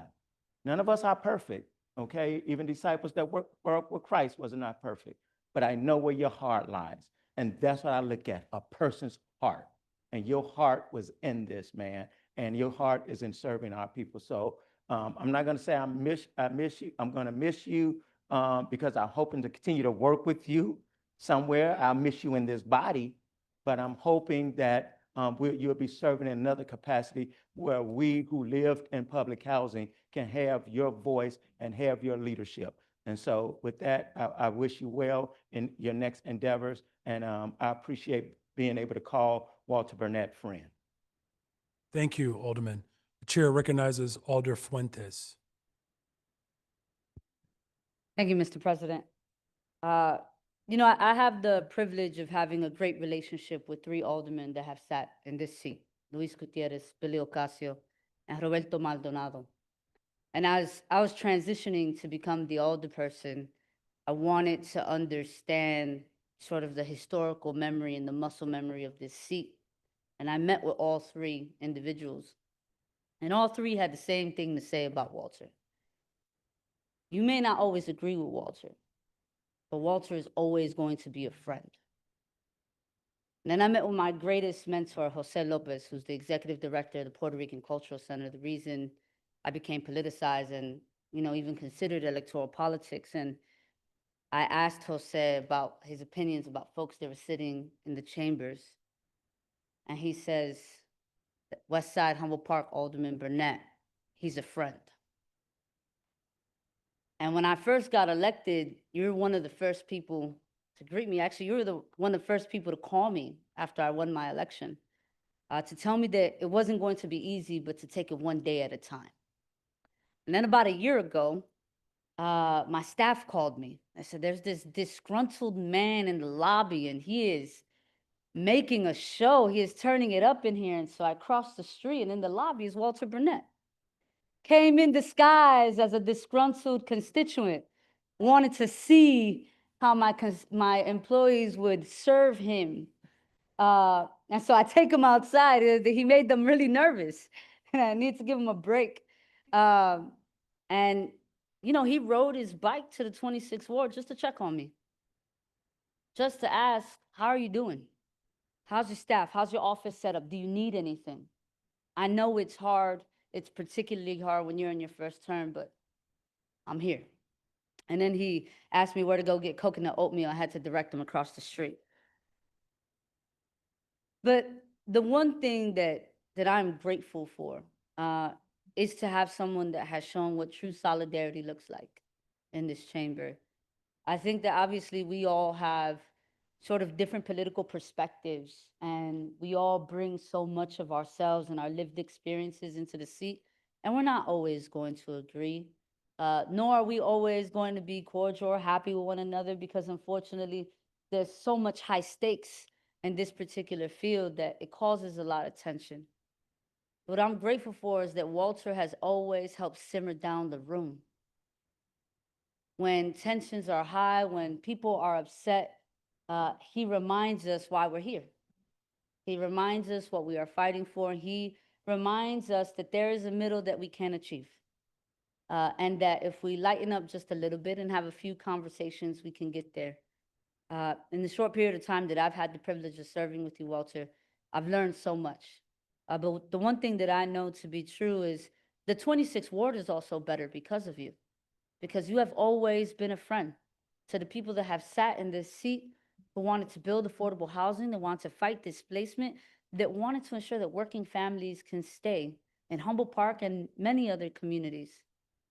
And the 27th Ward is a beautiful place. You've spent the last 30 years putting all of yourself into housing people, into funding organizations that fight for public safety, into being a friend with everyday neighbors.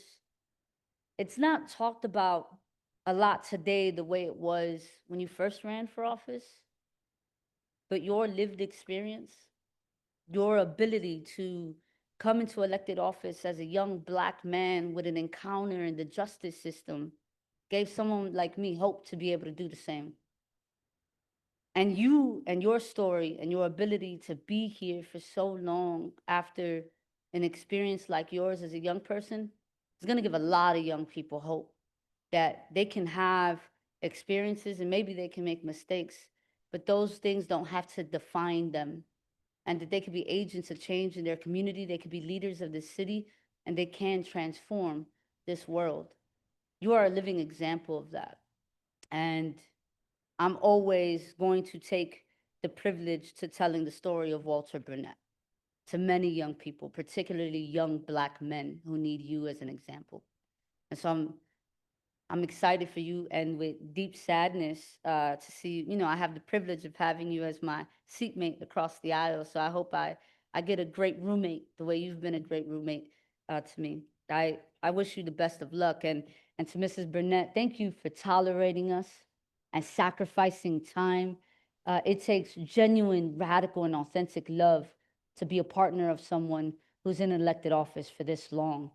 He's able to walk in and be as strong and confident and consistent because you are consistent and strong and confident at home. And so thank you for all that you have given us in this chamber and in the city of Chicago. Congratulations, brother. Thank you. The chair recognizes Alderman Quinn. Thank you, Mr. Mayor.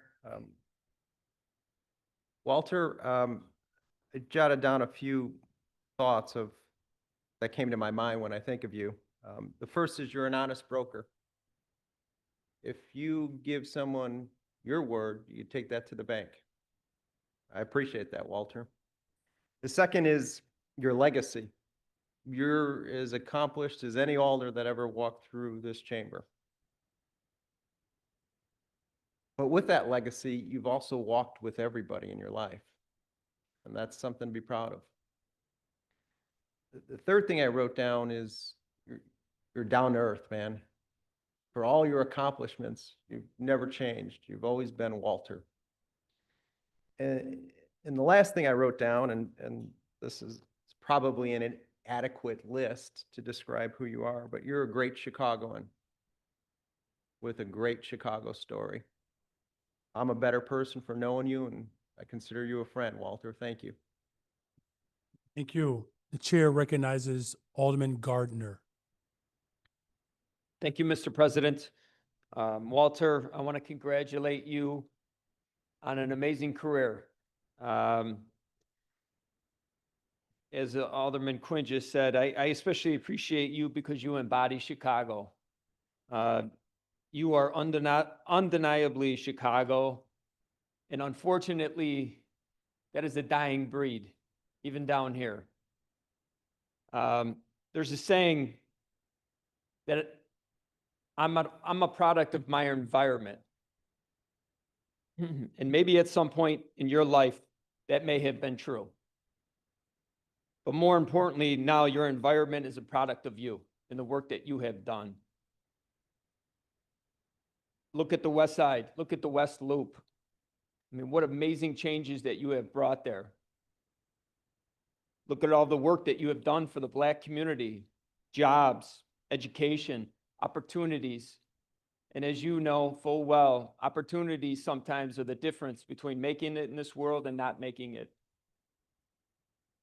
Are you perfect? Absolutely not. No, that's probably why I like you. That's probably why a lot of us like you. I appreciate your imperfections. I appreciate you taking ownership of your past mistakes and teaching the next generation not to make the same. I see the kids, the young men that you bring in here and that you mentor and you give them opportunities, you give them jobs. And I'm not the only one who sees that.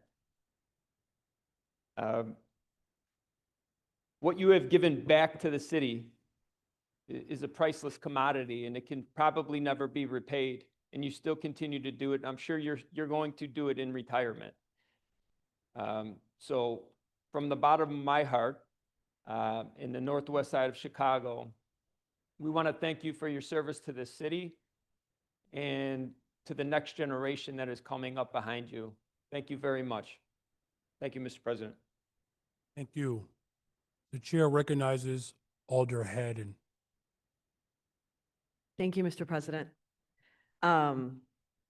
Walter, the first time I got to meet Alderman Burnett was when I was working with the participatory budgeting project, and we got to come to West Humboldt Park and work with blocks together and do this fantastic community engagement process, right, with $2 million in TIF funds. And it was a wonderful intro to West Humboldt Park.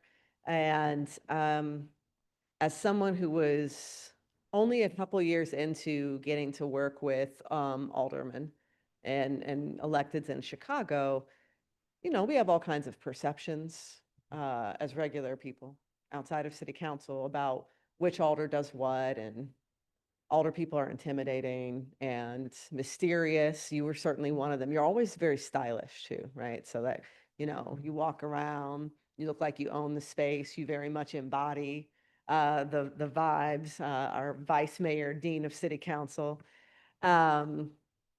Right? Yeah, he does. He does. But I just remember how I got to know you and what your leadership style was and how you served your community through the way that you worked with that organization, and through that process.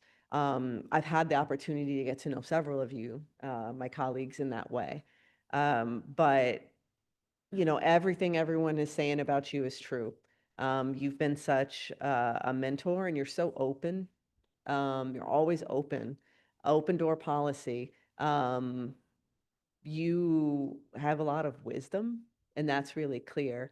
And you're very generous in what you share, both in paying for lunch, for Black Caucus lunches all the time. Thank you.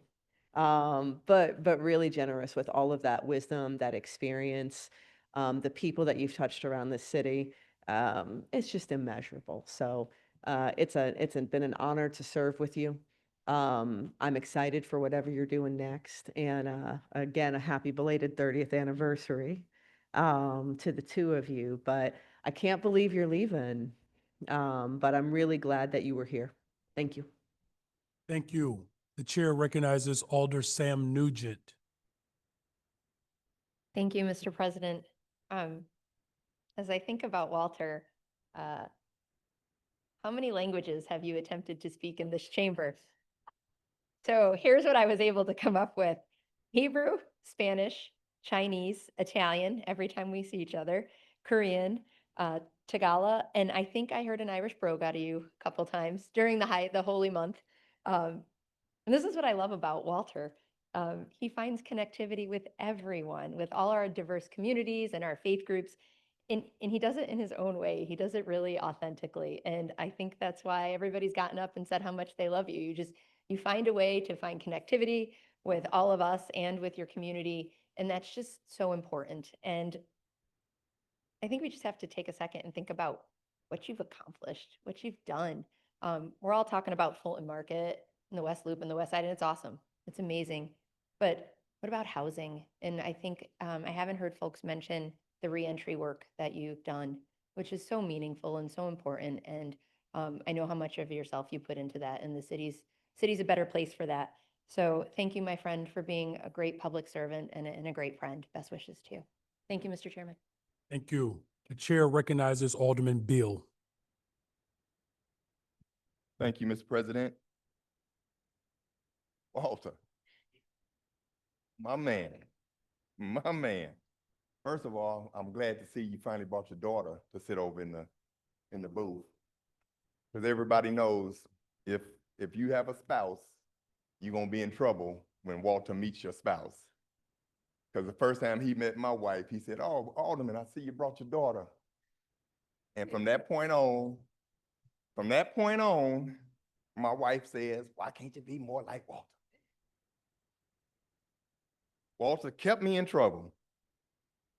But the fact that he had a knack for connecting with everybody, and that's what everybody is sitting here saying. Walter, there's nobody that could have developed your ward like you have in 30 years. And you should really be proud of the work that you have done, because you have been able to bring people together. And yesterday was the first time I think I've ever heard you say, "I was at my last community meeting and I didn't care what y'all do." Because you were always bringing people together and trying to find the middle ground.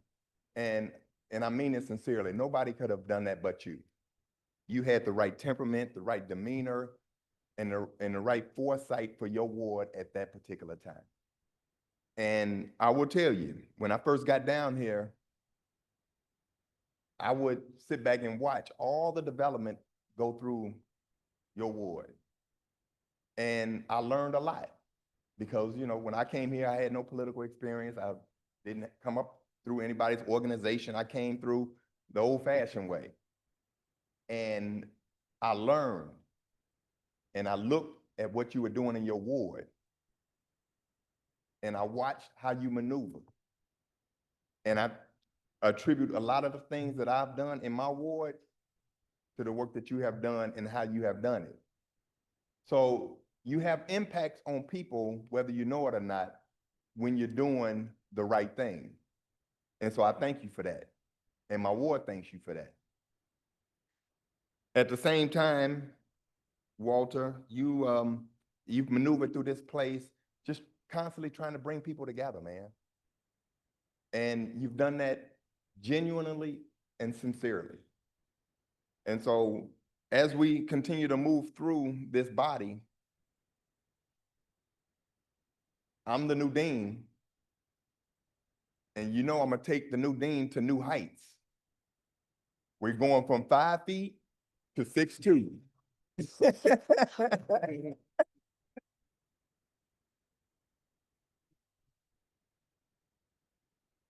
Now that's an inside joke because me and Walter have always cracked jokes on his height and my height. And we've done that for my 26 years that I have been here. And so I wish those 26 years, Walter, I can honestly say that I looked up to you, but I've never looked up to you. So I just wanted to add a little humor in there, man, but everything that I've said is genuine. I appreciate you, man, and you have a stellar career, and your ward and the city should forever be grateful for the job that you have done. Thank you so much, and God bless you, brother. Thank you. The chair recognizes Alderman Raymond Lopez.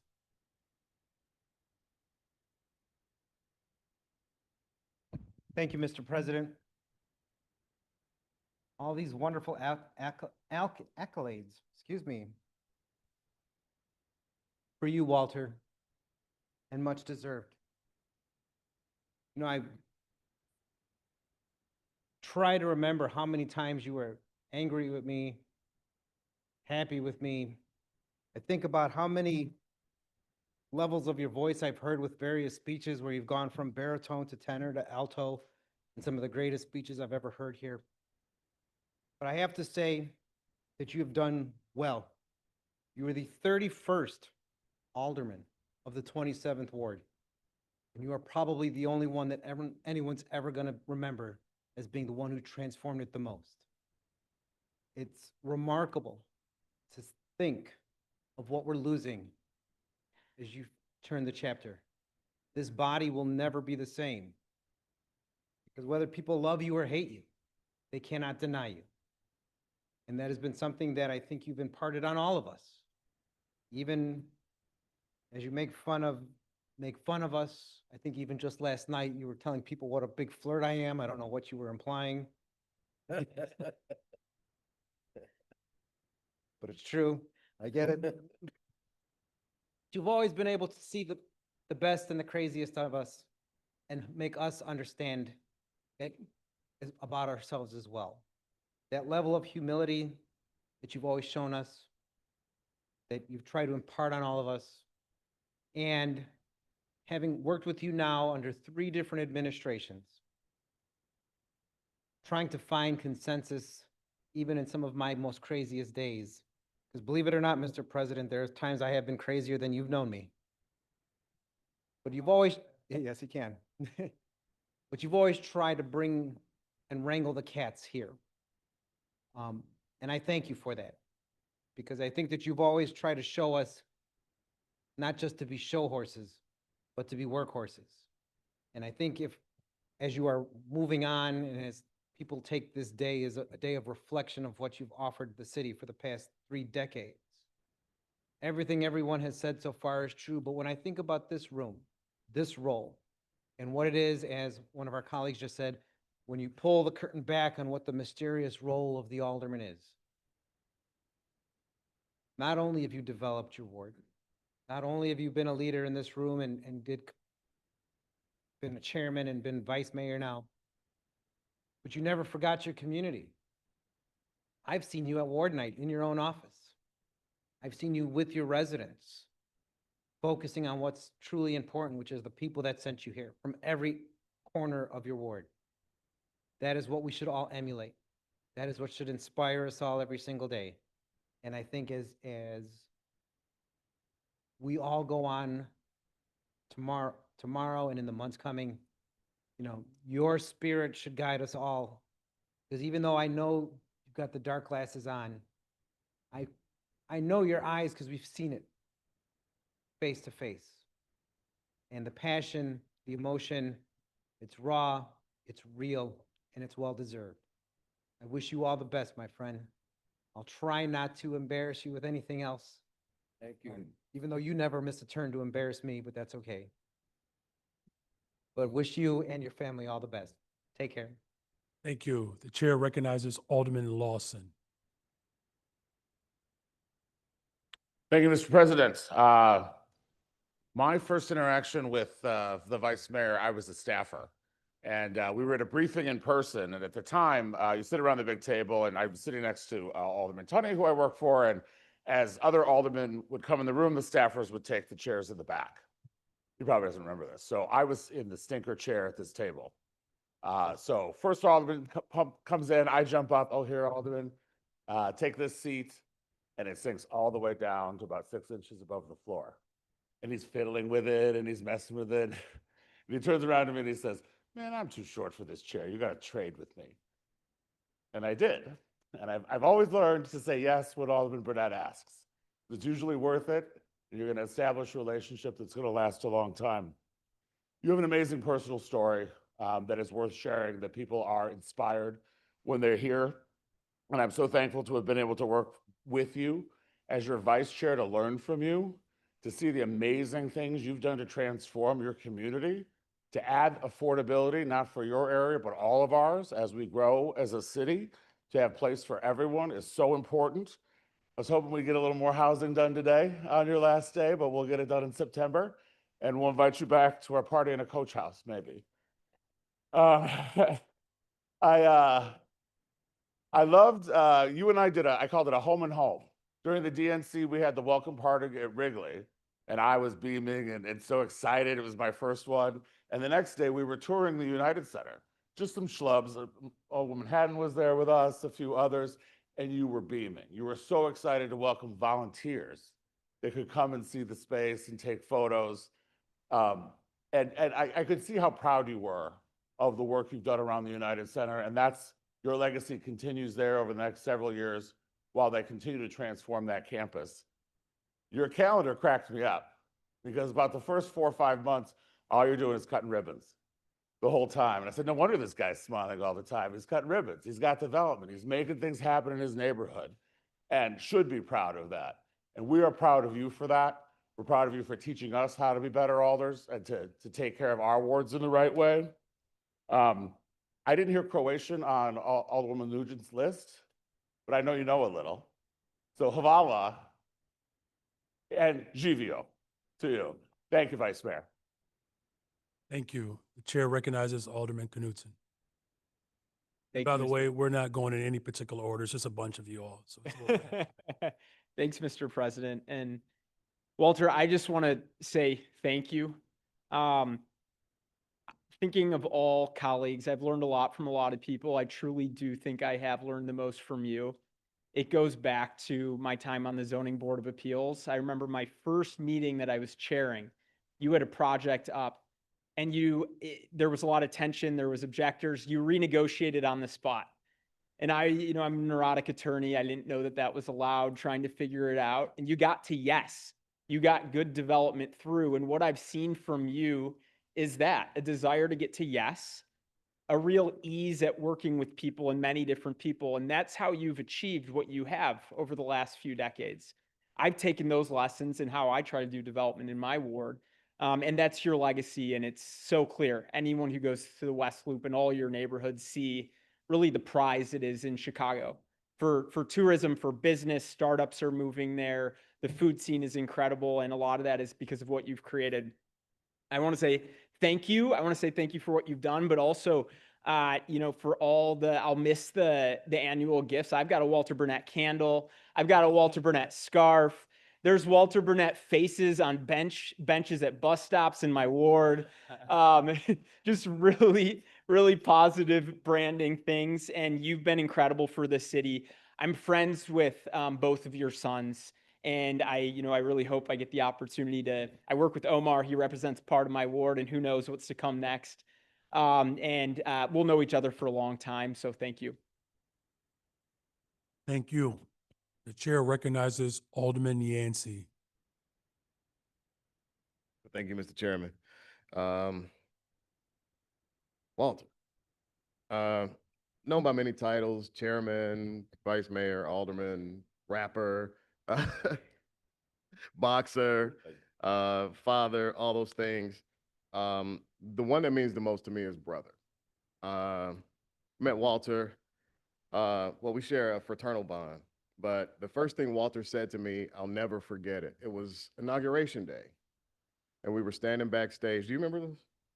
We were standing backstage, and he walks up to me, he goes, man, I thought you were taller than that. I immediately thought the same thing. But what I value most about you, man, is your ability to get to the middle. During a particularly tense moment, I think it was last year, in a Black Caucus meeting, Walter offered just like very sound leadership. And for him, it was more about, hey, we're a team and we should be that, than it was about anything else that existed in that time. And since then, you and I haven't had a ton of conversations, but you have always offered sound advice, which I've valued. And so in sort of watching you move through this, I'm gonna steal a line from Jay-Z. I'm not gonna steal the whole thing, but you have shown me how to move in a room full of vultures. And so between that, your redemption story, from Cabrini to the council, man, you have left quite a legacy. And I value and appreciate you for that. And I also accept the mantle, I guess, of shortest guy in council now. But nothing but respect, love, honor, and I pray that all the rest of your years going forward are just as fruitful. Thank you, brother. Thank you. The chair recognizes Alderman Sigcho Lopez. Thank you, Mr. President, and I do want to not only recognize Alderman Burnett, of course, but his wife, Ms. Williams, and his family. You truly are an inspiring team, and I tell you that I have felt at the personal level, at the human level, your sense of empathy and your commitment to the community. I would like to remember a few occasions where Alderman Burnett does not hesitate to take a meeting, but even takes meetings in different languages, as you can see from many people, and is an ability and something that I recognize at the human level. And Alderman Burnett one time told me something that really stuck with me. We both serve as chair or co-chairs of the Affordable Requirement Ordinance. And one thing that he did tell me, and really stuck with me, is that I never forget where I come from, and a commitment to public housing, and the desire to see Cabrini Green revitalized, and to see his home and his community be whole again. And that really stuck with me. As someone that sees the need of coming to consensus and really be honored to the word and your commitment, I've seen you taking positions, even though sometimes the pressures to do otherwise are there, and I've seen you kept your promise and your word. I cannot thank you enough for the advice and the multiple times when you have said that we got to do what's right for the city. And I've seen that, and I really mean that, because it's an easy thing to say and a very, very difficult thing to do. And I recognize your friendship, your commitment to the city, and you'll be missed, but I'm sure we'll continue to see you in a different capacity. So someone have seen the impact and the legacy you leave, not only as currently the longest serving alderman, but the impact that you have had on your community and your commitment to housing. I look forward to keeping in touch with both of you, Ms. Williams as well as you, and I am thankful for your time, your advice, and your commitment to what's right for the city. Thank you very much, Vice Mayor. Thank you. The chair recognizes Alderwoman Monique Scott. Thank you, Mr. President. So Timmy took my spiel on the benches, because if you on the west side, you see half of Walter's body with a hat. I mean, that's just something that has been in our community for a very long time. So I'm gonna miss that. I just want to say that I'm proud of you. You know, you have transformed a community. You know, my dad lived in that ward, so he was so excited about Randolph and the 10 restaurants that they had when he was living. To look at, I mean, he would be ecstatic today to see what you've done. You know, when I first came into this position, I kept saying, help me make, if you did it over there, it can be done in Lawndale. And I won't stop pushing for that. I won't stop pushing for housing that you've done. I won't stop pushing for economic development. You know,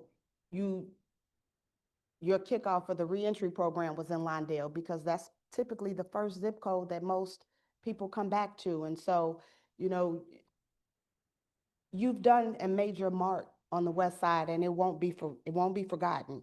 And Darlinda, I know that you getting some part of your husband back. And we thank you for sharing him with us for the last 30 years, because I've had the opportunity to know you both from my family. And so your work won't be forgotten. And I'm sure that everybody in this room will still be calling, hey, Walter, how can I do this? Or, hey, Walter, can you let me know what developer did this or did that? And so that, you know, that says a lot. And, you know, whatever the naysayers are saying, you did it. You did it, and you should be so proud. I am so proud. I've watched you my entire life, and I am proud, and I thank you for your service. 30 years is a long time. I don't know if I can do that, but hey, you've done it, and you did it gracefully, and thank you. Thank you. The chair recognizes Alderman LaSpada. Thank you so much, Mr. President. Alderman Burnett, I don't know how to not call you Alderman Burnett. I hope this is coming through. My first memory of you is long before I was in this work. It was at the Rosa Parks Apartments with Bickerdike. I don't know if you remember this, but you went dancing down that yellow brick road as we were celebrating that day. It is indelible in my mind. And the wonderful thing is, from then to now, I know you as being a joyful person. I know you as being wonderfully unguarded in the best sense of the word, and always being kind. And those are rare traits in the work that we do. And in that time in my life, I never would have dreamed, sincerely, I would have the opportunity to work with you in this capacity. I have learned so much from how you do your work, your presence, again, your joy. I'm grateful for all of it, sincerely. And I know at some point I'll see you again at Soho House. And until then, I say arrivederci, sir. Thank you. The chair recognizes Alderman Villegas. Thank you, Mr. President. I would be remiss if I didn't chime in here as well. I'm at a National League of Conference event and happen to be talking about some issues that we're dealing with in the city, and have always been supported by the vice mayor and trying to get him engaged in the National League of Cities to hear what other cities, states, or countries are doing around solving issues that we have here. The vice mayor has been a strong leader in the city council for as long as I've been there. And he's been the constant professional, humble, and can't wait to see the book when it comes out. He has led a career here. If you take a look at starting in the Chicago Housing Authority to where he is now, I'm just very proud to have served with the vice mayor for over a decade and looking to continue to work with him moving forward. I view him not only as a colleague, but I view him as a friend, someone that has a deep desire and love for the city, and someone who statistically, having come from Chicago Housing Authority, shouldn't be a member of the third largest city, but said, no, I'm going to do it.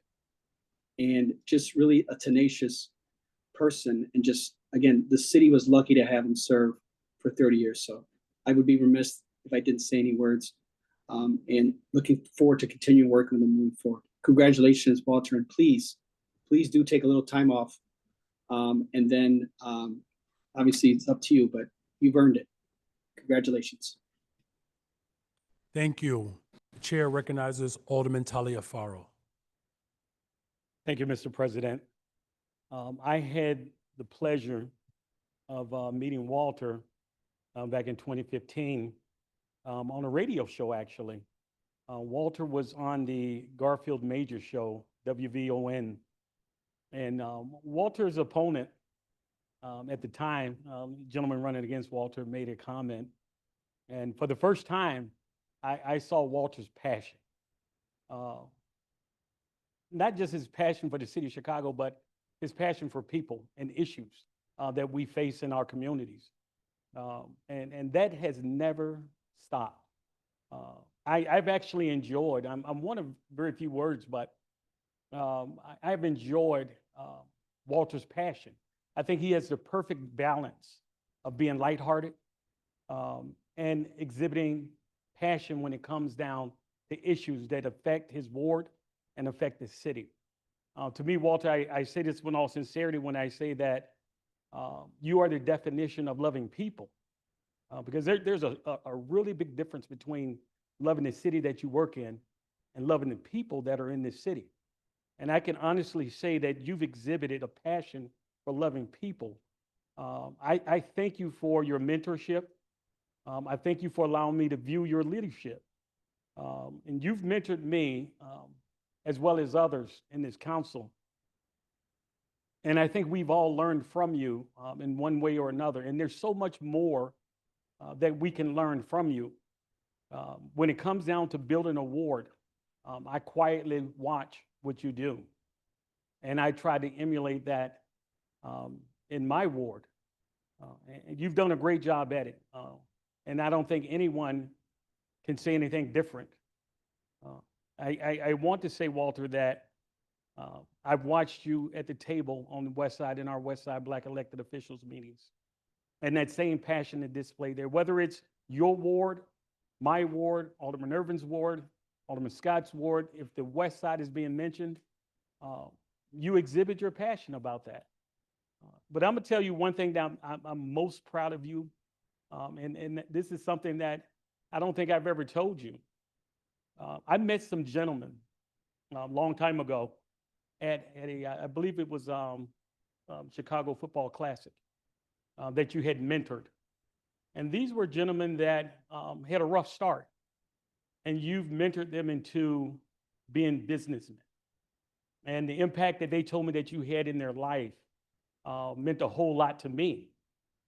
And I've not seen them since, but if you were in their lives, I'm sure they're doing well. But the story that they told me about Walter Burnett sticks with me today. And so when it comes down to how we should view people that come across our lives, we should add to their lives, no matter what that is. If we can do something to add to their life, then we should. And so that story has stuck, and I'm very proud that you took the time to mentor them into being businessmen and have somehow changed their trajectory into a life to whereby they're very proud of what they probably do and the families that they're raising. So thank you for that, Walter, because that is stuck with me. And I really want to thank your wife. I know of the sacrifices that families go through at times because Walter is often away from home working. And so I want to thank you for your sacrifices that you've made. And from the bottom of my heart, if he's around the house too much, you can send him back to us. We'll take him. But Walter, thank you. Thank you for teaching me about passion and loving people. Thank you and congratulations.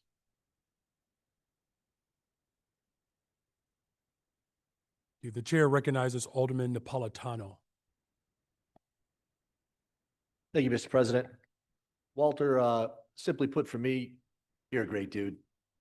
Your ability to slide into a room full of us for your colleagues and say hi to everybody in about 12 different languages, and with your collars popped, you always had a smile on your face and brought a joke in and would leave us all with a lasting impression, and your ability to slide out without us even knowing was even better. But, but the biggest take from it that I want to thank you for, you never hesitate to talk to anybody. What we should take as a council from you is how everything ends at that doorway with you. Whether we agree with each other out here, the second we cross that threshold heading outside, it was over. It was back to just, let's see what we can do for the betterment of our city, for the betterment of us being colleagues and brothers and sisters. And that's a lasting impression that I want to thank you for, that you gave me. And I think myself and everyone in here should utilize that a lot more, because it was a great talent that you had. And I appreciate everything you did.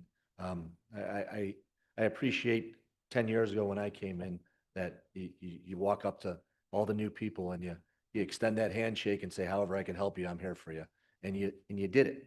You did it for as long as I've been here. So enjoy retirement, sir. God bless you. Love being around you. You're leaving an impression on me. So God bless you. Thank you. Thank you, Mr. President. Thank you. Chair recognizes Alderwoman Dow.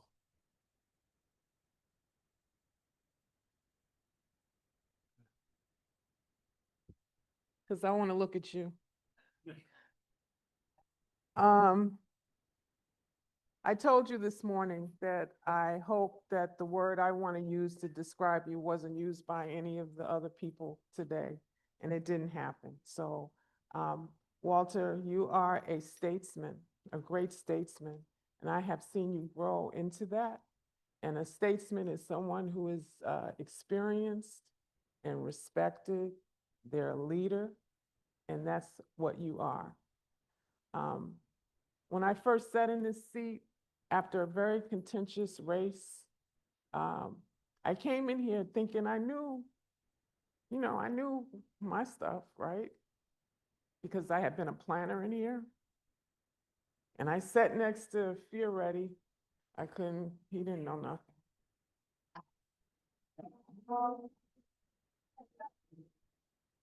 And I sat next to Tony Preckwinkle, who I had a relationship with, and I had her point of view. And behind me was, I believe, Ed Smith. And I knew Ed, but not well. But you opened up your arms and welcomed me. And there were times when I would turn this chair around to ask you your opinion.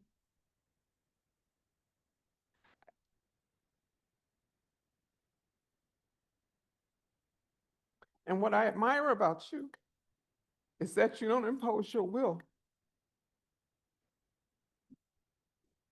Thank you to the newest short man.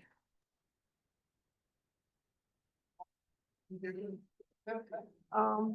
don't impose your will.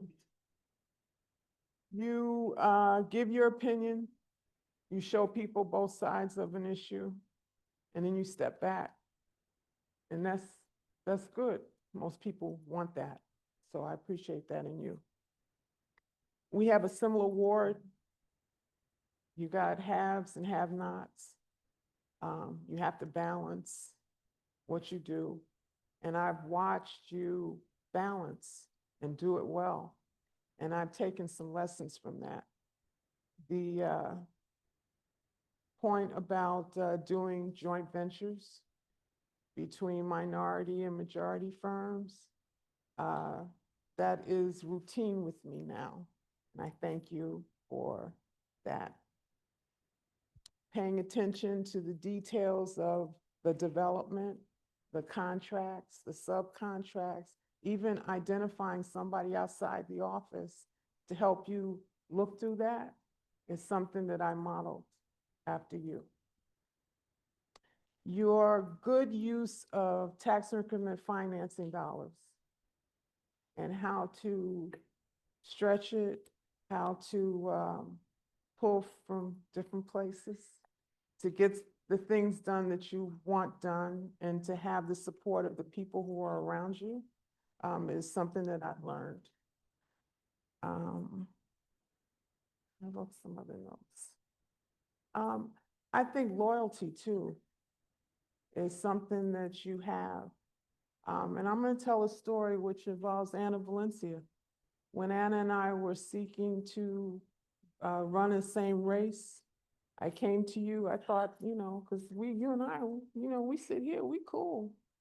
But she was part of your organization, and you didn't blow smoke at me. You were straight, and you told me where you stood, and I appreciate that. People need to be straight shooters, and you are that. I wish you the best as you move forward.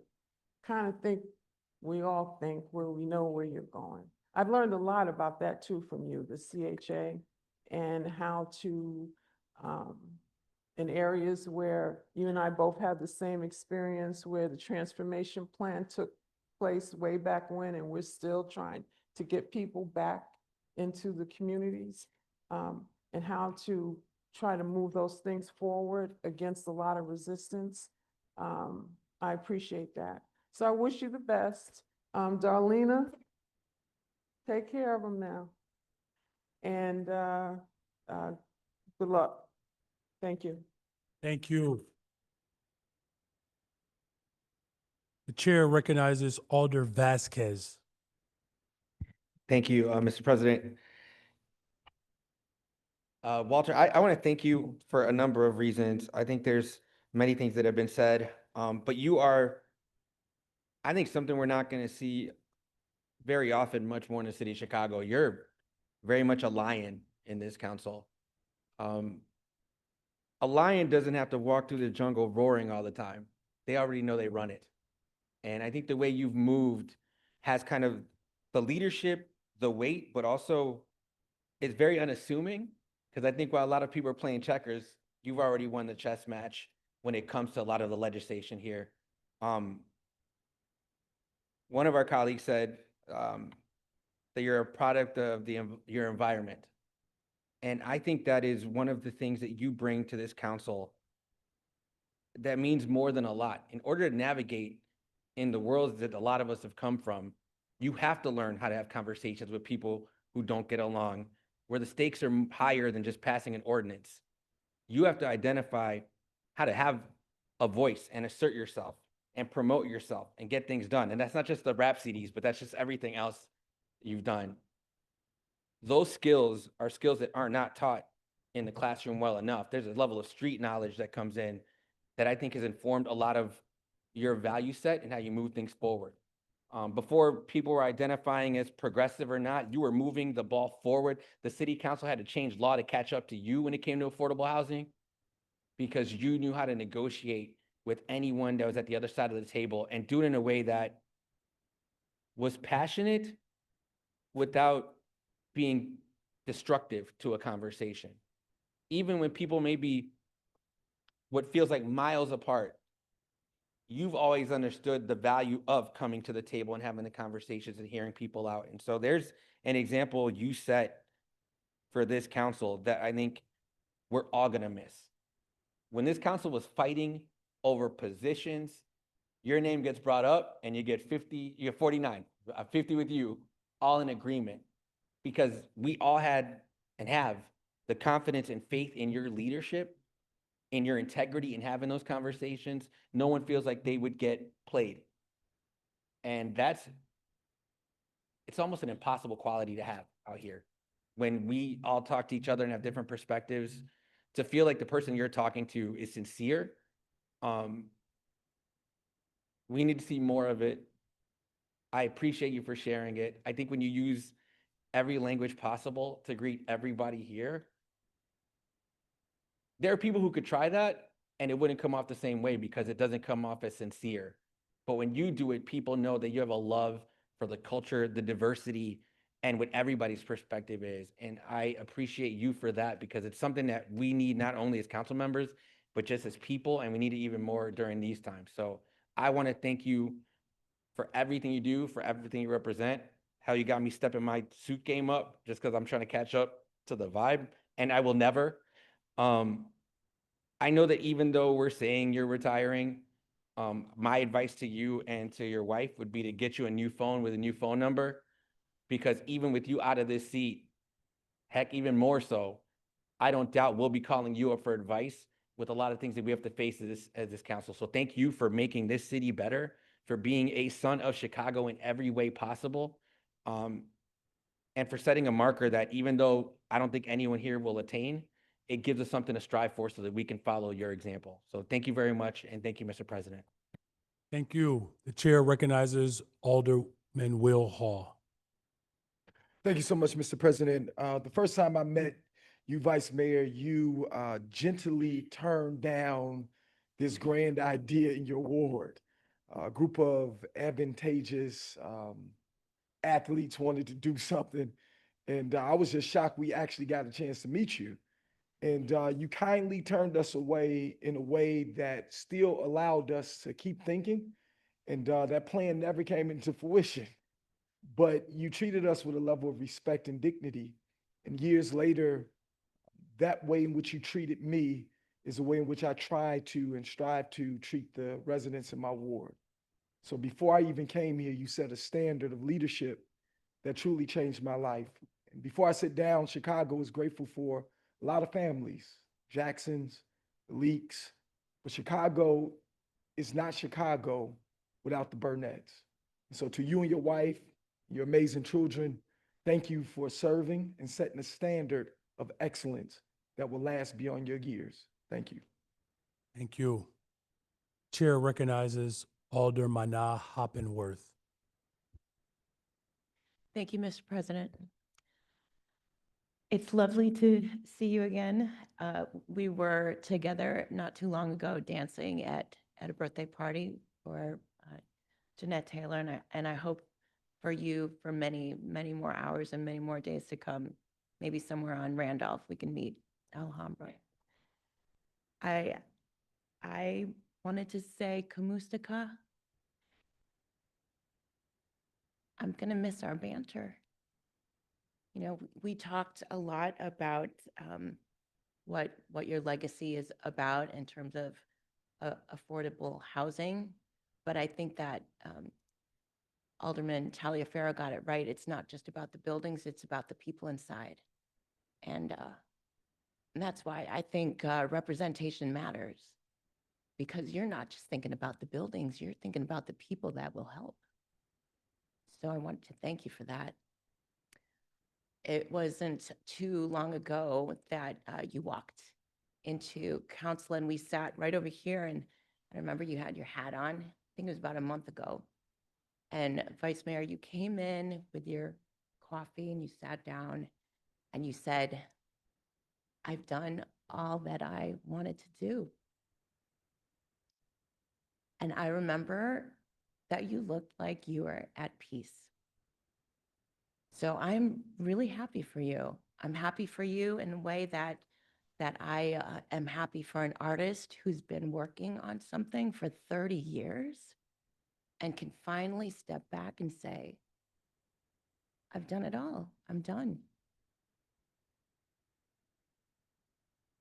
I want to say that I remember a time it was just outside these doors, and I, as a freshman here, struggling to pass my first big piece of legislation in this body.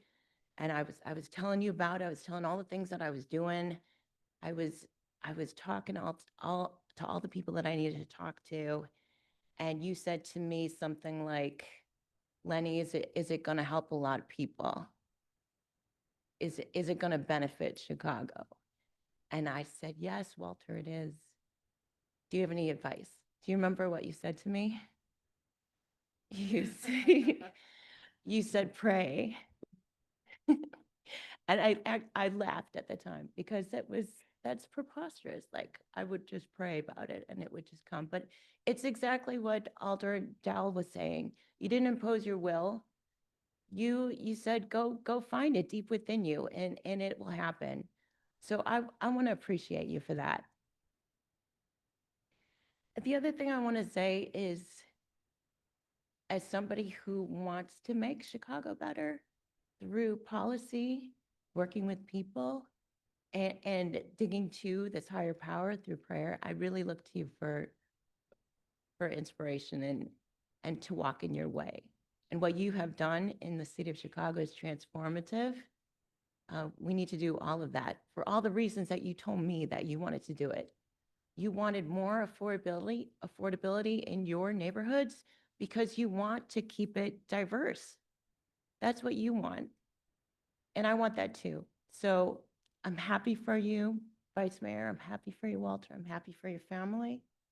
And I wish you many more years of dancing in this city of Chicago, and I hope to be there with you. Thank you, Mr. President. Thank you. The chair recognizes Alderwoman Stephanie Coleman. Thank you, Mr. President. Everyone is talking about this well-dressed Walter Burnett, but I remember I was about 7 years old, and I was 7 years old coming down the city hall with my mom. And we had gotten off the elevator, and I saw this little man in this bow tie and suit. And at the time, the nation was very high in terms of selling bean pies. And I thought that Alderman Burnett was one of the brothers. And you were so kind and so nice, and seeing you, I think you were about 32 or 33 as a freshman alderman, and the glow up has been real. Walter, I look at Vice Mayor, I look at you, and you're the epitome of hope, redemption, a second chance, and what God can truly do, and how God can use us to be Levites. There will be no office of reentry if it were not for you and your influence during the pandemic. Just 3 months ago, you said your final goodbye to Mother Briscoe, and you still came to City Council the day before your mother's funeral. And you all would probably still be having to pick me up off the floor 4 months later, had it been my mother. And it just shows your dedication and your commitment, not only to the 27th Ward, but to this body. I am so honored to have served with you for the last 6 years. You told my mother in 2019 that you would take care of me because I was your neighbor across the office. And I so enjoyed being your neighbor because Jason Irvin told me you had all of the money. And so I never bought paper or ink my first 4 years as an alderman because of you and Reggie and everyone. You just know how to look out and take care of people and the people that you love. We share stories with being first city vice chairs of Young Dems, being chairs of the Black Caucus. Thank you for paying your dues. You know they are non-refundable. So I'm so glad that you know that. And I really just thank God for your life. And I really thank God for Darlena. We have found times where I would always end up with you at some event, DNC that time, and on the dance floor at the first mayor's party. And I thank you for being the rib, the fragrance, and one of the best strategists in the city of Chicago that people don't even know that you really are the secret machete of the 27th Ward. So thank you, Vice Mayor. Thank you for looking out for us. Thank you for taking care of us. Thank you for being so unapologetic about being from Cabrini. And I know you have sat with the top billionaires of the world. You have had some of the best award-winning, world-renowned developments, but you have never been ashamed of where you are from, who you are, where you're from, and whose you are. And you have been a model leader and a model servant of God. So thank you so much. I cannot wait I have more stories, but I'm going to tell it at the Black Caucus dinner that you're going to pay for. God bless you, Vice Mayor. Thank you. Chair recognizes Alderman Riley. Right. Walter, gonna miss you. When I first got elected in 2007, I remember I was invited to a lunch at Gina Giorgetti's by Secretary White. And we were having lunch and he was explaining the history of the relationship between the old 27th and 42nd wards. And that goes back to Mr. Dunn and a whole cast of characters. And at the time I was brand new and a bit overwhelmed, and I think I'd just been barely sworn in. And I wasn't really quite understanding what this special relationship really meant. And obviously I'd been a longtime fan of Jesse White, so I just kind of sat there and shut my mouth and smiled. And I can tell you, it didn't take a whole lot of time for me to figure out that there always has been a special relationship between the 27th and 42nd wards for lots of different reasons. But I can tell you that there's been a special relationship between the 27th and 42nd wards since you and I have served together. And I've worked for a whole bunch of politicians in other states around the country, federal, state, local offices. And I've been really fortunate to work with a tremendous number of really talented, gifted politicians. And I can tell you this, and this is genuine. I have never, ever worked with a politician with a natural gift in retail politics like you. And I've wondered about that. How is it that Walter's so good at this? And it took me a while to figure it out, but it's because you're the genuine article. You're you. You're a real person, and it shows. You don't put on an act. You're legit. And I can tell you that while we've had about 18 years together in this chamber, and certainly we've had our disagreements over the years, after those disagreements, you've always been a gentleman, and we've always shaken hands. And I can tell you, and I've said this a million times before because it's true, I have incredible respect for you. And while I've had the opportunity to learn from a lot of other seasoned politicians, I got to say, I've learned a tremendous amount just working with you. And I'm going to miss you, and I'm going to miss your advice. And for 18 years, you gave me a lot of fashion advice I didn't take, and I'm working on it. But again, your sense of humor and your genuine love for people and your passion for this job show. I know that your successor is going to have incredibly, figuratively, large shoes to fill. And I can tell you that I'm proud of the relationship that we've had. We had a tremendous time in Copenhagen. I almost forgot about that. We also promised each other what happens in Copenhagen stays in Copenhagen.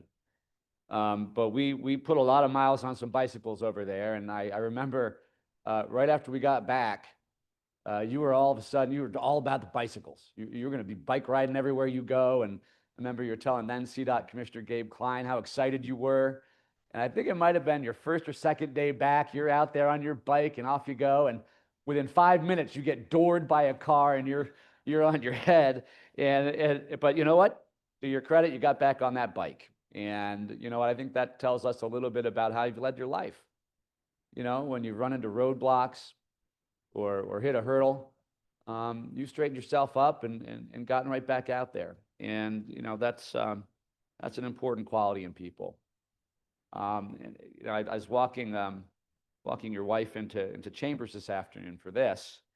And as we were walking in, I asked her, I said, are you ready for a whole lot more Walter in your life? I said, because there's about to be a whole lot more Walter in your life, and Walter can be a lot. And she didn't miss a beat. Darlene said, no, don't worry.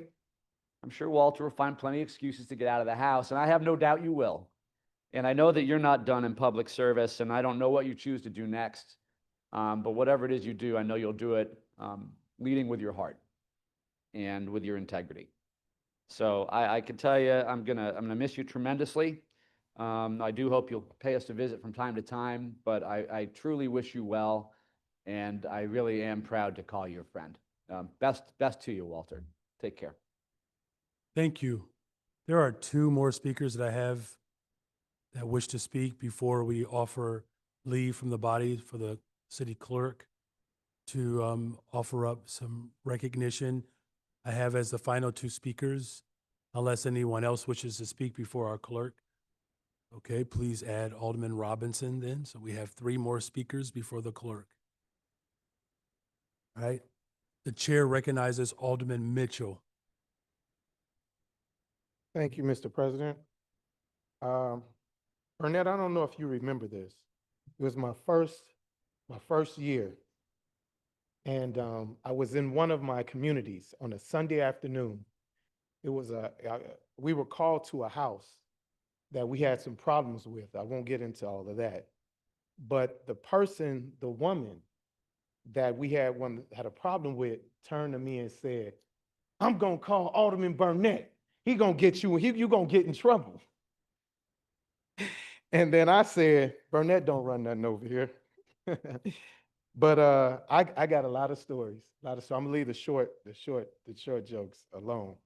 But I too, like Pat, wanted to say something that nobody else said. And as I sat here and listened to everybody,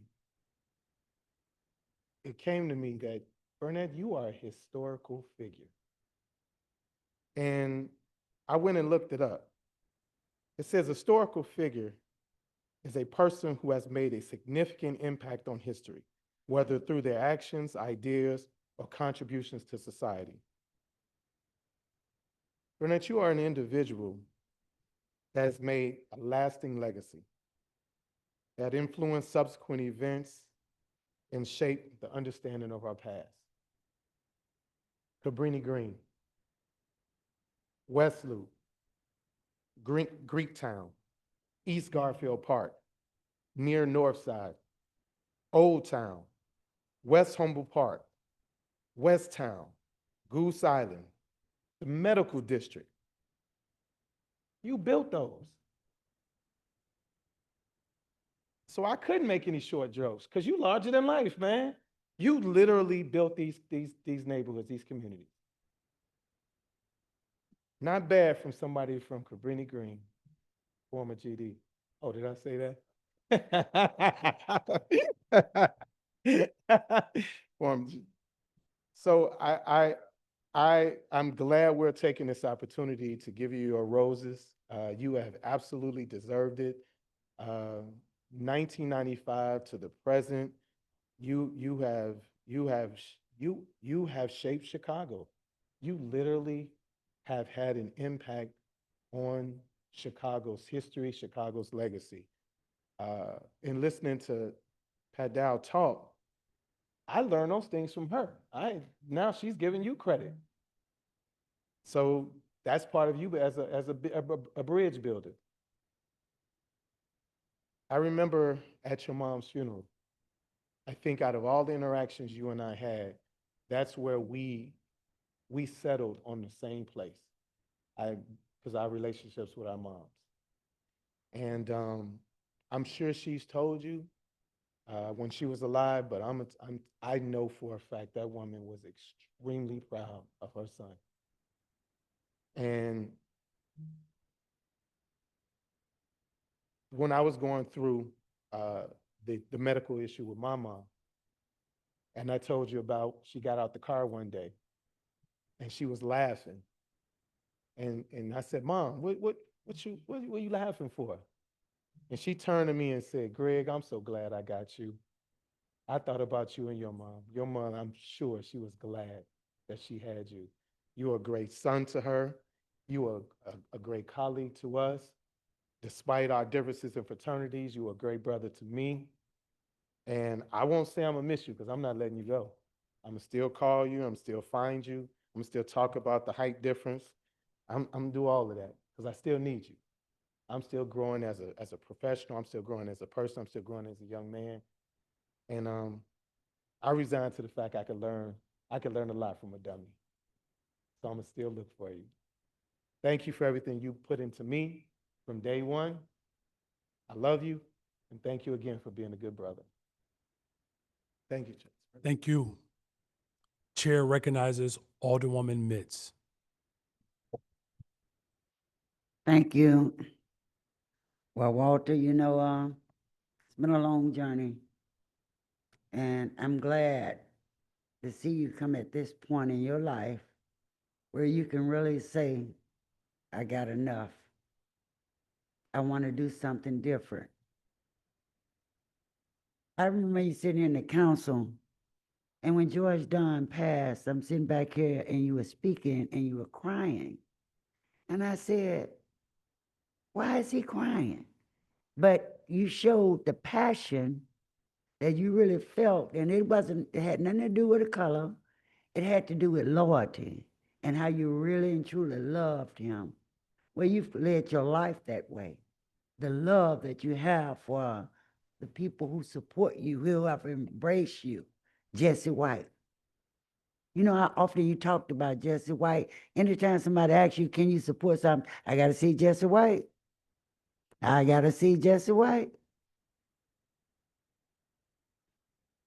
You and Darlene both have been out here in campaigns and running these elections. And who is better to receive your accolades? But you know where your accolades came from? I want to tell you this. Only from the grace of God. God got you there. I know this because we are serving in church together. I see you every Sunday when you're up there as elevated to the deacon level. God brought you from down there, getting pardoned with the church, going with you all the way back, and you ain't stopped running since. And if you want to know where he got it from, that's where he got it from, the love that you have and the God that does dwell within you. While we were talking and everyone talking, Pastor done called me on the phone, just so you know. I know maybe you want to talk to me, but it's just a coincidence as we're giving you your accolades and the work that you've done. I hope you didn't pick that up from the pastor since he retired either, that you wanted to do this. Oh, okay. I done got tired now, okay? But I'm glad to be able to stand here today with you. I know it's not the end all for us. We're going to ask God to continue to bless us as we continue to move and as our children grow up, and supporting them and educating them. That's what it's all about.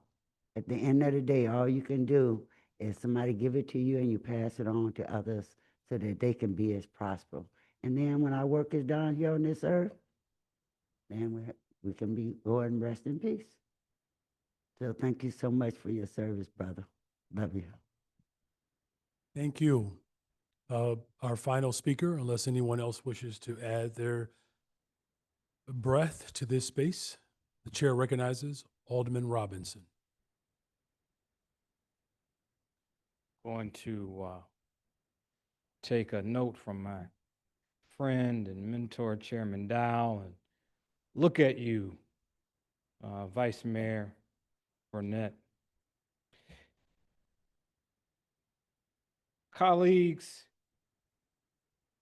there are three things that Walter continues to say in this building, outside this building. One is my wife, my sons, and my ward. My wife, my sons, and my ward. What does that mean? That means that these were three things that are important to you, that Walter, you focused in on. And whatever you had in front of you, your wife, your sons, and your ward were the utmost important. As someone that you have supported in the Illinois General Assembly and now Alderman of the 4th Ward, I'm still scratching my head from time to time about this last position. You did tell me. But you told me that I can move the needle for my ward. I can transform my community. And I'm so appreciative that you supported me in this position, being alderman.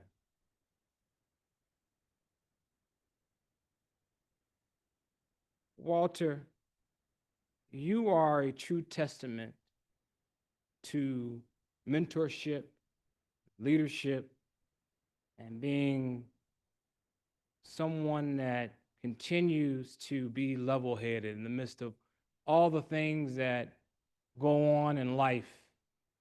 What I take from you is continue to not be too high and not too low.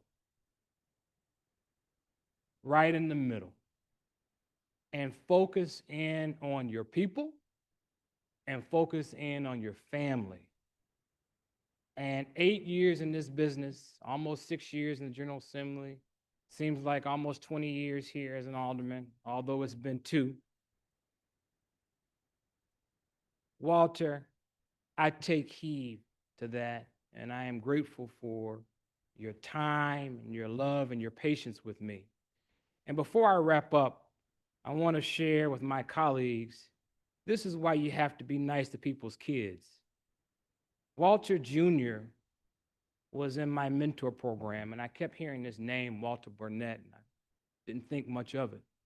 Thank God that I was nice to that kid, because you never know in life how it's a 365 moment that I would be working alongside of you and see all of the accomplishments that Walter Jr. has done. And I believe that I've been a part of those accomplishments, being a mentor to your son. And lastly, Emma mentioned Mr. White. Anytime that we have to go to you for certain things, it was Mr. White. I know you love him, and I know you respect him. I have to ask Mr. White, out of all this love and all the things that he's poured into you, how you were able to pledge Phi Sigma Beta fraternity and not Phi Beta Sigma fraternity, and not the great fraternity of Kappa Alpha Psi. But Walter, we love you, we appreciate you, and thank you for your service, not only to the 27th Ward, but to the city of Chicago. Blessings. Thank you. Leave from the body to allow our city clerk to speak. Very well. Thank you. Hearing no objections, Madam Clerk. I came into this place in 2011, was 25, had no clue what I was doing, but I was faking it till I made it. And bright-eyed, bushy-tailed, assigned to Gov Affairs. And there are some real sharks down here. It was scary. And some of them are gone, no longer here. But a few of the city council members really were, even though we were on the 5th floor, helped us navigate. And a lot of us were women and people of color and first-gen college kids that didn't know if we felt like we could belong or make it here in this business. And Walter and Michelle and a few others were those people for us.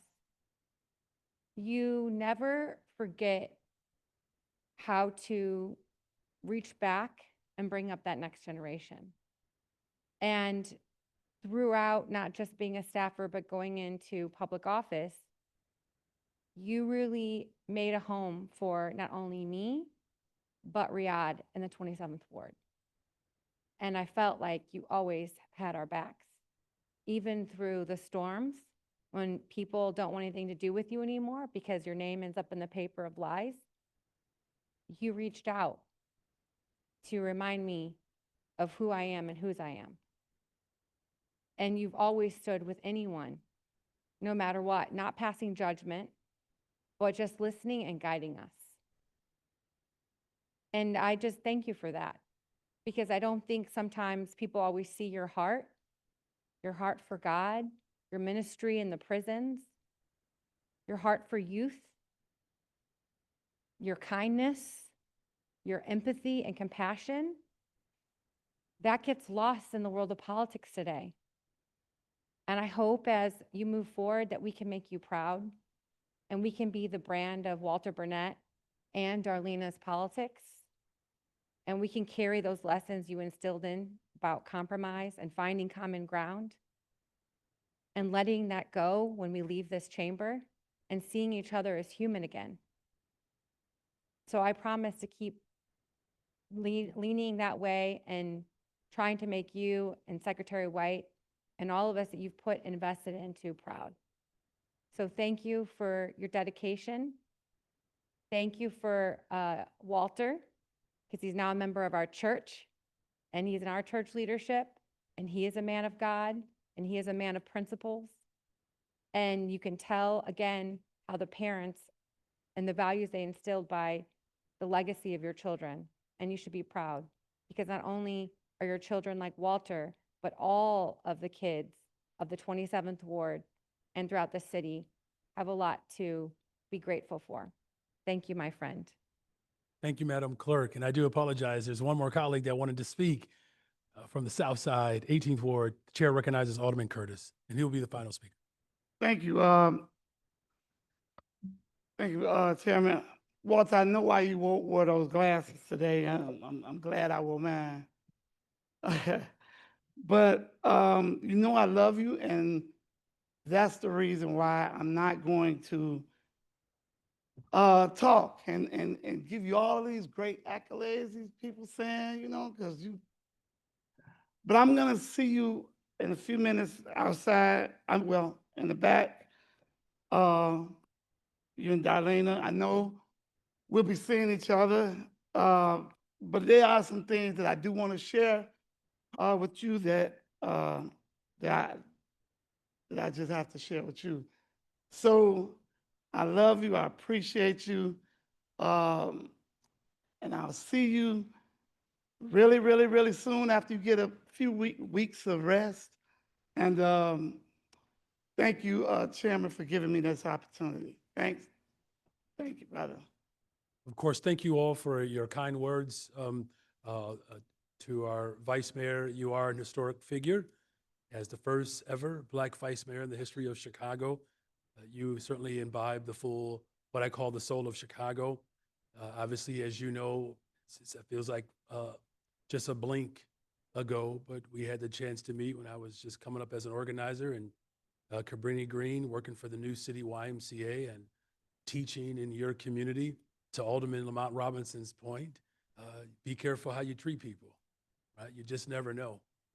And you were kind. And so I'm glad that I treated you well enough to become an historic figure as the first Black Vice Mayor in the history of Chicago. But you have given so much to so many people, and for not recruiting me to be a part of your organization or to have any necessarily overtures of commitments beyond the community was a true example of what it means to be a public servant. So on behalf of the city of Chicago, man, we love you, and we know that God is not done with you yet, but we certainly are grateful, and we give God the glory for the things that he has done through you. So on behalf of the city of Chicago, here's to Vice Mayor, Chairman, Alderman Walter Burnett.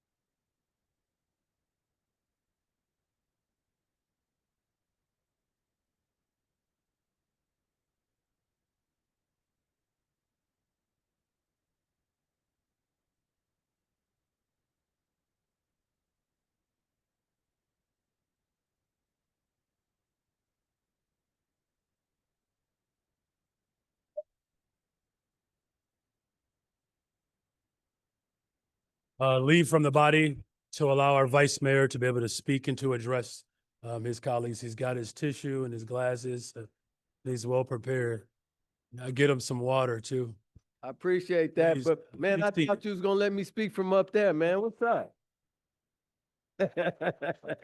He's scared. He's scared. y'all. See you in 27, dog. See you in 27. First of all, I want to give honor to God.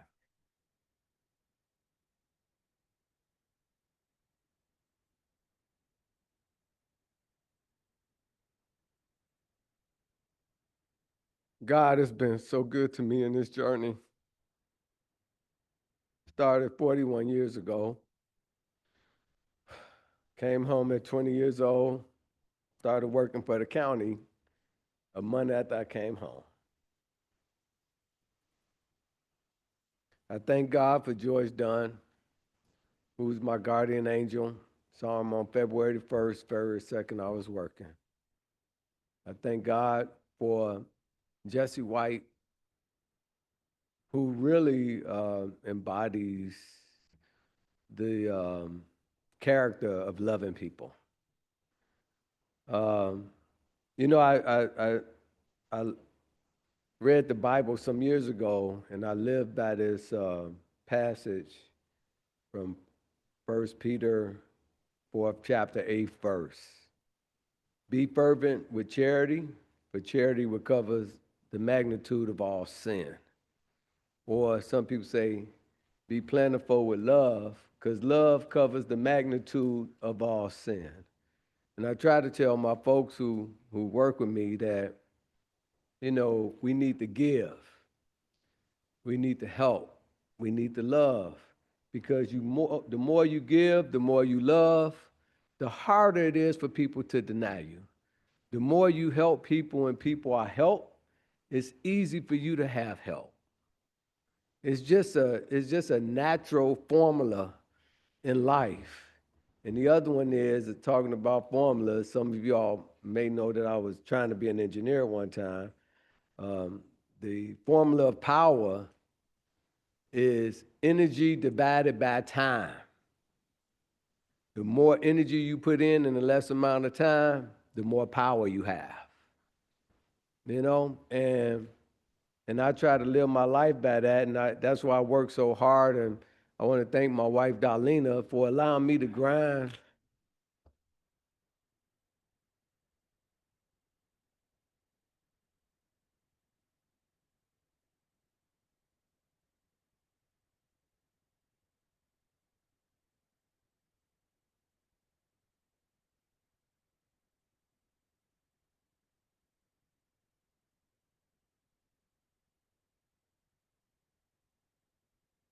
She allowed me to grind even before I was alderman. It was crazy because I was an engineer in a county building. I get a couple hours sleep. I wake up and I go volunteer in George Dunn's office. I leave his office. I go be the chairman of the Young Democrats and work in my newsstand. I had a newsstand on Clark in Ohio. She would come and date me at the newsstand because I'd be working so much. And I've been grinding like that for 40 years, nonstop. And she's been right there with me, except in the few hours that, you know, whatever time we have together, we cherish every moment, right? We try to make the most of it, not only with her, but also with my kids. And I just want to thank her for raising my kids through all of this. You all know my sons, they're good people. I wish I can take all the credit. She gets all the credit. She's done such a great job.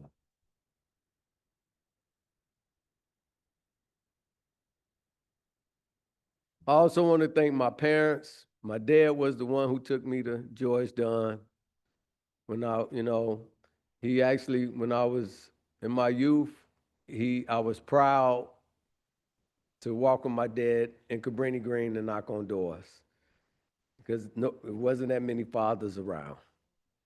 So it was like, and then I would see him help people, and folks would ask him for stuff, and he'd go to the committeeman and he'd get it done. And I'd be like, man, that's like magic. My dad is magic.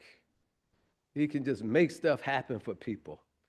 And that just stuck with me with how, how a little thing for somebody, like getting a door fixed or getting a cabinet fixed in their house from CHA or whatever the case may be, was such a big thing to people and such an easy thing for folks to do in government. And that kind of stuck with me. And I don't want to be here all day. I know y'all been here for a long time. You know I can talk for a long time. I know y'all gonna miss that. But I also would be remiss if I did not thank Jim Egger. Jim Egger gave me a partner in 1998. If I wouldn't have got that partner, I wouldn't have been able to run again. So I want to thank him. I know he's going through cancer right now. I pray to God that he gives him comfort in his moments. I want to say, Governor, you did a good thing. I hope I made you proud.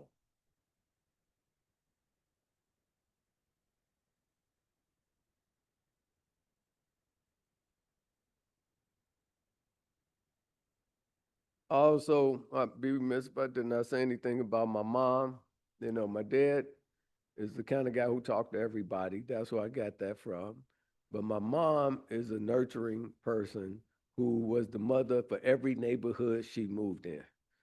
Every neighborhood she moved in, she was everybody's mother. She advised folks. She tell them when they doing wrong. She feed folks, you know, and that's where I got the sense of community. And I'm grateful to her. Both my parents are gone. It's crazy. My dad died right before I got elected in 95, and my mom died right before I'm giving up this seat 30 years later.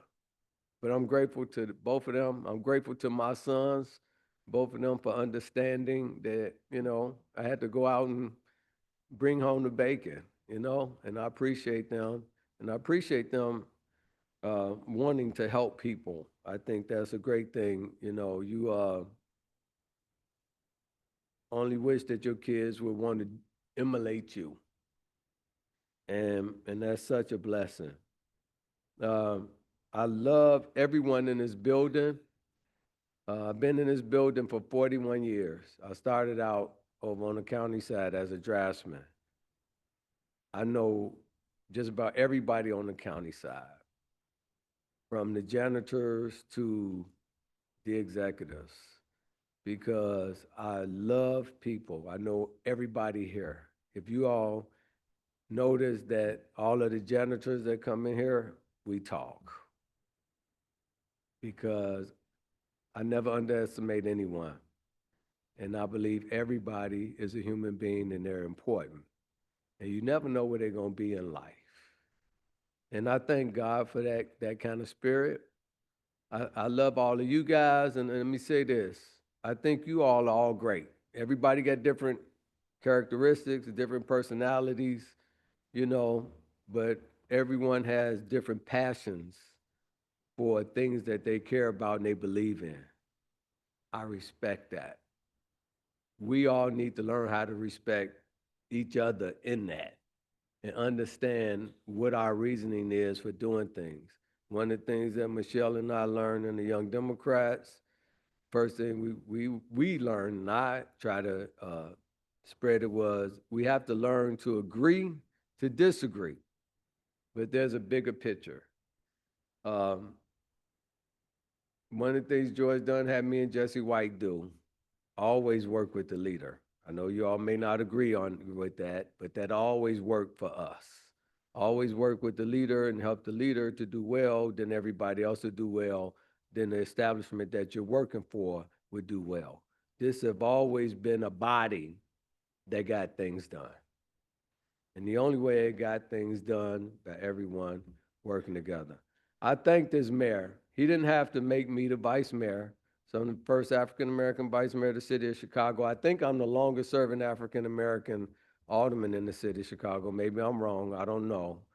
But I'm grateful. He has a humbling spirit. He's a man of God. I believe he's anointed by God to be doing what he's doing. And I really appreciate your grace and your mercy with me.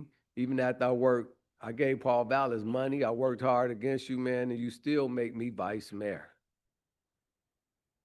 And that's a credit to your humility. That's a credit to the God inside of you. And that's why I will always be committed to you, because you didn't have to do that, right? And I will always let you know when I don't agree with you, because there's no sense of being with someone and you can't let them know if they right or wrong.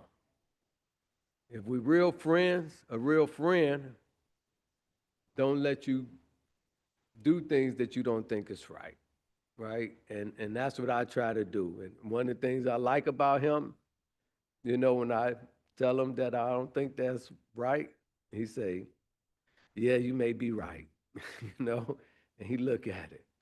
And I'm gonna tell you all, this city would be a better city and this council would be a better council if we all literally would just talk to each other and get things done, because right now it's about, I know everybody got political things going on, and I'm gonna go. I'm gonna go because I can go deep on that. But I want you all to know I really appreciate you honoring me. I'd be remiss if I did not thank all of my staff. All of my staff.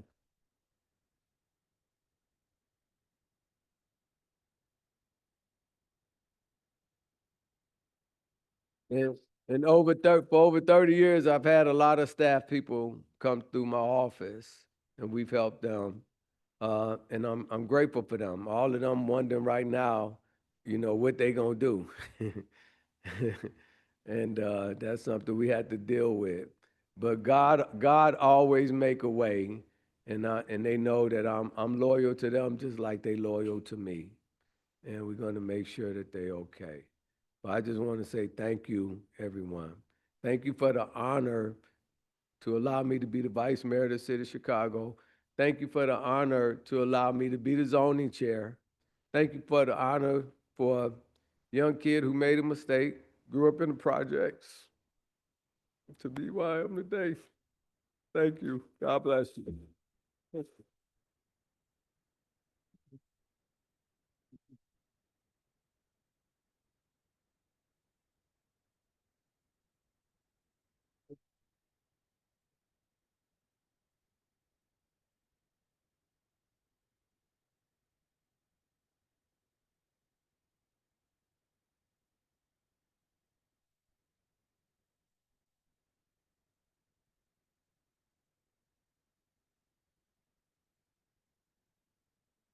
Wow, thank you all very much. Okay, I mean, I hate to do this to you, but the agreed upon calendar, all right. Matters for the agreed upon, I'm sorry. Thank you. On the motion to return to the regular order of business, there's a motion. All those in favor signify by saying aye. I very well hear no objections. We will return back to the regular order of business. And now for matters on the agreed upon calendar, Alderwoman Harris.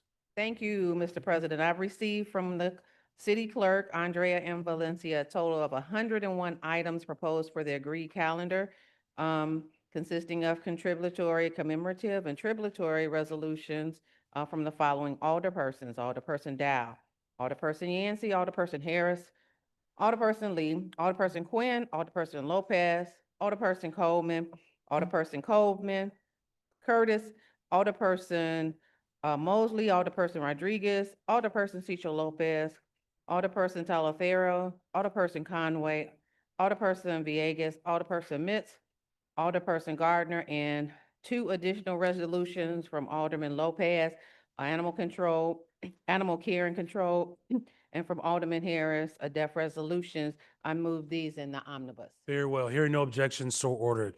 Now for new business. The clerk will call the wards, beginning with the 50th ward. Zoning amendments which are referred to the Committee on Zoning, Landmarks, and Building Standards. Traffic control signals, traffic regulations, and traffic signs which are referred to the Committee on Pedestrian and Traffic Safety. Exemption from physical barrier requirement for commercial driveway alley access for parking facilities which are referred to the Committee on Transportation and Public Way. Alderperson Haddon has a proposed ordinance for amendment of Municipal Code, Section 4-60-023, to allow additional package goods licenses on portions of West Howard Street, which is referred to the Committee on License and Consumer Protection. Alderperson Haddon and others have a proposed resolution for affirmation of commitment to goals of the Paris Climate Agreement and call for the federal government to support fossil-fueled non-proliferation treaty, which is referred to the Committee on Environment. Alderman Manaha Hoppenworth has a proposed order for the issuance of permits for signboards at 5035 North Broadway, which is referred to the Committee on Zoning, Landmarks, and Building Standards.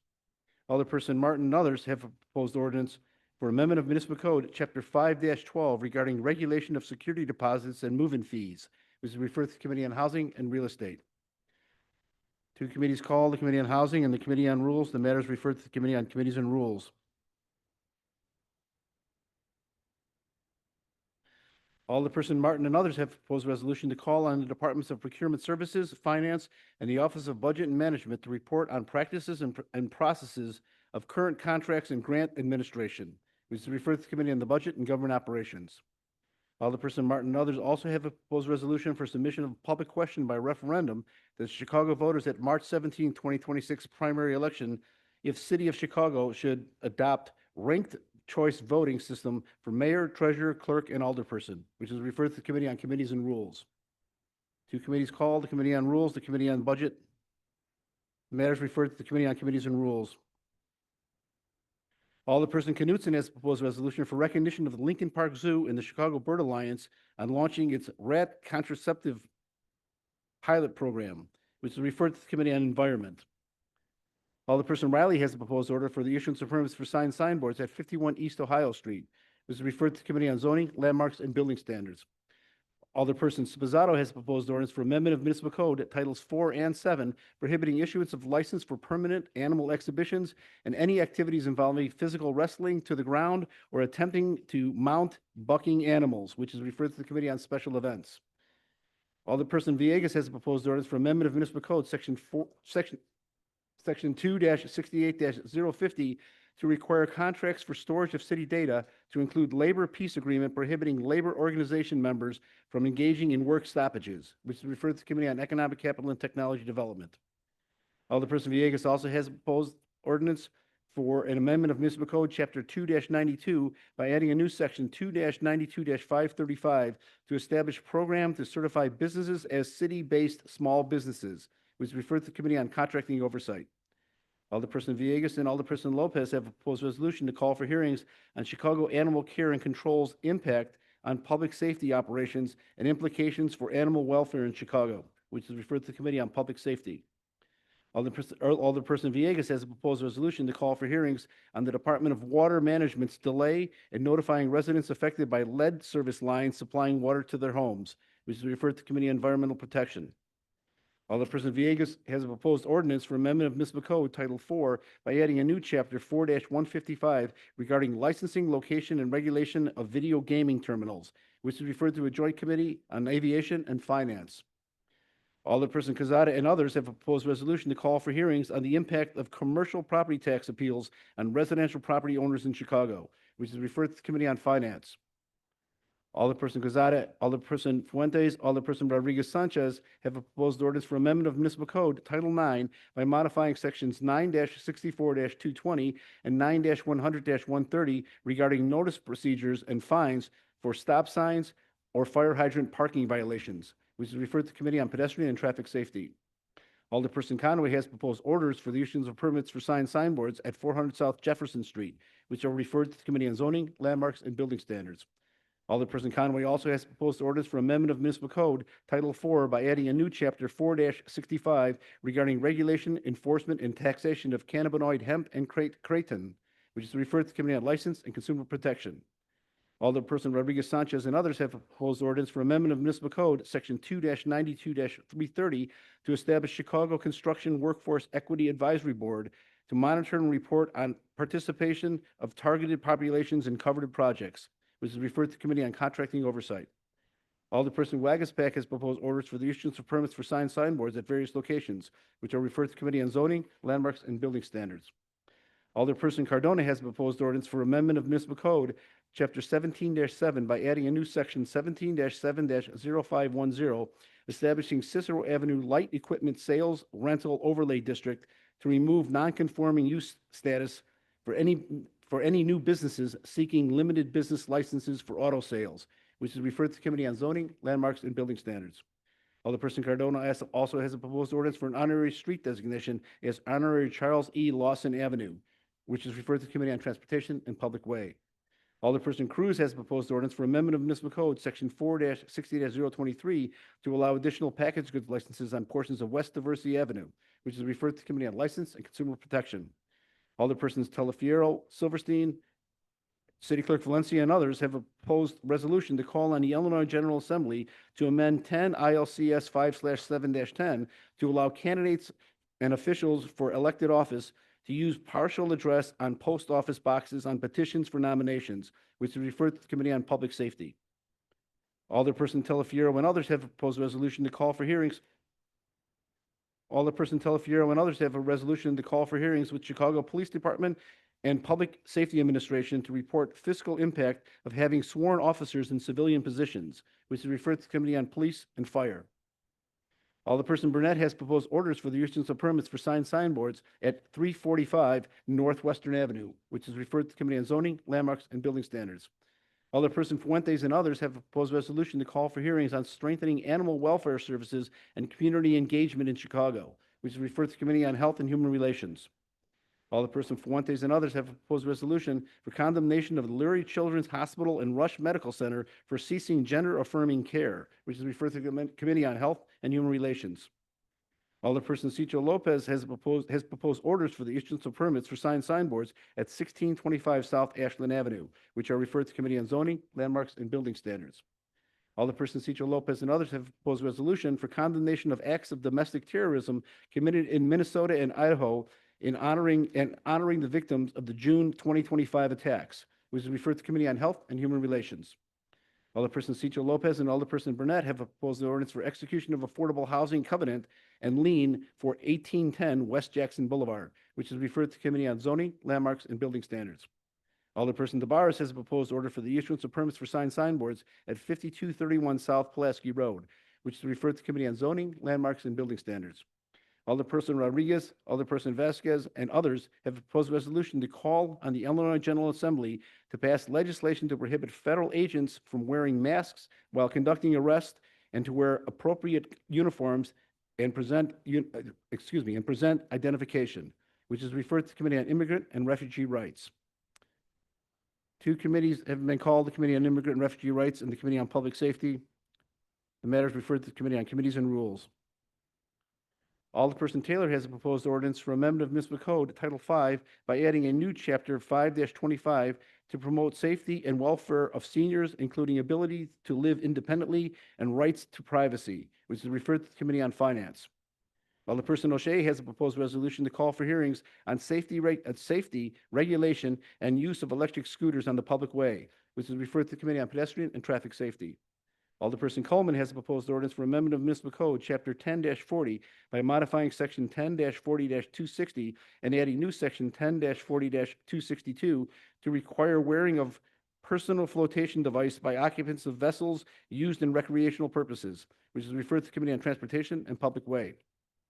Alderperson Lopez and others have proposed ordinance for prohibition of any delegate, partner, sister agency, or other third-party organizations receiving funds from the City of Chicago to use said funds for legal actions used against the United States, which is referred to the Committee on Contracting Oversight. Two committees called, the Committee on Contracting Oversight and the Committee on Committees and Rules. The matter is referred to the Committee on Committees and Rules. Alderpersons Lopez, Quinn, and Villegas have proposed a resolution to call on the Illinois General Assembly to pass legislation empowering Chicago to establish a city charter commission, which is referred to the Committee on the Budget and Government Operations. Two committees called, the Committee on the Budget and Government Operations, the Committee on Committees and Rules. The matter is referred to the Committee on Committees and Rules. Alderperson Ramirez has proposed order for the issuance of permits for signboards at 1514 West 33rd Street, which is referred to the Committee on Zoning, Landmarks, and Building Standards. Alderperson Ramirez also has a proposed ordinance for amendment of Municipal Code Titles 4, 6, 11, and 17 regarding warehousing, wholesaling, and freight movement, which is referred to the Committee on Zoning, Landmarks, and Building Standards. Alderperson Lee has a proposed ordinance for amendment of Municipal Code Section 17-6-0403F by requiring special use permits for sports and recreation participants in Planned Manufacturing District 8A, which is referred to the Committee on Zoning, Landmarks, and Building Standards. Alderperson Lee has proposed orders for the issuance of permits for signboards at various locations, which are referred to the Committee on Zoning, Landmarks, and Building Standards. Alderperson Lee also has a proposed ordinance for amendment of Municipal Code Sections 17-6-0403 and 17-8-0510 to strike Planned Manufacturing Development District Number 11B from exemption of floor area limit for food and beverage retail sales, which is referred to Committee on Zoning, Landmarks, and Building Standards. Alderperson Lee also has proposed ordinance for amendment of municipal code, section 17-6-0403, requiring special use approval permits for sports and recreation participants in Planned Manufacturing District Number 8A, which is referred to Committee on Zoning, Landmarks, and Building Standards. Alderperson Chico has a proposed ordinance for an honorary street designation as the Purple Heart Trail Fallen Soldier Corner, which is referred to the Committee on Transportation and Public Way. Excuse me. Alderperson Beal has proposed ordinance for amendment of municipal code Title IV by adding a new chapter 4-155 regarding licensing, location, and regulation of video gaming terminals, which is referred to the Committee on License and Consumer Protection. Alderperson Yancey has a proposed ordinance for designation of 6756 through 6758 South Chapel Avenue as a low affordability community, which is referred to the Committee on Housing and Real Estate. Alderperson Dowell has a proposed resolution to call for hearings on current state of pension systems in Chicago, which is referred to the Committee on Finance. Alderperson Dowell has proposed ordinance for amendment of municipal code, section 17-17-0400B, to strike various streets from bus line corridor roadway segments, which is referred to the Committee on Zoning, Landmarks, and Building Standards. Alderperson Hopkins has proposed ordinance for amendment of the annual appropriation ordinance to transfer funds from the Second Ward Aldermanic Expense Account to Ward Allowance Account for the year 2025, which is referred to the Committee on the Budget and Government Operations. Alderpersons Hopkins and Nugent have a proposed resolution for expression of continued support for Chicago Area Waterway Systems Reclamation Study, which is referred to the Committee on Environmental Protection. Your Honor, that concludes the presentation of aldermanic introductions. Thank you. Alderman Mitchell for the approval of the journal.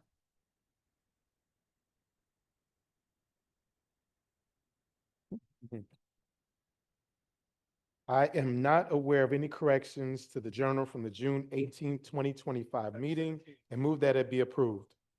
Hearing no objections, so ordered.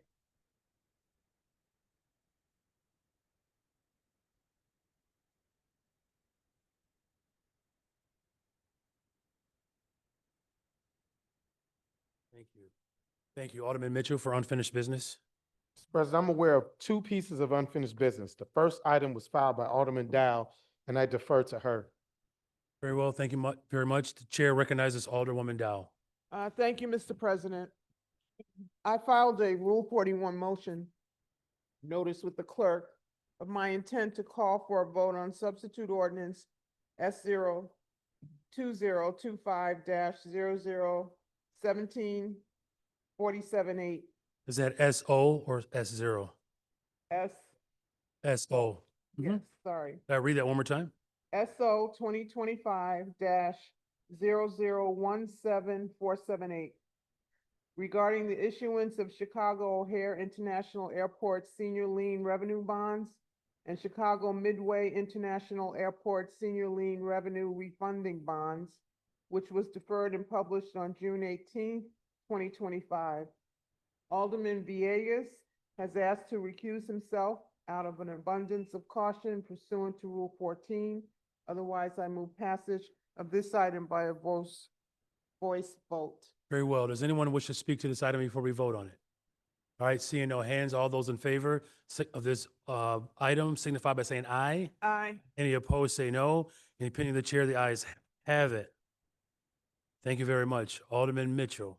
The second item of unfinished business was filed by Alderman Lawson. However, this item was reported out of the Committee on Zoning, Landmarks. And it was deferred, I believe. Yeah. It's the same item? Let's get clarification on. It was reported and deferred. That's right. Okay, the second item of unfinished business was filed by Alderman Lawson. However, this item was deferred and published. Therefore, this is mute. That's it. Very well. So if there are no other pieces of unfinished business, Alderman Mitchell, are you aware of anything else? I'm aware of one piece of miscellaneous business. It was filed by Alderman Beal, and I defer to him. I see. So nothing on unfinished business, though. Very well. Nothing else on unfinished business. Very well. So for miscellaneous business, you are aware of one piece, and that's by Alderman Beal. Very well. The chair recognizes Alderman Beal. Thank you, Mr. President. Mr. President, I actually am calling for a vote on this particular item because after observing over and over again, this body has, I believe, has abused the right of the Rule 59 for remote participation.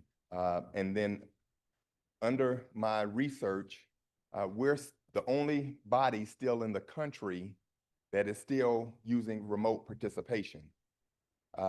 Congress isn't using it, the state isn't using it, and it was put in place during the pandemic when we had a problem. Well, we no longer have a pandemic, and we no longer have a crisis. Just this past Monday in the Finance Committee, we had 9 people remote participating. And I believe that we are abusing this particular rule. And I just believe that we are elected to come down here and do our jobs. I believe we are elected to come down here and, do the job the people have sent us to do. And so I have put this forward in order to basically have people come down here, do their jobs, because we are having problems getting quorum in certain committees. When you look at the history, people are not coming to a committee meeting because they're waiting to log in for remote participation. And so I say, let's do away with this ordinance. Let's do away with this and have people come down so we can have quorum and we can do the job that the people have sent us down here to do. So I ask for a roll call vote. Very well. The chair recognizes Alderman Sposato. Thank you, Mr. President. This has gotten way too all uncommon. I mean, we're waiting for meetings all the time. You're starting a meeting knowing 5 or 6 people, as many as 9, like you said, sometimes, that are Rule 59 in. We have a very slim margin as chairman of our committees to hope everybody comes. I pound my committee all the time, telling them that we have a narrow margin to make these meetings. So I think it's a very abused tool. It's not that big of a deal, people. If you miss a meeting, no big deal if you miss it, but don't leave us hanging. I support my colleague. We have to get rid of this. And I'm willing to make a compromise, like 1 a year or something like that, but it has to go. Especially I wasn't aware of the facts that Alderman Beal brought up, that nobody else is using it. So I would hope everybody would say, time to get to business, time to start doing our work that we're elected to do. And I fully support my colleague in that. So, but thank you, Mr. President. Thank you. The chair recognizes Alderwoman Nugent. Thank you, Mr. President. I've actually spent a lot of time over the last few years reflecting on Rule 59. And a few months ago, we were in this very same position, and I voted to continue the use of Rule 59 because I have a soft spot for what its intended use is and was hoping my colleagues would change their behavior. Unfortunately, behaviors have not changed, and today I'll be voting to end this policy, and I want to share with you guys why. In my mind, Rule 59 is an exception. It's a privilege. It's a once in a very long while way to participate in council or committee meetings if an emergency arises. But that is not what the reality of Rule 59 is in here. It's a panacea for nobody coming to work. And over the last couple of years, very few of my committee meetings have started on time. We have difficulty establishing a quorum. Think about that. Our job is to show up, to come to council and committee meetings, and we cannot even establish a quorum. Everyone has life circumstances. I'm a border ward. It's safe to say that I have one of the longest commutes to City Hall, but I get here because it is a priority. And I understand that there are folks that truly may need this flexibility, and I encourage them to work out arrangements with their chairman or chairwoman. But this council has abused a privilege. Waiting on quorum is a waste of time and takes me and my colleagues who do show up away from our wards and our constituencies and away from the work of this council. People who don't respect your time just don't respect you. Further, as President Pro Temp, I can roll call into committees to establish a quorum. It is embarrassing how many calls I have taken asking if I can come downtown to help establish quorum. It takes me over an hour to get here. Helping establish quorum is part of being President Pro Temp, but arguably it is not the most important part or the most important component of this role. How embarrassing that people can't come to work. I am sad that it has come to this. I wish we could keep Rule 59 so in an emergency, I and others could exercise this privilege. But it is clear that this provision is just an excuse for people not showing up to work. Chicagoans deserve an engaged council at all times. But right now, as we enter what very well will be our most dire budget season, it is imperative that we are all literally showing up for our constituents. In its present form, Rule 59 is a cop-out, and therefore, I will be supporting its abolishment. I encourage you also to vote in favor of this ordinance. Thank you, Mr. President. Thank you. The chair recognizes Alderman Curtis. Thank you, Mr. President. I want to stand and agree with my colleagues. One, I love what I do. I've been alderman for, this is my third term. And I agree, I do feel people have abused the privilege. But I would love to also work on Rule 59 for the reason, we never plan on getting sick. And for some reason, God has,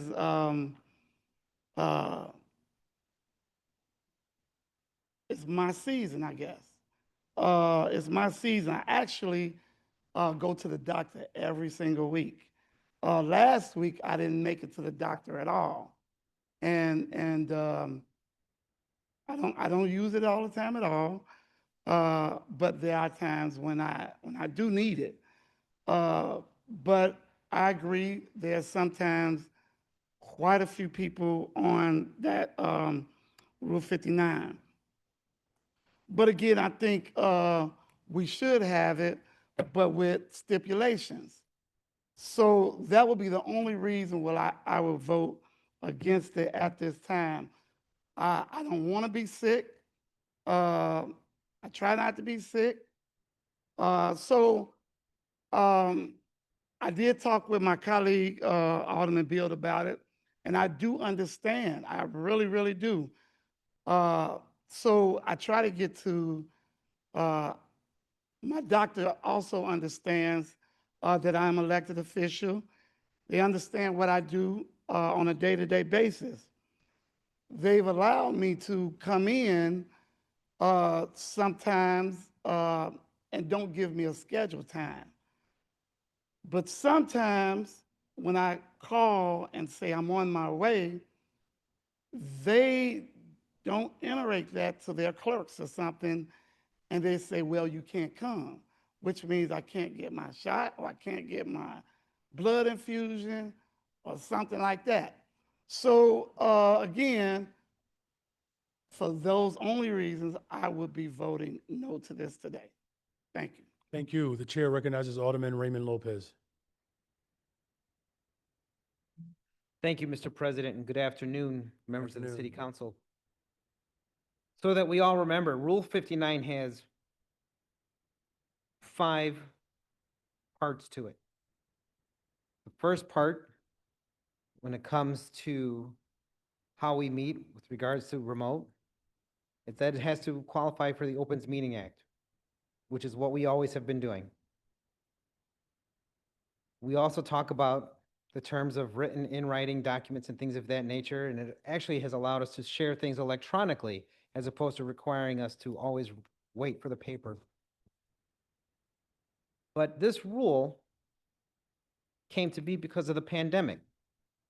Because many of you will remember March 17th, 2020, we literally had 3 people in this chamber, along with the president at the time, Lori Lightfoot, so that we could gavel in. We literally had one person standing here or there and the other one all the way over there because we didn't know how far we were supposed to stand next to each other. Gavelled in, recessed, and then waited for the General Assembly to create avenues for us to create a way to meet remotely by a contraption called Zoom, which none of us knew how to use. The third paragraph specifically references disaster declarations. We are not in a disaster declaration anymore. To be honest, we haven't been in a disaster declaration environment in nearly 2 or 3 years. But yet, this rule persists.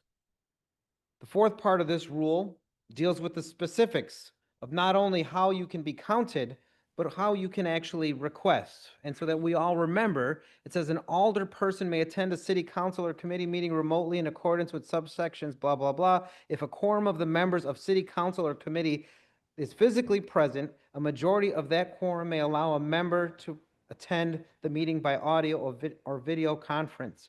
If the member is prevented from physically attending the meeting because of personal illness or disability, employment or the business of the public body, or a family or other emergency. I'm hard pressed to believe that in the 4.5 years that we've had this rule in existence, that every emergency has been used for people in this room not to be here. We have individuals who will invoke this rule so they could sit upstairs in their offices. We have individuals who've invoked this rule so that they could go out and do this off-site while they're at dinner.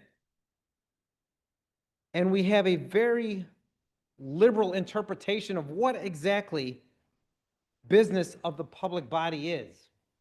Because I know that there have been members who've been denied while doing things with their constituents, doing events in their communities. We have individuals who routinely simply do not show up because this has been the best work from home policy for individuals who are required to be in person at most 5 times in a month here at City Hall. Do I believe that there's some use and value to make exceptions for individuals who have medical? Absolutely. Life happens, 100%, and you just never know. But that is what we should be focusing on how to fix. And to be fair, our colleague, the last time we discussed this, I believe 2 months or so ago, the chairman of the budget committee said, then let's come together and figure it out. And I don't think a single person moved out of their seat to try to figure it out. And please correct me if I'm wrong, if they gave suggestions. If anyone came forward to present anything, if any committees moved forward to put things before the body, or if anyone other than the good alderman of the Ninth Ward actually wrote anything down on paper before this body. Sometimes you just have to blow it up to start all over again. And I think that's where we need to look at this rule. The disasters are over. The excuses need to come to an end. And it's time for us to work like normal Chicagoans. And I encourage all of my colleagues to support Alderman Beal's efforts to repeal this so that we could actually start from scratch in a functional and respectful manner. Thank you, Mr. President. Thank you. The chair recognizes Alder Vasquez. Thank you very much, Mr. President. I appreciate the efforts here. I know I've been in my share of hearings and meetings. I've had meetings of our own committee that we couldn't move forward because we couldn't find quorum. So I do recognize the frustration being articulated both by our colleagues as well as in what's being presented by Alderman Beal. But I do take a little bit of issue how some of it's presented. And so I'm going to try my best, but I can't recall any hearings that happened during dinner. In case that was mentioned, as far as people hanging out during dinner for committee hearings, didn't happen. When it comes to only 5 times a month, I know weeks where it's more than 5 times during the week. This past week, we had 3 hearings that all coincided with each other, and we could barely get them happening because we had to pause one hearing to have another one going on. We had our colleagues, the first time this was brought up, because not only Alderman Beal presented legislation, there's been multiple times I've introduced resolutions calling on a state to actually make amendments to the OMA so that we can count Rule 59 towards quorum. Because people are acting like the only work that happens as an alderperson is in City Hall. And I've got constituents all across our ward that would beg to differ. In fact, most of them are going, what are you guys doing in your little suits in City Hall when you should be taking care of potholes or tree trims or the garbage or everything else or public safety issues that we need in our ward? So this idea that you're just sitting around and not working, I don't believe any of our colleagues here actually believe that at all. So yes, we did draft legislation to get that moving, which was dumped into the rules by Alderman Lopez. So when I hear people saying things that are disingenuous, I take issue, and I'm going to speak on that. If we had different ways to hold accountability, that might make sense. Perhaps we should publish everyone's attendance scores at every hearing. I'll put my score up with anybody in here. Although Nugent has to get ahead of mine, I'll give you your props. right? But we have a lot of people talking a whole lot that if you wore your attendance score on your chest, you'd probably shut up because you don't go to these meetings, but you want to talk about it when it comes to legislation. Please at least have the integrity to stand on the stuff that you're pushing for. Or if we had any level of organization related to scheduling, that doesn't happen because we all know one day or another, someone doesn't show up to a meeting, now you have to reschedule that, which throws off every other schedule. Now you have to come out of your ward to go to the city to handle that. Or we have a city council meeting that something gets deferred and published. Now we have another council meeting on the Friday, so you've got to reschedule that. So let's not act about what the reality of this role actually is. Let's act like we know that even in private business, what was learned through the pandemic is that you can go remote and still be every bit as productive in the job. We might even save money as it pertains to staff that we need here all the time when we're looking to find ways to save money. So let's just be real about what we can or can't do. So I would be more than happy to partner with somebody who wanted to have real accountability and figure out rules about what might be needed to call for a Rule 59. That would make sense. Or to look at the Open Meetings Act to figure out a balance. Because when our neighbors, I don't know about y'all, but when my neighbors are talking to me about putting in work, they're not picturing me sitting at a desk here. They're picturing me showing up to their neighborhoods to talk to them when they have a neighbor dispute or when something happened. That's part of the job too. So to act like we're not working just because we're not sitting here dressed up in our suits is false.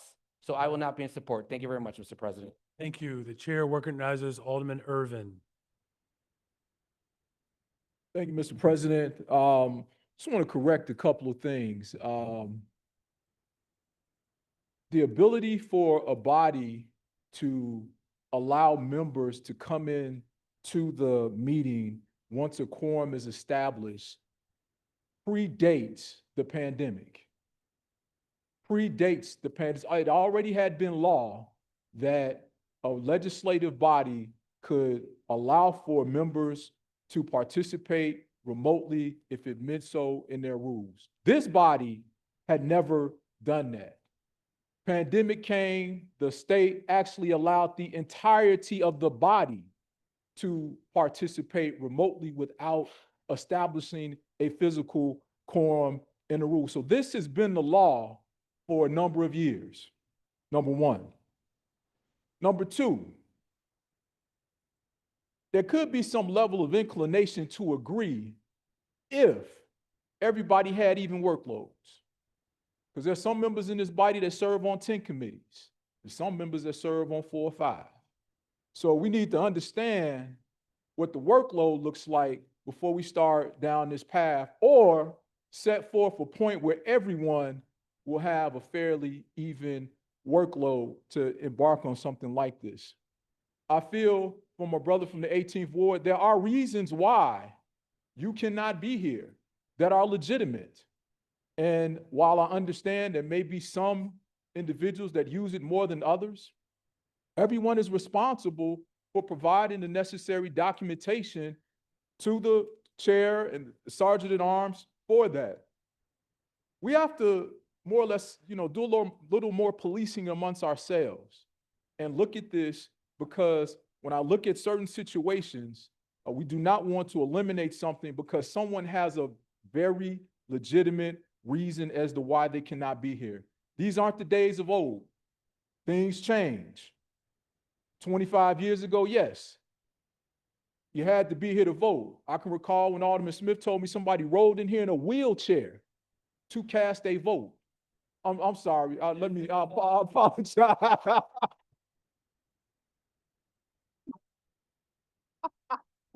Oh!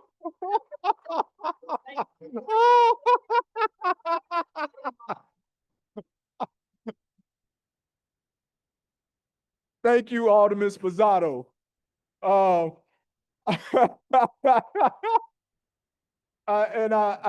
This predates Alderman Spazzato, but an individual who was in the hospital, because that was the rule at the time. That was where there was not the ability to participate that way. As things change, as we evolve, these are things that we need to consider. The goal here is to be efficient. The goal here is to service our constituents while doing the business legislatively, but also doing the business in the community. And sometimes those things conflict. But again, if we're able to offer our participation, go through the process, and make sure that everybody's able to participate, that is what we need to be doing. Secondly, we talked about committees. We need to talk about scheduling. We cannot just willy-nilly schedule stuff. Everybody knows that finance meets the Monday before city council. Everybody knows that zoning meets the Tuesday before city council. To the extent where we can regulate and work, everybody can do these things, but we can't do that if we don't have a standardized system. So there's some things I believe that we need to work on, but I do not believe we need to throw the baby out with the bathwater in that respect. So I'll be voting no on this, but again, I've always been open to looking at alternatives, always been open to trying to even out the workload so that everybody shares the same pain. Thank you. Thank you. The chair recognizes Alder. Sorry. The chair recognizes Alder Vasquez. I'm sorry, Alder Quesada. Thank you, Mr. President. I think the reflections that I've had in my time in this council come and are informed by my time in the county board, which actually still has remote participation policies. I think there are a couple things. It's a nuanced conversation, and I think we're all trying to get to the bottom of it. I think there needs to be more enforcement by the chairs to make sure that they're advising the committee members of whether or not there was advance notice that was actually sent in time about the listed reasons why someone should come in remotely. I also think that we have 21st century standards. Just because this policy was created and was informed by the pandemic doesn't mean that we should abandon it. This is actually an opportunity to expand access, especially what I'm thinking about is our colleagues who may be expecting mothers, people who have fallen ill or now retain some form of disability. In my time in the county board, when I first got on there, I never personally met my former colleague, Dennis Deere, because he was recovering from a double lung transplant surgery, but he has been a fierce fighter and advocate for his community. So I think about my many colleagues here who may not know that they will fall under ill circumstances that prevent them from doing their job and their elected responsibilities. So I respect the nature of this. I think that I share the frustration that Alderman Beal is bringing forward, and that informs his efforts here. But I think we need to really have a nuanced and surgical perspective on how we come to an agreed upon reform on this policy. Thank you. Thank you. The chair recognizes Alderman Wagaspack. Thanks, Mr. President. A lot of you, heard about a lot of the work that went into years of service from our colleagues like Alderman Burnett, many others over the years who really made an effort to get down here to these meetings, whether they were a chair or not, whether they had other positions or not. And I frankly have watched over the last few years as we really moved away from that integral process which takes place in these meetings. And I've never wanted to really sign on to those ordinances that were proposed to say, oh, we should go full remote, because I think that's just wrong-headed. And that's just my opinion. But what I've seen from the colleagues who needed to be at home for maternity leave, for healthcare issues, that has never been a problem for anybody in this council to agree that that is an issue where somebody should take that time off, should be able to either work from home or a hospital bed. I think the problem here is that we have seen an abuse of the system. People are not showing up to meetings when they need to. People are walking out, going upstairs, or going to wherever they're going, and just leaving a lot of people here in this meeting to do the work that should be done by others who should be in this council. Remember, we have to have enough people in the room to actually approve the people who are supposed to get the Rule 49. And very often that's just not happening because people are bailing on the council before we even have a chance to start the meeting. So I have grown frustrated watching more and more people show up on the monitor while the rest of us are sitting here trying to make the meeting happen in the first place. For years, people talked about, hey, could we have a little bit of remote participation for people who might be gravely ill? I remember Carrie Austin asked one time, and I don't know if we were able to do it or not, but just asked if she could do it from a phone as she was recovering from some type of illness. But when in years past, we couldn't make it to a meeting, we bit the bullet and we got the UIC report or some kind of report from the BGA or somebody else that said, this person showed up 50% of the time, this person showed up 80% of the time, whatever that percentage was, and then you dealt with it with your constituents in the right way and said, I couldn't show up because of these reasons, and you had to explain yourself. But now we're running into this where I'm sitting in here meetings waiting 20, 30 minutes for the meeting to start because 10 people are up on Rule 40, pulling a Rule 49, and there's a bunch of people sitting in here waiting for the meeting to start. And when you go through the information about what those Rule 49 requests are for, they are not legitimate in every case. That is the problem here. So we can't talk about legitimately representing people when we're using excuses to go off on remote that are not legitimate by the law. I would suggest that we scrap this today, vote no on it, and then we can come back quickly and say, here are the legitimate reasons, a stronger course of reasons for wanting to go remotely. And if they are healthcare related, if they're maternity or paternity related, I don't have a problem with that. But the excuses list has grown and grown and grown, and less people are doing the job in here. And I frankly just don't believe that after watching decades of people do the job the right way and be able to get down here and modify their schedules and sometimes not be able to show up on time because we know some meetings used to go for 2 or 3 minutes and sometimes you would miss them. And then you had to explain to people why you did. But I don't see that as a problem. I see that as having to get down here, make do with what we have, hustle between those different meetings, and take on what you have to. But I feel that the disaster is over. Do we need to allow for certain circumstances to be Rule 40 or Rule 59? Absolutely. But we've gone too far, and that's why I'm voting for Alderman Beal's ordinance today. Thank you, Mr. President. Thank you. Those are all the hands that I saw that wish to speak to this item. Okay. The chair recognizes Alderman Spizzato. I promise I'll be brief. When I say I'll be brief, I'm brief. But once again, it's not that big of a deal if you miss a meeting, people. It's too disruptive. Even you, Mr. President, running the meetings, who's yelling in to say I'm here, wants to talk. Running a meeting is difficult. Alderman Irvin and me actually agree upon 2 things today. I have 10 committees I'm on. I have 2 commissions I'm on, and I'm a chair.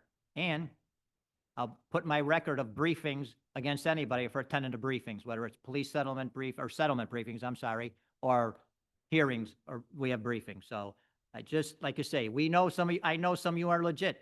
I think I'm legit if I had a reason. I don't feel I abuse it, but it's just something we need to look at. I'm willing to work this out. If we want to hold this and, like my colleague said, maybe blow it up and start all over, I'm all for that. But enough of the nonsense. It's not that big of a deal if you miss a meeting, so let's just blow it up. But thank you, Mr. President. Very well. For reasons stated in Rule 59, Alders Hall, Taylor, Mosley, and Martin, have all asked to be included in being able to participate remotely. Can we confirm that Hall, Taylor, Mosley, and Martin are online? Yes, I am, Mr. President. Alderman Hall, are you on? Yeah, Alderman Hall is here. Thank you, Mr. President. Alderman Martin? I'm on. Thank you. Alderwoman Taylor? I'm here. Alderman Mosley? Present. Can I get a motion for the approval of these 4 individuals? It's been moved. All those in favor? Yes, the chair recognizes Alderman Lopez. Thank you, Mr. President. So then in accordance with the rules, I'd like to know the reason for why they are requesting Rule 59. I'd like to plead my Fifth Amendment. Just a second.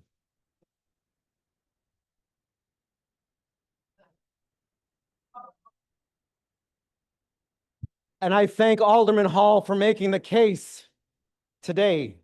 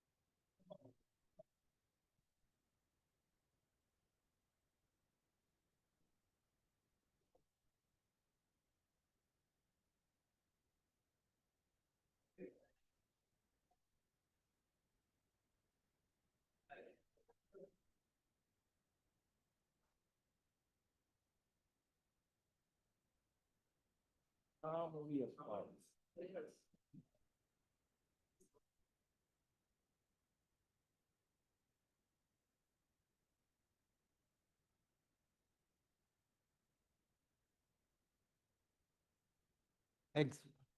Thanks. Yep.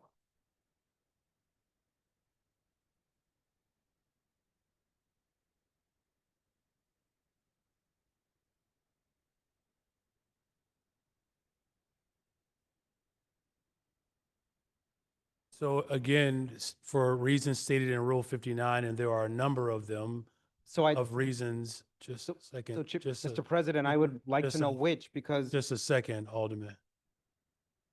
For reasons stated in Rule 59, as in all the others who are participating remotely, there are a number of reasons, some of which I'm not even quite sure if the body is permitted to know all of the reasons. Just know that there are reasons that are stated in Rule 59.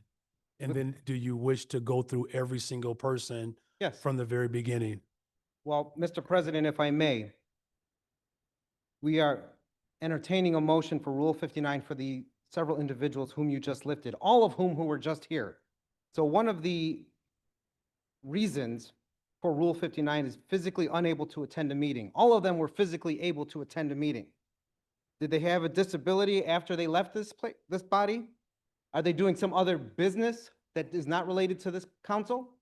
Are they doing business of this body?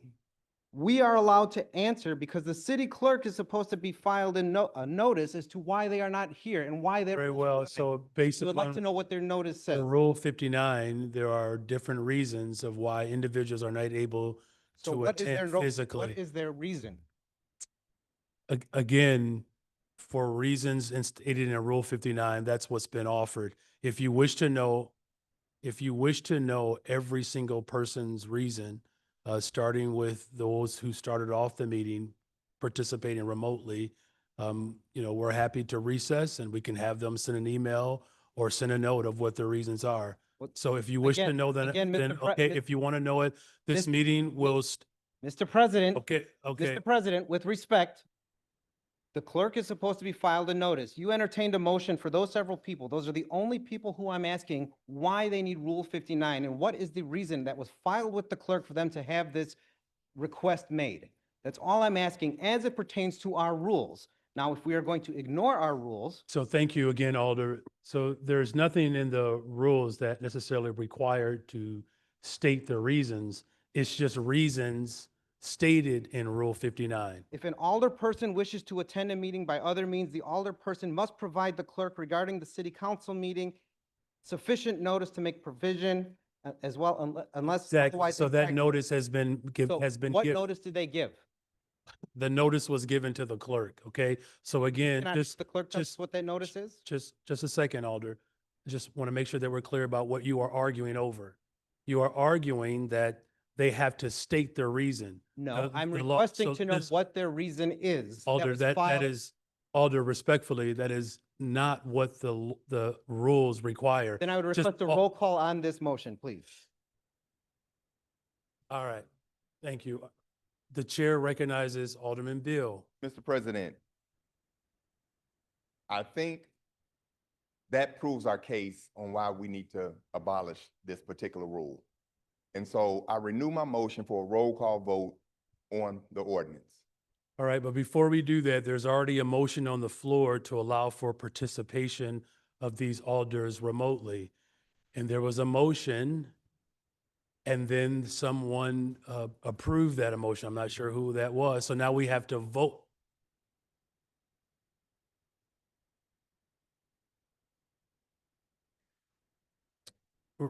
Understood, but that was before debate, though, Alderman. So these individuals still have the opportunity, based upon the motion that has been granted, for them to be able to participate remotely.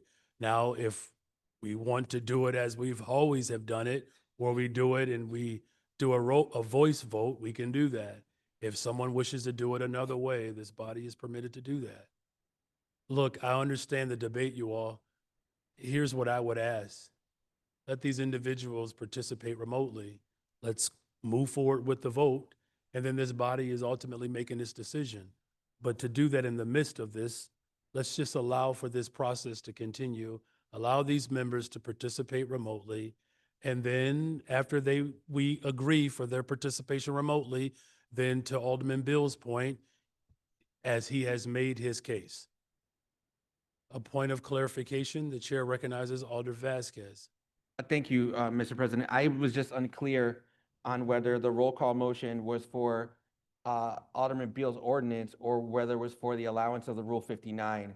So I wasn't sure what we were roll calling on. I just wanted Well, clarity. we have not made that absolutely determination yet, unless Alderman Lopez is calling for a roll call vote on the participation remotely for Hall, Taylor, Mosley, and Martin. Okay, there's a roll call vote for the participation of remotely of these four individuals. Madam Clerk, could you please prepare the application? Members, use your e-vote application at this time. And the vote is concerning allowing for Alders Hall, Taylor, Mosley, and Martin to participate remotely. Please use your e-vote application at this time.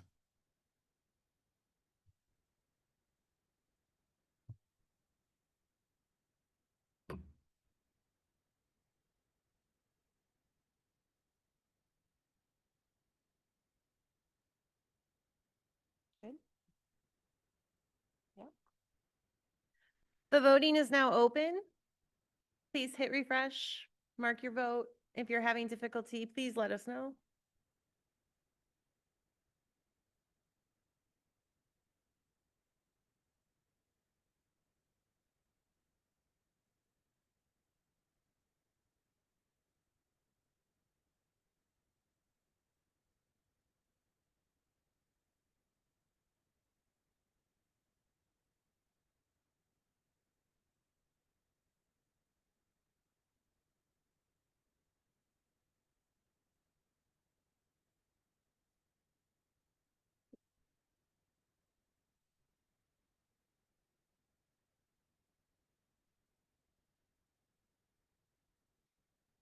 I can only call from Diego.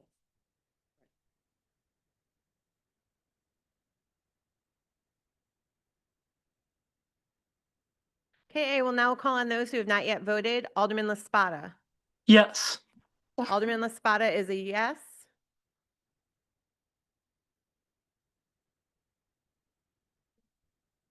Yeah. Yep, I understand. Alderman O'Shea, not in chambers. Alderwoman Tabaris, not in chambers. Alderman Taliaferro. Alderman Taliaferro is a yes. I know, it's Diegas. Diegas and Losada have already been brought in earlier. Alderman Villegas. Alderman Sposado. Alderman Sposado is a yes. Alderman Riley, not in chambers.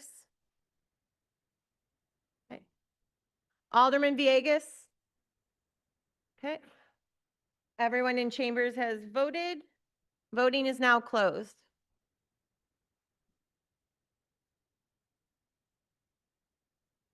Very well. So the voting is closed. Very well, thank you. We have 33 yeas and 8 nays. The motion passes. Very well. Now at this point, Alderman Beal. Yes, the chair recognizes Alderman Mitchell. Point of clarification. I would like some clarity on one of the points that Alderman Irvin pointed out with respect to the rules of the existence. Right. Yeah. Yeah, of course. Chairman Irvin, if you would like to go through that again, but essentially what he offered up was that remote participation has always been a part of the rules, right? As what the state of Illinois passed. Could you offer up clarification? Thank you, Mr. Chairman. What I stated was that remote participation was always allowed under state law. It was up to us to adopt rules to allow for it, but it was always allowed under state law as long as you had a quorum physically present in the room. What happened during the pandemic was it allowed for remote participation totally without there being a quorum physically in the room, which then allowed us to meet remotely without coming here. But the ability to have individuals to come in remotely has been a part of state statute for a number of years now. How long, I can't tell you. I'll defer to Corp Counsel on that. But that ability for us to do this has existed pre-pandemic. Very well. Thank you. Does that help? Okay, so what Alderman Bill has put forth, there's a couple of steps here. So the motion is ultimately to discharge initially for the first step to initially is to vote to discharge this item from the Committee on Committee and Rules for further consideration. Very well. So that's the first step. It has to be discharged. And then once it's discharged, then this item would be up now for essentially what the debate has already consisted of. So there's a motion to discharge this item. Are there any other members that wish to speak before we open up the voting application? Okay, very well. So members, thank you, Madam Clerk. Members, at this time, use your e-vote application to first determine if this item should be discharged from the committee.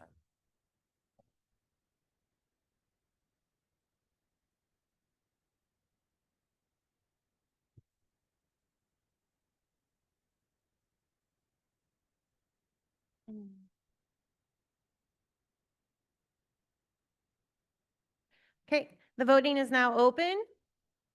Please use your device. If you are having difficulties, please raise your hand. What happened to my phone?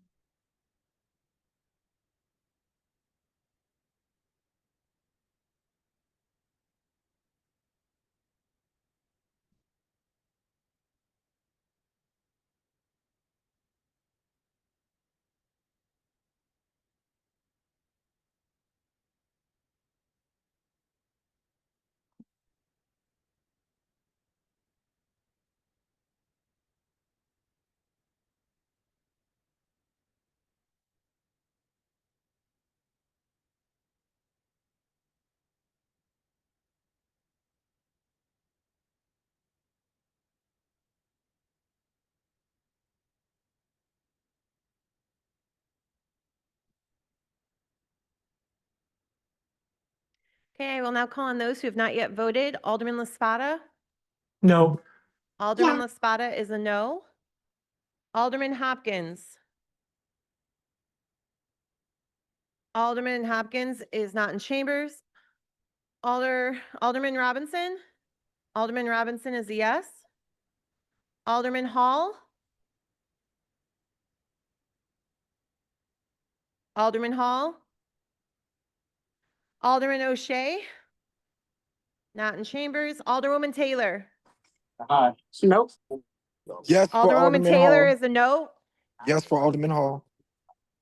Okay, hold on one second, please. So Alderwoman Taylor, your vote was a no, correct? Alderwoman Taylor? Yes. Alderwoman Taylor is a no. That is correct. That was the yes. Trying here. Alderwoman Taylor, are you a yes or a no on the motion?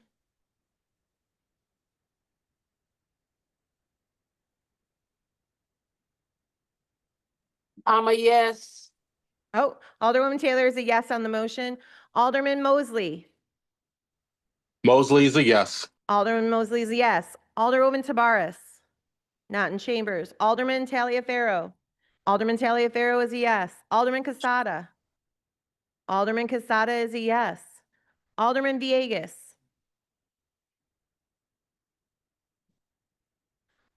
Alderman Sposato? Alderman Sposato is a yes. Alderman, you're welcome. Alderman Riley? Not in chambers.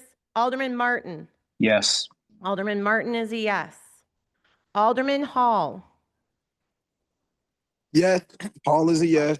Alderman Hall is a yes. So Martin, both yeses. Okay. The voting is now closed. There are 37 yeas. There are 8 nays. This motion passes. This item has been discharged. The chair recognizes Alderman Beal. Mr. President, in the interest of time, on the roll call, I request to use the same roll call if there are no objections. All right, thank you. That motion is out of order. Motion is out of order. But if you wish to make another motion, Alder, to move for the adoption of this ordinance, we will entertain that. Very well. So there is a motion to approve this item. Item number R 2024-0011013. This item, which was discharged from this committee, there's a motion to adopt this item. And there's been a roll call request for the adoption of this item. Madam Clerk. Members, the City Council, please use your e-vote application at this time to record your vote for the adoption or not of this item. The voting is now open. The voting is now open. Please raise your hand if you are having difficulty using the device.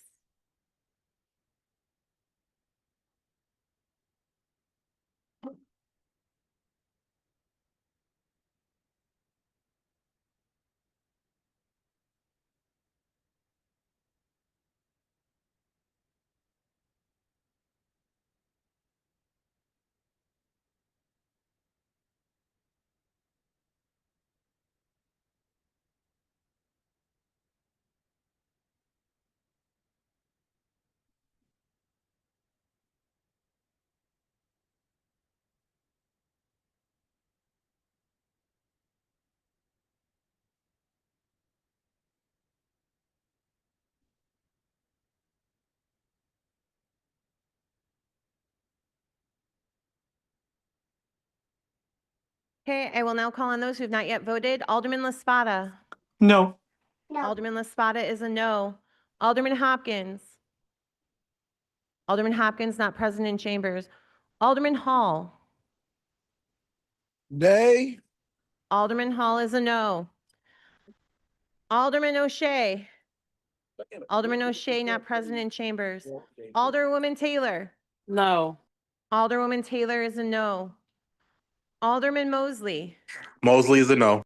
Alderman Mosley is a no. Alderwoman Tabaris. Alderwoman Tabaris is not in chambers. Alderman Taliaferro. Alderman Taliaferro is a no. Alderman Casada. Alderman Casada is a no. Alderman Villegas.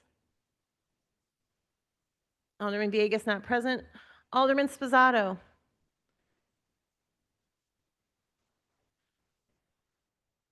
Alderman Sposato is a yes. Alderman Riley. Alderman Riley not present in chambers. Alderman Martin. No. Alderman Martin is a no. Okay. Voting is now closed. He has a vote in. Voting is now closed. There are 17 yeas and 28 nays. This motion fails. Alderwoman Harris on the motion to reconsider. Move to reconsider the All vote. those in favor of the reconsideration of this vote signify by saying aye. Those who oppose say nay. Nay, this motion fails. For the date and time of the next meeting, Alderman Mitchell.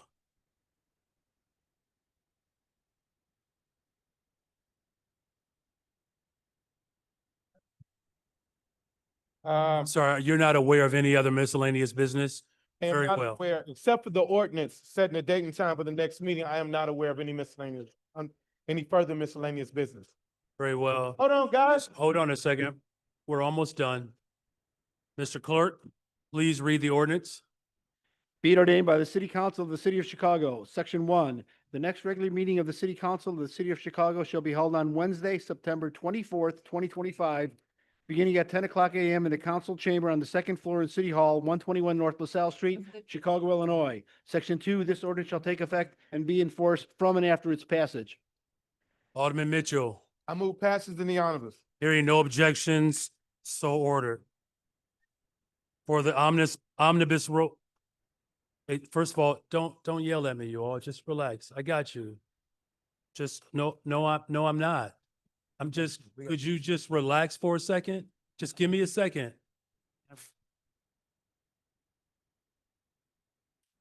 Could you give me a second to acknowledge you, okay?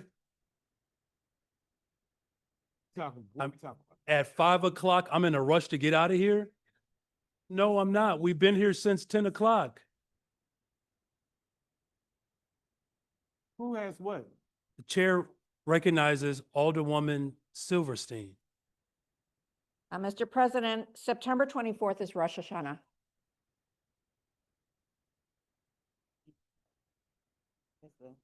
Yeah. How was I don't know. that? Mhm. I move to amend the ordinance. Number 17. No. Okay, just a second. Thank you, Alderwoman Silverstein, for bringing that to our attention. Yeah. Could you all just do us a favor? Just give us a second here. Please don't shout. Is tentatively scheduled on a holiday also.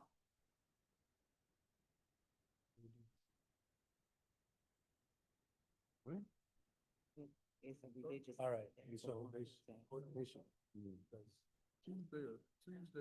Tuesday. How to do it to 16? Oh, no, Tuesday.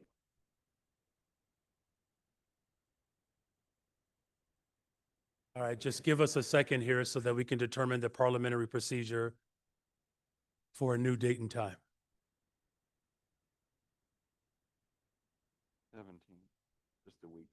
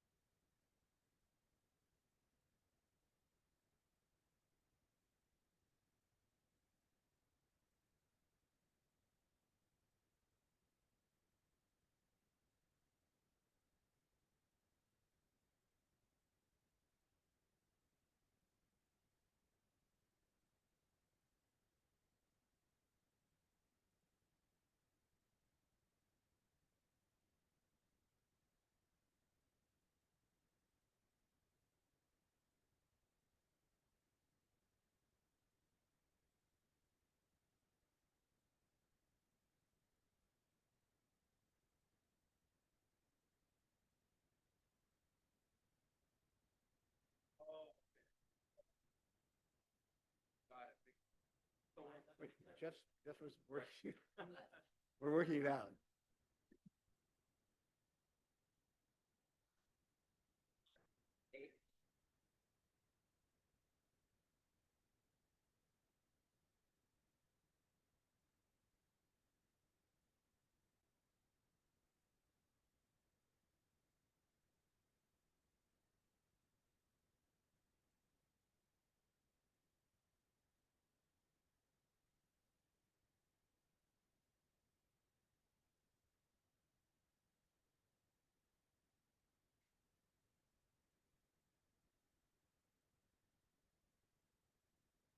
Yeah.